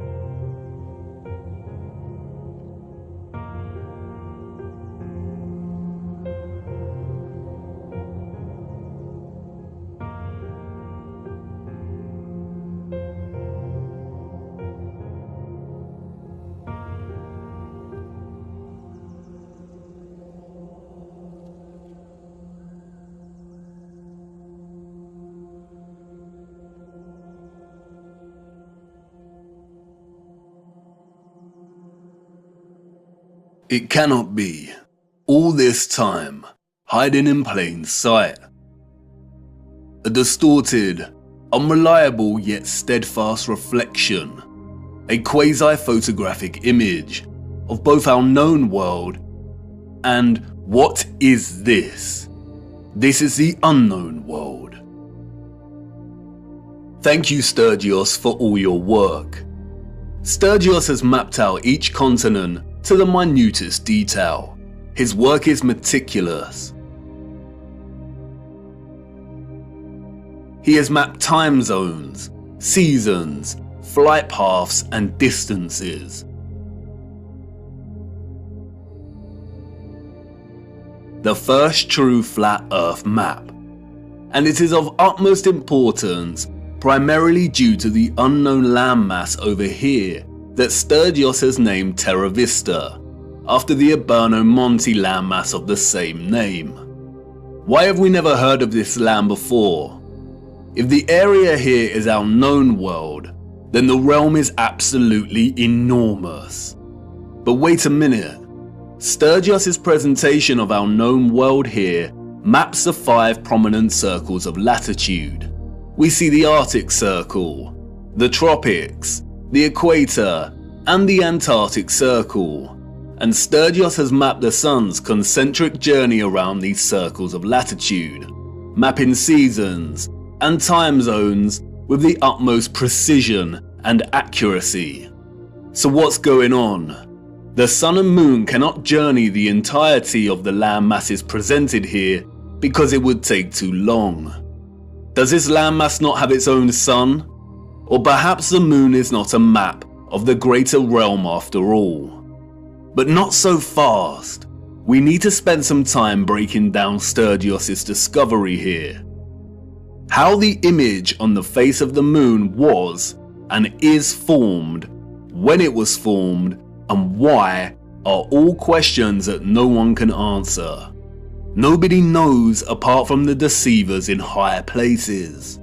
But there are a lot of things hidden in plain sight that bring us a little closer to having a better understanding of this mysterious phenomenon. First of all is the nature of this image. It is a composite image. You are witnessing multiple images simultaneously when looking at the face of the Moon. And these images are akin to a type of X-ray photography. There is also evidently a lot of distortion and optical illusion present in these images. No one can offer an explanation as to how this composite image has formed, nor has anyone ever provided a satisfactory answer as to what exactly the Moon is. And rightly so. For if they could, we would not be in this mess in the first place. While most alternative views of the Moon's true nature are rooted in nonsensical theories, such as those dreamt up by many deceivers and boys who never grew up, and who like the idea that aliens created the Moon and there exist underground bases deep within its craters. There is one man, however, who spoke of the Moon in the years leading up to the space race in the 60s, and who offered a very sensible insight. In 1965, Professor R. Foster challenged the corrupt scientific complex by stating that landing on the Moon was an impossibility. It is an impossibility, according to Foster, because the Moon is plasma and not solid. Here is what he said in an interview. What is your theory? Well, it is by now rather more than a theory. 10 or 11 years ago, I stated to various scientists that the Moon is not a piece of rock, but it is a plasma phenomenon, cosmic plasma, and that this fact will eventually be confirmed. I made certain predictions which were already confirmed in 1958, and the situation now is coming close to a complete confirmation. Scientific views expressed all over the world now that the Moon seems to be of a quite different nature of what was assumed. But the Americans and Russians are thinking of landing men on it. Well, that will never happen. Not on the Moon. On Mars, on Venus, on other planets, yes, but the Moon is definitely, as I assert, a plasma. Like most that speak out, Foster was most likely controlled opposition.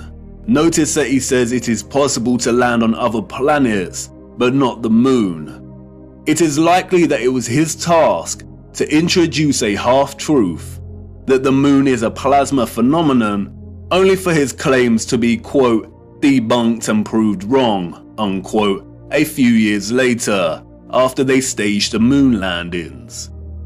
Since Foster's claim, however, our own access to technology in recent years has allowed us to investigate the moon in more detail. And through this we see over and over again varying instances of the moon behaving in a way that debunks a lie that it is a ball of rock. We see with our own eyes a semi-transparent moon, either at night or while there is still daylight. We see the sky through the moon. Sometimes it is even possible to see stars directly through the moon. Many have repeatedly demonstrated that moonlight is colder than the shade at night, and therefore it cannot be reflected sunlight as it possesses no residual warmth. We also know that spherical objects do not reflect light. By the laws of reflection, the light concentrates into a highlight point and does not reflect. You can also see frequent crescent moons when both the moon and the sun are within close proximity of each other, meaning that it is impossible for the sun to be casting the Earth's shadow onto the moon. So if the moon is a plasma phenomenon, then how could this be formed in the first place? It is in the appropriation and demonization of the symbol of the swastika that we find some very interesting insights. The existence of a vast amount of historical literature and symbolism suggestive of a vortex opening in the center of our world is too prevalent to be coincidental.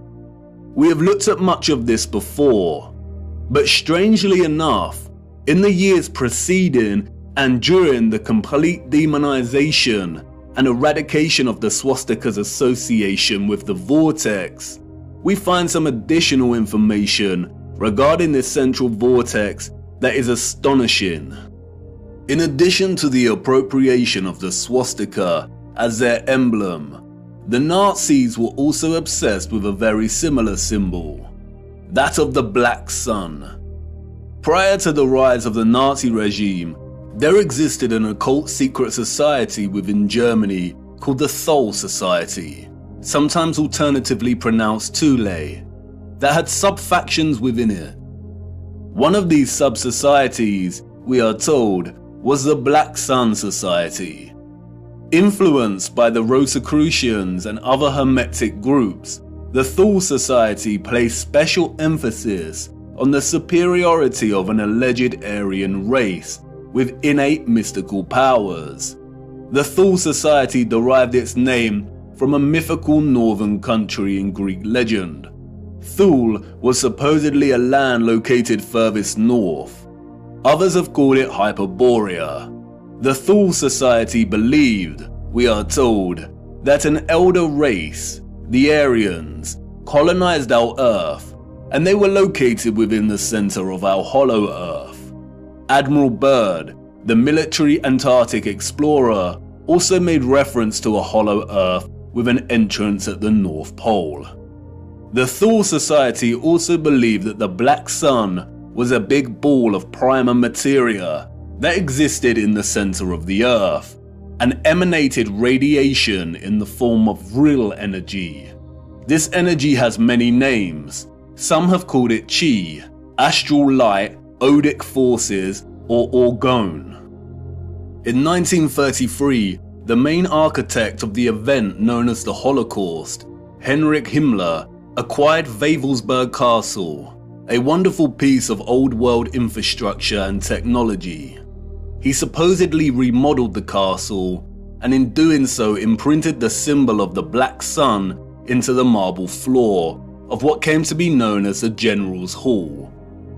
Much of what has surfaced regarding the German secret societies before and during the Nazi regime is deliberate misinformation. carefully controlled with the sole intention of distraction and demonization. The misinformation regarding these societies has served to further fuel the UFO and alien agenda, which many, such as Jordan Safer, David Wilcock and Corey Goode, have since latched onto and promoted. They are part of a controlled opposition agenda. They are liars. The sole intention of disclosing information regarding German secret societies was to yoke together a ridiculous concept of a superior alien Aryan race existing within our world's northern core, or opening at the center, with maniacal dictatorship that resulted in gruesome genocide, or in other words, to make them seem crazier than they already were. The controllers of our realm had to appropriate the swastika and eradicate its symbolic association with the Earth's central electromagnetic and physical vortex. And while I do not think there exists a black sun underneath us, if the notion of this seems absurd and far-fetched, just remember that the majority of the world's population have already accepted that there is some kind of dark sphere beneath them, acting as a source of our world's electromagnetic energy. Heliocentrism has convinced so many that inside their little blue ball hoax, there exists a spherical core of solid iron at a temperature of over 5,000 degrees. Their own black sun. Interestingly, they never represent this iron core with the metal's usual black or dark grey colour associations in their illustrations, despite telling us it is a crystalline sphere of solid iron. Surrounding the iron's solid core is an outer layer of molten iron, and it is because of this hot liquid iron, we are told, that the Earth has a magnetic toroidal field. And millions have accepted this, and these silly diagrams that resemble Satsumas, despite the hard fact that the furthest depth a human has ever drilled into the Earth is a mere 8 miles. The heliocentric model has to acknowledge an inner core energy source because it is in fact a reality, and our world cannot exist without it. It is likely that the notion of a black sun beneath us is more distraction, although it is not as absurd as the heliocentric Satsuma model. We will return to this later. What is important now, however, is that not only have we another instance of the concept of a black core at the center of our realm, and another reference to a central vortex and opening, but we also have reference to energy, or what the Thule Society called vril, radiating out of this opening. And if this is truly the case, then we have a theoretical model in which both the formation of the sun and moon makes complete sense. What I am going to try and convey now is complex, and I will do my best, but I need you first of all to forget every model of our Earth you have become familiar with. Things may not make sense at first, but by the end it will. Let's start with the realm and the firmament, and then a central opening. And now let's incorporate our known world, as outlined on the moon by Sturgios. And finally, let's add the source, or electromagnetic coil beneath. Whether a magnetic rock or an electromagnetic coil, the source of our world's magnetic field is located at the center and beneath, and any source of intense electromagnetism would produce strong radiation. No one can say indefinitely, but it is highly likely that the concentrated plasma that we call the moon is a result of a unique form of radiation, similar to X-rays, that emanate from this source via an opening or vortex. X-rays, or very strong radiation beams, would, by the laws of physics, emanate from this central vortex in diverging straight lines. Like X-rays, they would also be invisible. The divergent beams would continue up until coming into contact with the firmament itself. X-ray beams differ from light beams and do not tend to reflect. X-rays are like a super powerful form of light, and because their wavelengths are shorter than ordinary light's wavelengths, it means their frequency is much higher. Because of this, X-rays can travel through objects that ordinary light cannot, and it means that X-rays are not reflected easily. There are not many materials that reflect, scatter, refract, or redirect X-rays. And while I'm not strictly saying that X-rays are the cause, any form of strong radiation beams would behave similarly. There do exist some materials that can reflect high energy rays, and it was a man named Lawrence Bragg in 1913 that discovered that crystalline structures reflect X-rays. That's right, crystalline structures, a crystalline firmament. Bragg reflection is used, for example, to focus monochromatic light, and there is a device called a monochromator that uses curved crystal mirrors to reflect X-rays to focus monochromatic light. Standard monochromators use a prism to break down the light. This is a very familiar image, and Wikipedia displays it for everyone to see. It is now associated with an infamous music album. What is the title of that album? They are telling us. This means we're right on track. Radiation beams reflected off of the crystal firmament would likely be redirected down, off-center, and into the ionosphere above our heads. The same ionosphere in which the ethereal electromagnetic energy was harvested from. It is here that the beams will converge and concentrate and generate the plasma phenomenon we call the moon.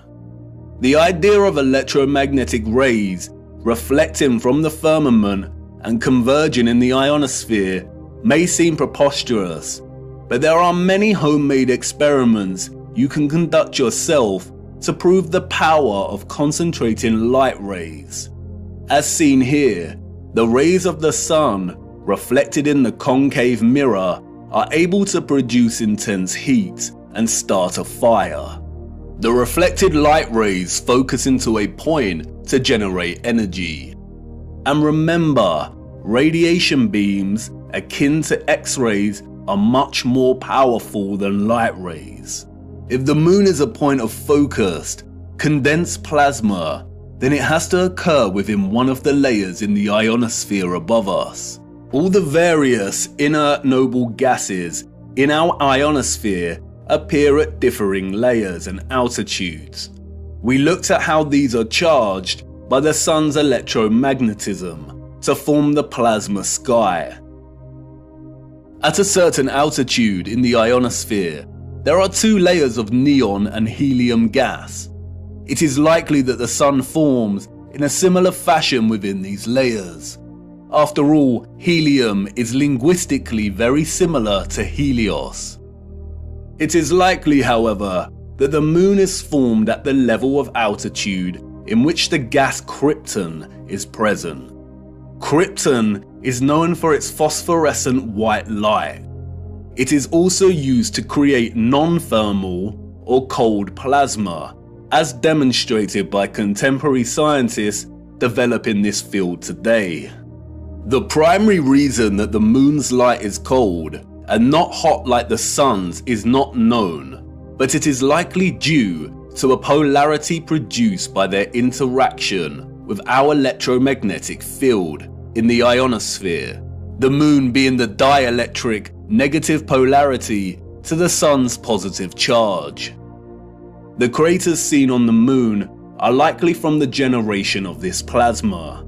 Perhaps it is some kind of plasma emulsion that displays a kind of outgassing or bubbling, much like we see with urethane paint defects. Recently, bizarre theories have emerged that we live within one of these craters on the moon. This is not correct. The moon is some kind of phosphorescent, concentrated plasma and not a solid object. You can see the formation of this plasma and its craters right here. It is not solid, it is a light. And this is great because we have a very realistic and working model as to how the moon is formed.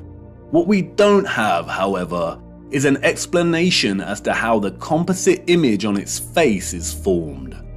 As I said before, the image we are seeing on the moon is akin to a composite X-ray photograph of our greater realm. And it is not an active reflection, but rather a historical moment captured in time. And of course, no one knows how it is formed other than those in high places. The moon is a paradoxical phenomenon, at once a volatile luminary of plasma that waxes and wanes in its luminosity, and also a steadfast image captured at some point in time that does not seem to change. We only ever see this image on the moon, and it never changes. This strange and mysterious image that has puzzled and inspired millions could be a result of a natural, organic phenomenon, or perhaps even artificial. Again, only the controllers know. The word photo originates from the Greek photos. It means light. Hence we have words such as photosynthesis, which means the synthesis of light, in which plants harvest light energy and convert it into chemical energy. A photon is the quantum of the electromagnetic field, including electromagnetic radiation, such as light. A huge misconception is the notion that photographic imaging is not a natural, organic phenomenon. This is not correct. The word photograph means light drawing. The concept of natural light-sensitive material is well understood. Our bodies begin to darken when exposed to too much sunlight. Depending on the exposure to the UV, our bodies can develop tan lines. The light literally draws on us. Certain textures and textiles can fade or come to the surface when exposed to light, and there exists natural camera obscuras.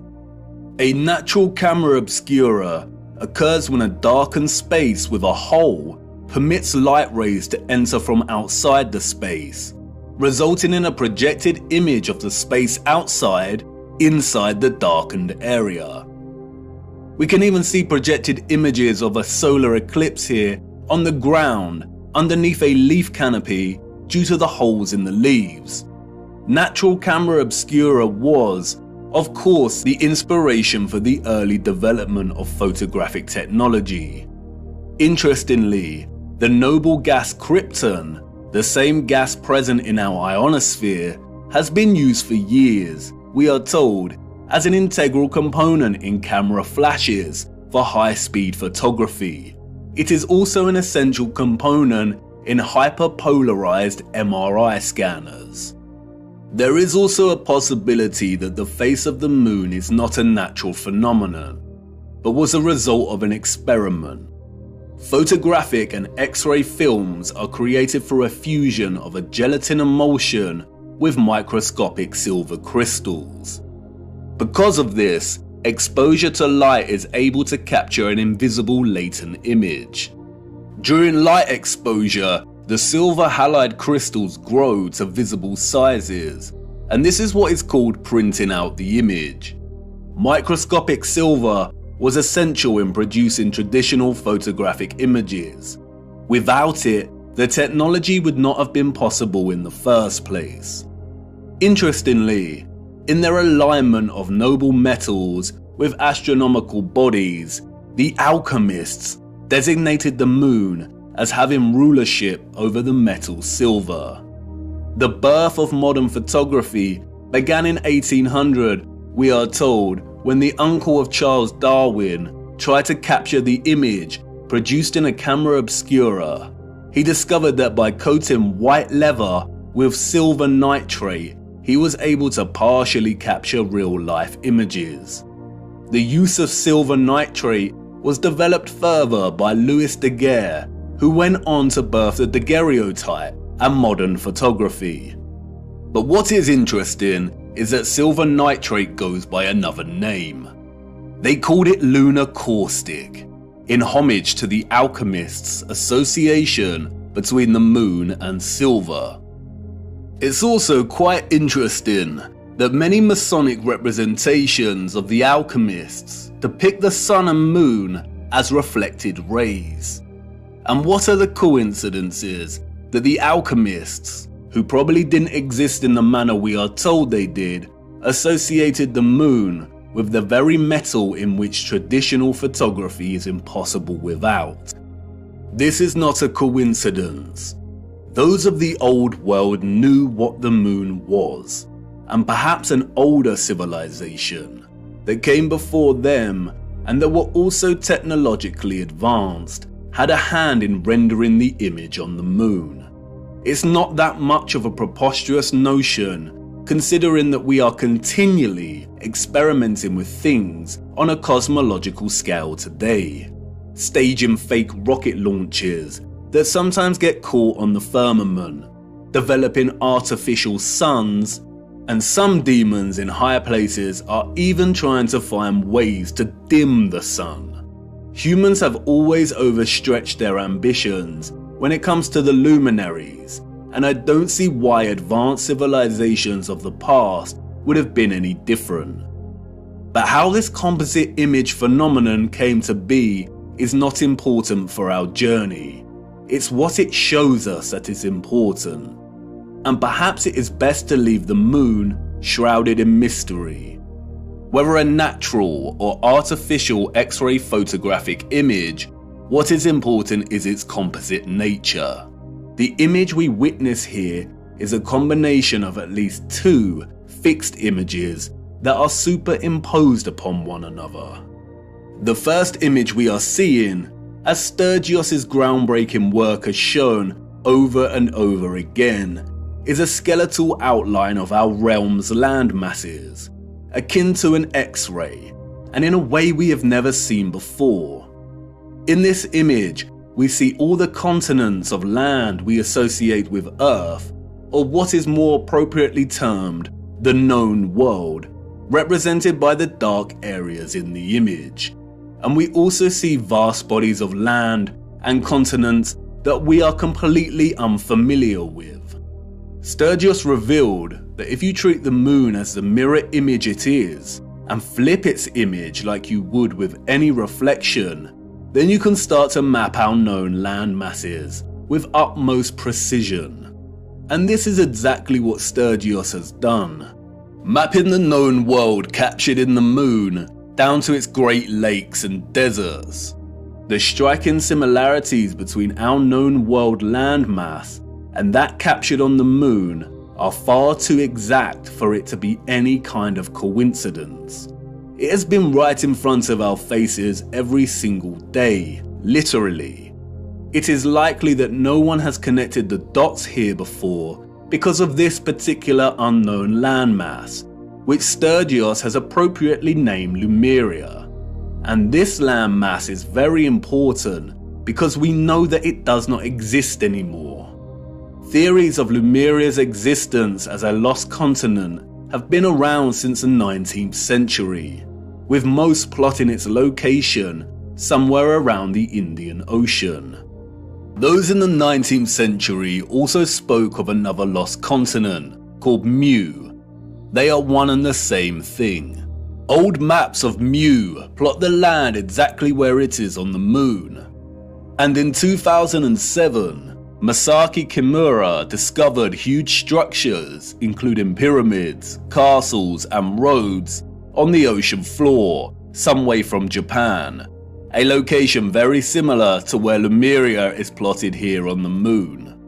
The continent sunk years and years ago, and this is very useful because it means that this image is not an active reflection, but a moment captured in time before the continent sunk.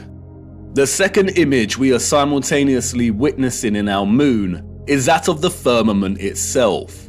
Yes, you heard me right. The moon is the only known official image of our firmament. The face of the moon is a composite image, and we have to separate the images to fully understand what we are seeing. We have the landmass of the greater realm, and this is one image from one angle. And then we have another image from a different angle. I can only illustrate this by showing you. This specific area of the moon is primarily what gives the phenomenon its spherical 3D appearance. The heliocentric liars love this area of the moon, and they have used it as a weapon of deceit against us. It is not a crater with rays, like they tell us. Look closer. Really look. This is not the markings of a spherical object.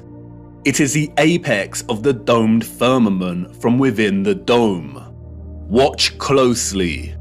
This is the composite image on the moon, presenting both images simultaneously. And this is an interior of a hemisphere dome. And now, you see, if you align the central apex point of an interior hemisphere dome, then it becomes quite obvious. If you erase the remaining vector lines of the dome, then it becomes really obvious. And once you see it, it becomes very hard to unsee. It isn't a sphere. That is an optical illusion. It is the markings of a hemisphere dome.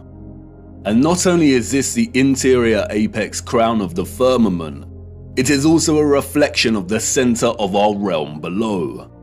This area of the moon lends its spherical shape because of the so-called rays that emanate from it. But as you can see, it is an optical illusion. The rays are actually hemispherical ribs stemming from the dome's crown. This area in the middle of these ribs is not a crater. That is the vortex directly beneath the highest point of the dome. The controllers have named this area Tycho. It was given this name, we are told, by Jesuit astronomer Giovanni Riccioli in 1651. If it was not for Tycho, then the controllers of our realm would have a very hard time convincing millions that they lived on a giant spinning ball. And like with everything else, they have used Tycho to hide things in plain sight. For instance, another 17th century Masonic astronomer named Pierre Gassendi called it Umbilicus Lunaris, the navel of the moon, which is interesting as Norse mythology uses the same simile of the navel to describe Vergelmir, the whirlpool in the center of our realm. Arthur C. Clarke's Space Odyssey, one of the most famous science fiction novels of all time, features a crater on the moon named Tycho. In the novel, scientists find that there is a strong magnetic field emanating from the crater and discover that it is coming from a black cube monolith buried 15 meters within the crater. A black monolith, a rupus nigra, a magnetic black rock. If you separate the two images, then you can see clearly how they are in fact two images of two different angles that somehow have ended up superimposed on each other.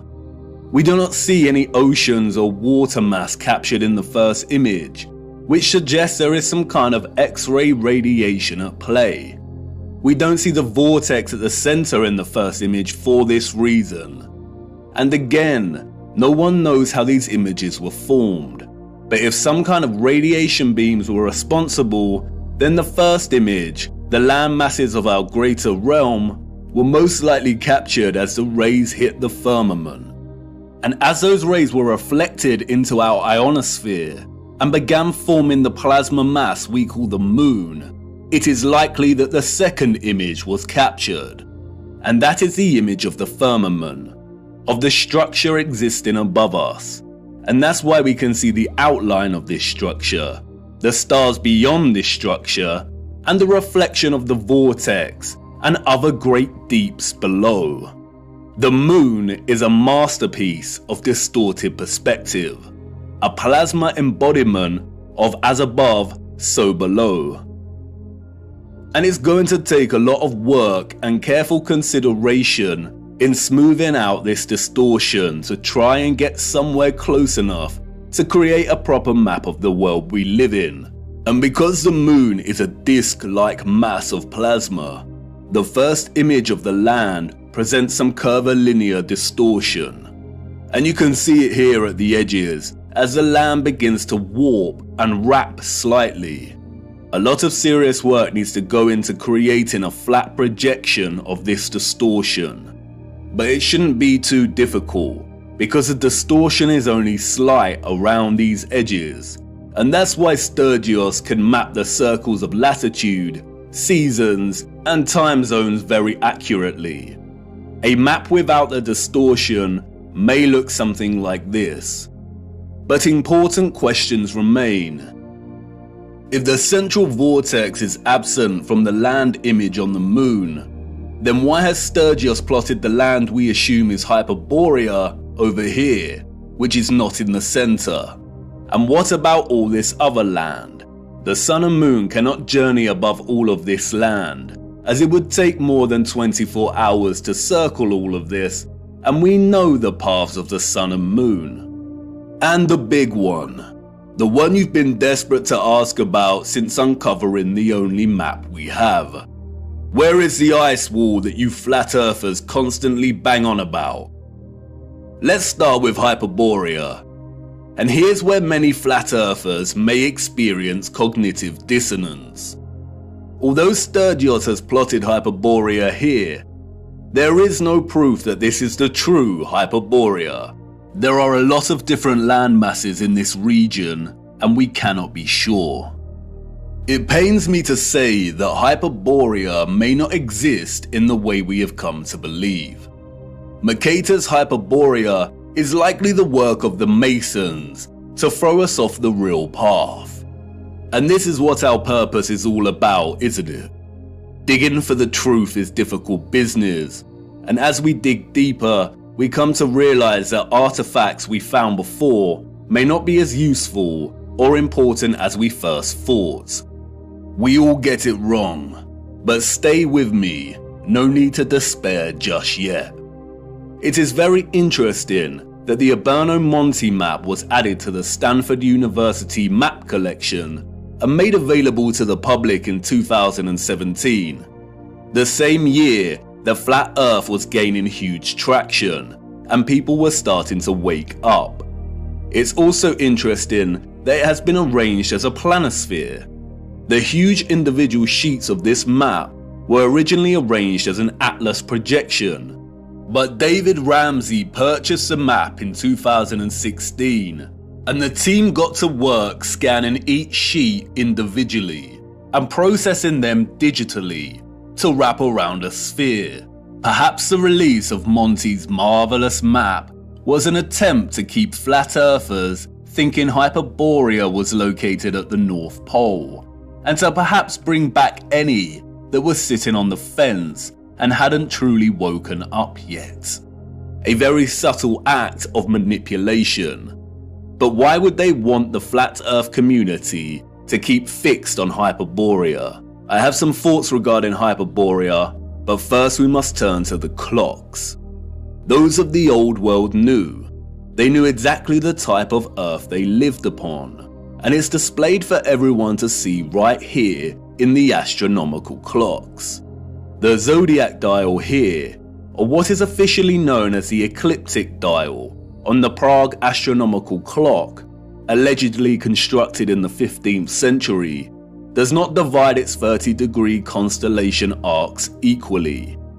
It is also off-center from the map behind and appears distorted, and so many clocks of the old world present very similar ecliptic dials. But let's look a little closer at this magnificent Prague clock. As you can see, the zodiac dial contains a border that presents a series of vertical lines. These lines represent a chunk of 5 days, and each zodiac section represents a month. Those of the old world use this dial to track the seasons, the phases of the moon, and to present the date. But in a realm of perfect circles, why are 6 of the 30-degree arcs here represented within a smaller space than the other 6? They all contain 5 subsections, so why are they different? As you can see here, the Prague astronomical clock presents the land of Earth in the middle. Why does the ecliptic dial need to be bigger and off-center with the representation of Earth? The official liars of our realm, the satanic controllers, have an answer, of course. They tell us it is because the ecliptic dial is a stereographic projection. Stereographic projection is a mapping function that projects a sphere onto a plane. All maps are stereographic projections. We have no accurate maps. Wikipedia tells us that the ecliptic plane is projected onto the face of the clock, and because of the Earth's tilted angle of rotation relative to its orbital plane, it is displaced from the center and appears to be distorted. The projection point for the stereographic projection is the North Pole. In their fabricated heliocentric model, the Earth has an axial tilt of 23.4 degrees. The controllers needed to invent the axial tilt to justify the entire spherical lie, to justify the seasons, the vastly differing climates, and to justify the absolute fixed position of Polaris over the true geographic north. The reason Polaris does not appear to move, they say, is because Polaris lies nearly in direct line with the Earth's rotational axis above the North Pole, the North Celestial Pole. Polaris stands almost motionless in the sky, and all the stars of the northern sky appear to rotate around it. Remember, everything in their model is moving at incomprehensible speeds. But we can see with our own eyes that Polaris remains fixed. If they did not invent the axial tilt, or what is known as the obliquity of the ecliptic, then they would have no way to justify this in their fairyland model of orbiting planets. Polaris does not move, it remains fixed. If you are in Iceland or America, you can film a star trail of Polaris, and it remains fixed. But it is not fixed directly overhead in these locations. The only place, we are told, to observe Polaris directly overhead at a 90-degree angle is the true geographic North Pole. You know, that place where no one ventures. And that's why they invented the tilt. They tell us that Earth's true geographic North Pole is tilting directly at Polaris, and as the Earth spins on its little axis, Polaris appears to remain fixed. They tell us that the star's steadfast nature is an optical illusion. But their lies fall apart swiftly when you consider that the entire constellation system of the stars above remain constant. We always see the same stars and constellations. If Earth was spinning on its axis while orbiting the Sun, and the Sun was zooming through our galaxy, which is also moving in a bigger universe, would the precession of the equinox really be that predictable?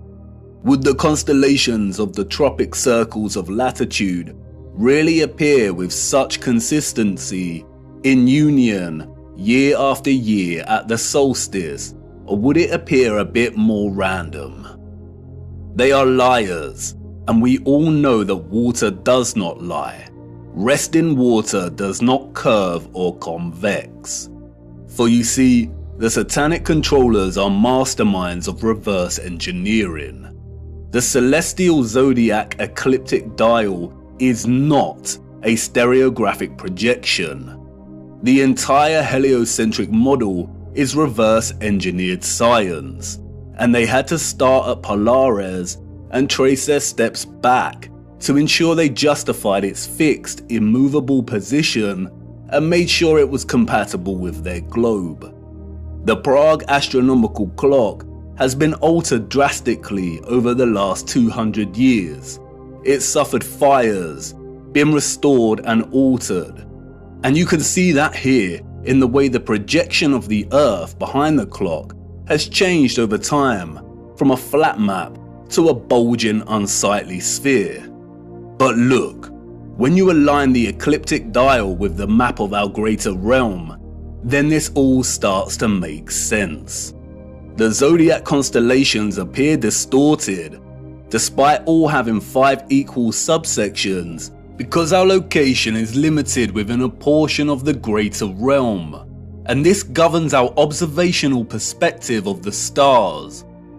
The shape of this dial has nothing to do with an axial tilt. It is designed this way to reflect our known world within this magnetic field pocket. The realm is much larger, and therefore the firmament and circumference of the fixed stars in the water beyond is much larger than the circumference of our own magnetic field. Polaris is here, above the center. And this is so important. They tell us that our magnetic North Pole is separate from what they call true geographic north. Our magnetic North Pole is moving. How can that be? Is that just another one of their lies? No, it is not. It is a half-truth. They tell us over the course of a century, the magnetic North Pole has moved from its location just above Canada to near Greenland and is now en route to Siberia. It is moving fast. Why? The symbol of the swastika and the black sun offer some clues as to why. For years now, flat earthers have come to see the magnetic North Pole and geographic North Pole as synonymous, but they are not. As you know, the swastika symbolizes the vortex, but the black sun takes its symbolic message further.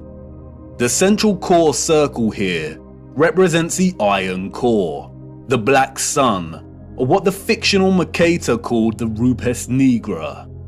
But look closer. There is another ring outside of the central core. Remember, the black sun is the energetic core inside of the vortex. And remember also that in the heliocentric model, they acknowledge that the Earth's core is a solid iron sphere, but there also exists an outer core of molten iron liquid.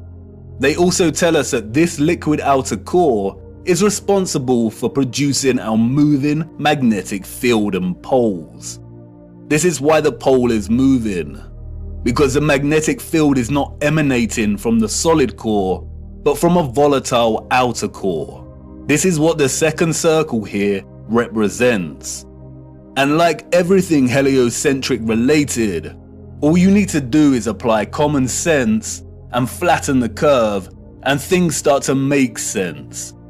There is not a spherical outer core, but some kind of electromagnetic coil, perhaps even made of molten iron, surrounding the central solid core.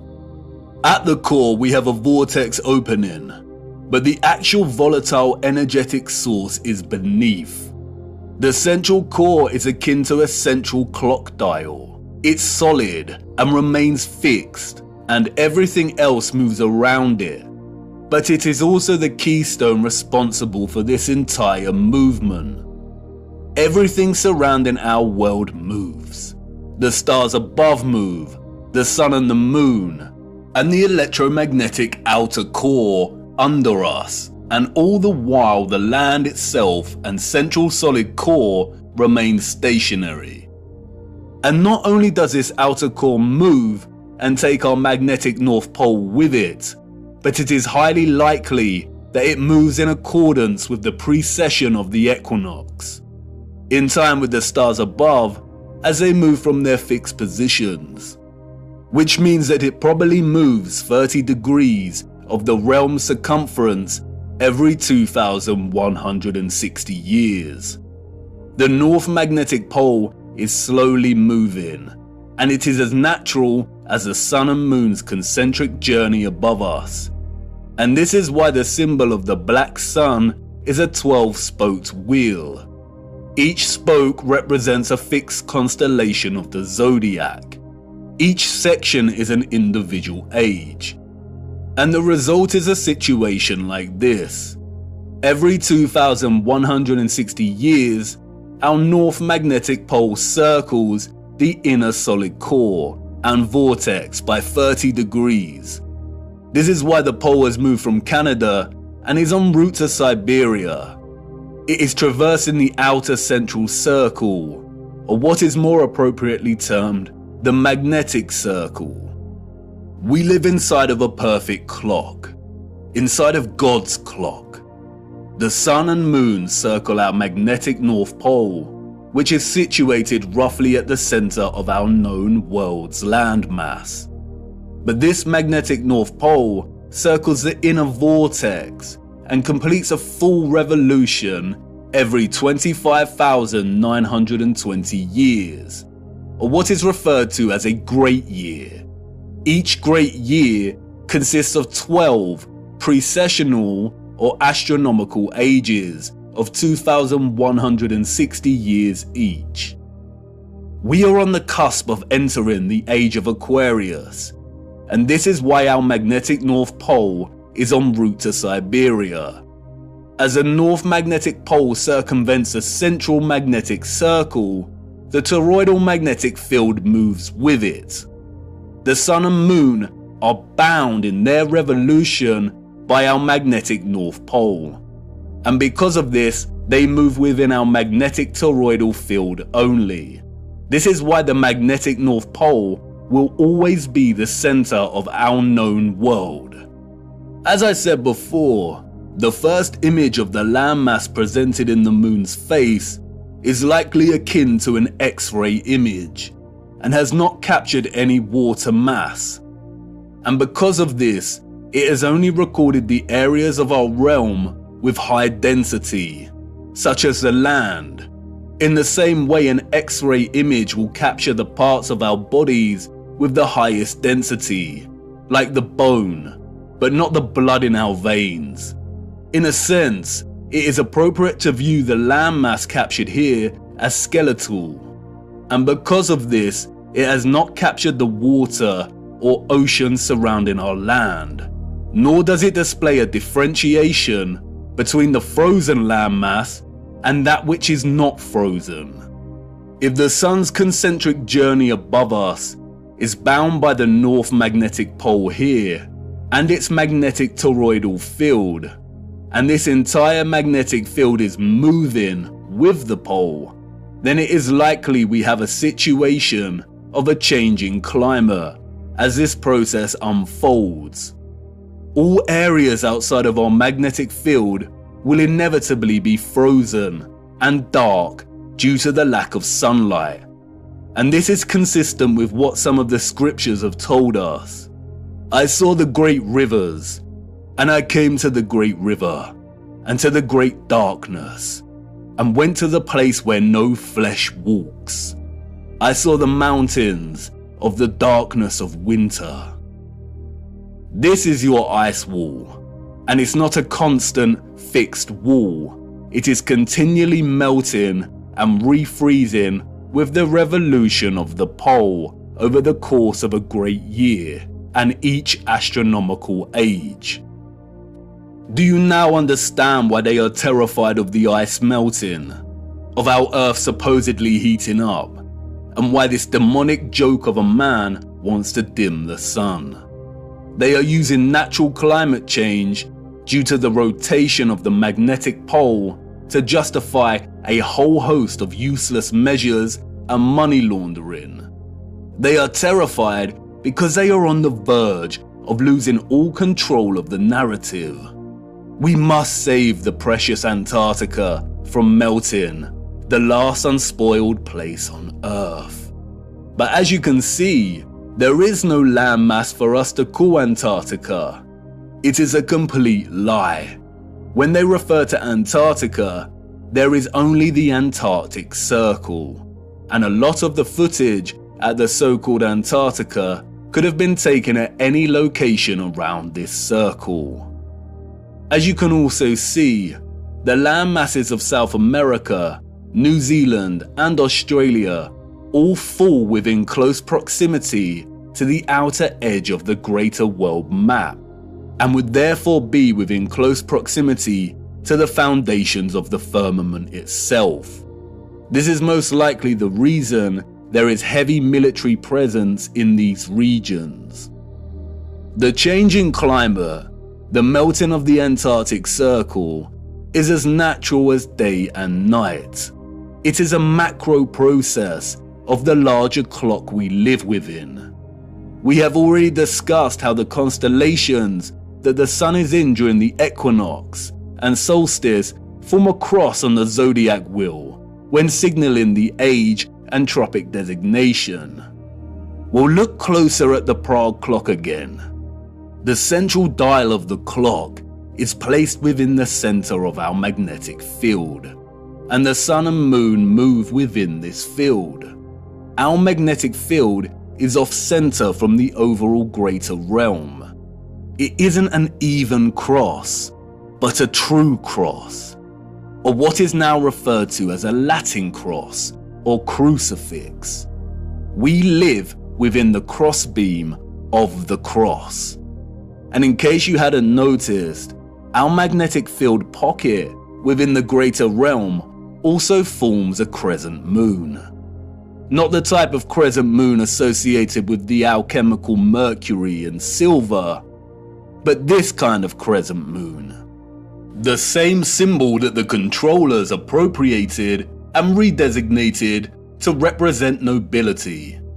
The cross and crescent are natural expressions inherent in the workings of the timepiece we live within. They are natural expressions of God's clock. And we got it wrong. Polaris is not situated 90 degrees above our north magnetic pole, in the region we call the Arctic, home to Greenland and Iceland. Polaris rests above the vortex at the center of the greater realm. And this is where the distinction between geographic cardinal directions and magnetic directions needs to be emphasized.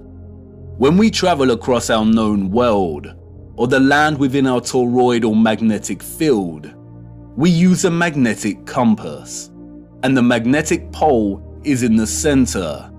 That's why when we travel from west to east, we go in a circle, and when we travel north, we go towards the center, and when traveling south, we move directly away from the center. However, there also exist geographic cardinal points.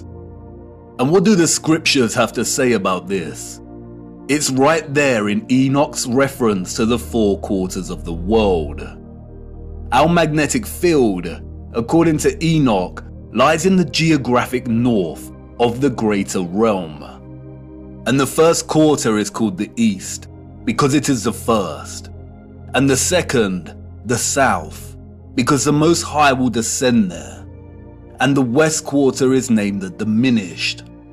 And the fourth quarter, named the north, is divided into 3 parts. First of them is for the dwelling of men. The second contains seas of water, the abysses and forests and rivers, and darkness and clouds.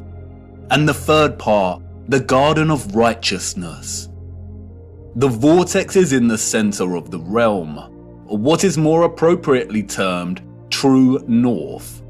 The X-ray image of the land on the moon map does not display this vortex, but as discussed, it is present in the second image of the firmament. At the crown of the firmament, we see it reflected, the navel of the world. It could be that the garden of righteousness that Enoch refers to, and what is also known as Hyperborea, is located right where Sturgios has plotted it. But this land is not the true north or central vortex. That can only exist in the center. And as stated before, there is some curvilinear distortion present in the composite image on the moon's face. I have used my little colourful map here strictly for illustrative purposes, I am not a map maker, but I did attempt to smooth some of this distortion out. Let's hope Sturgios tackles the distortion. And in both my quick attempt and the actual moon map, we do see a body of land right in the center, right here. Perhaps this is the Garden of Righteousness, surrounding the central vortex. And perhaps Enoch's reference to it being located in our northern quarter is because it can only be accessed from within this quarter. Who knows? It is likely that the controllers deliberately put Hyperborea at the Arctic in the fraudulent maps to throw anyone of a curious and adventurous nature off track. If someone set out to find true north using these maps, they would fail. And because of the distinction between magnetic and geographic direction, finding true north would be a monumental feat, even without their deceptions. If anyone wanted to truly journey to the center of our greater realm, they would have a very hard time, and they would need to forsake the compass altogether.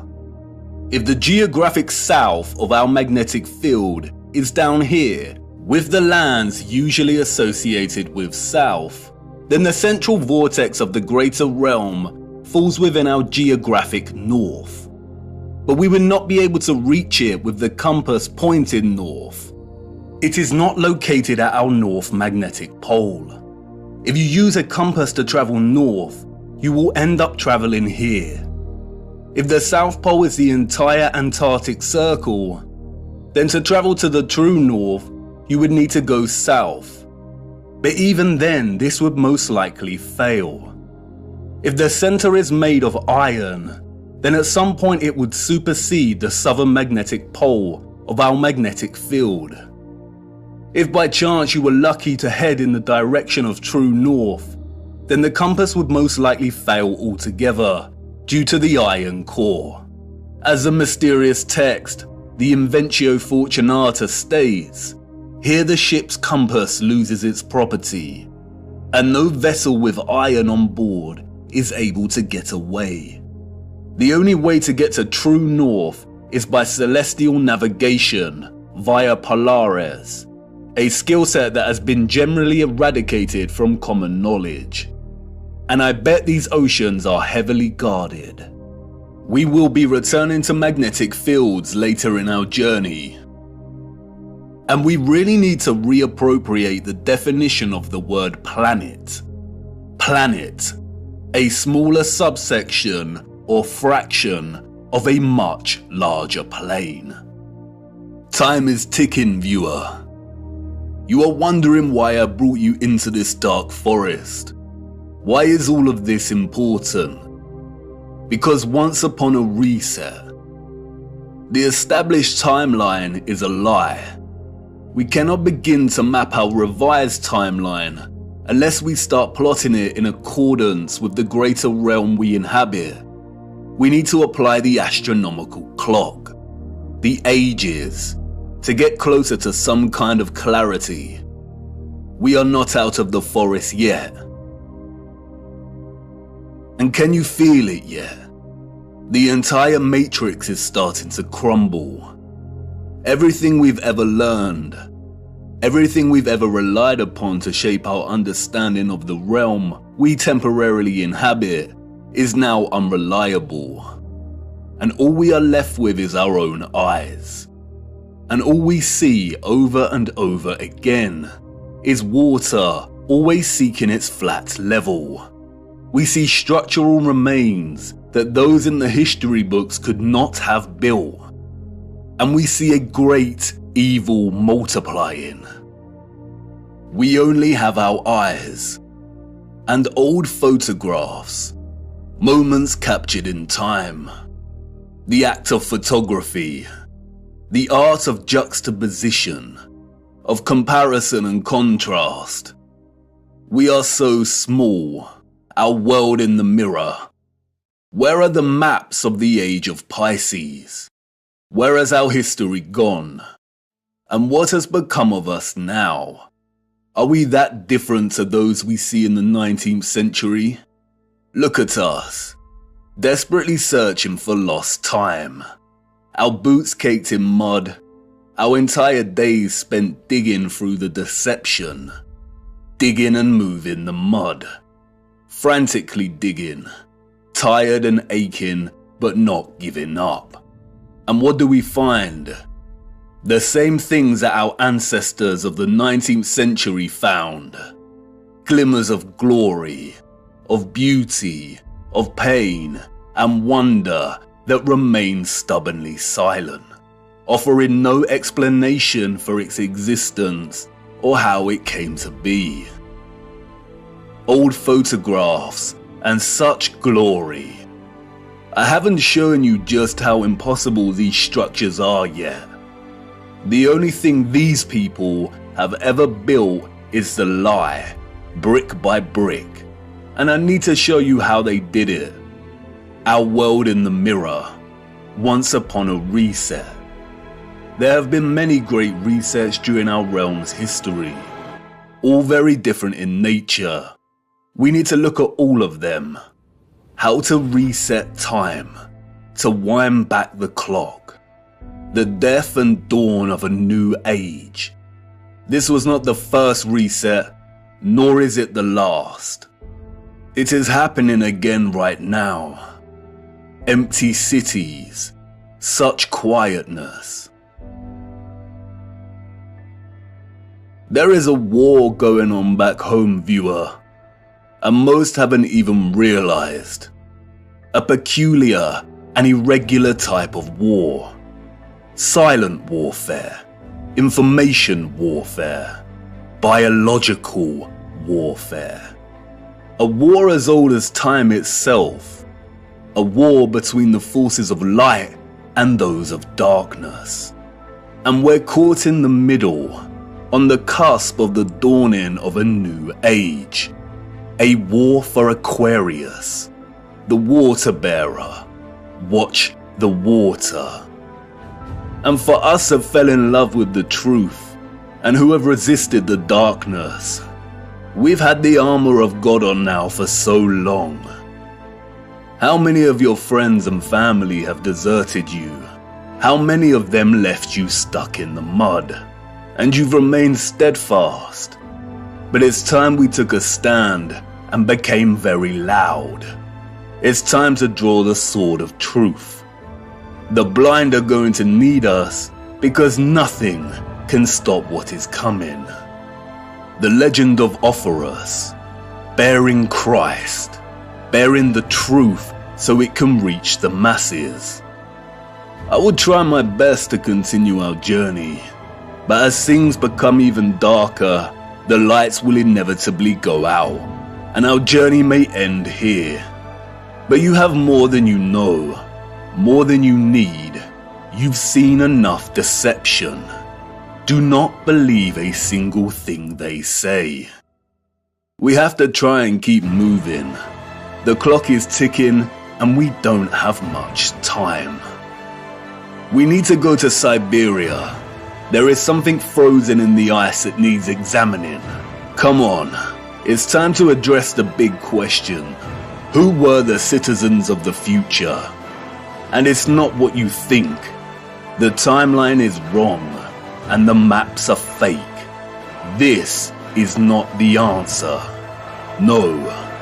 For you see, they had a king over them, and not just any king.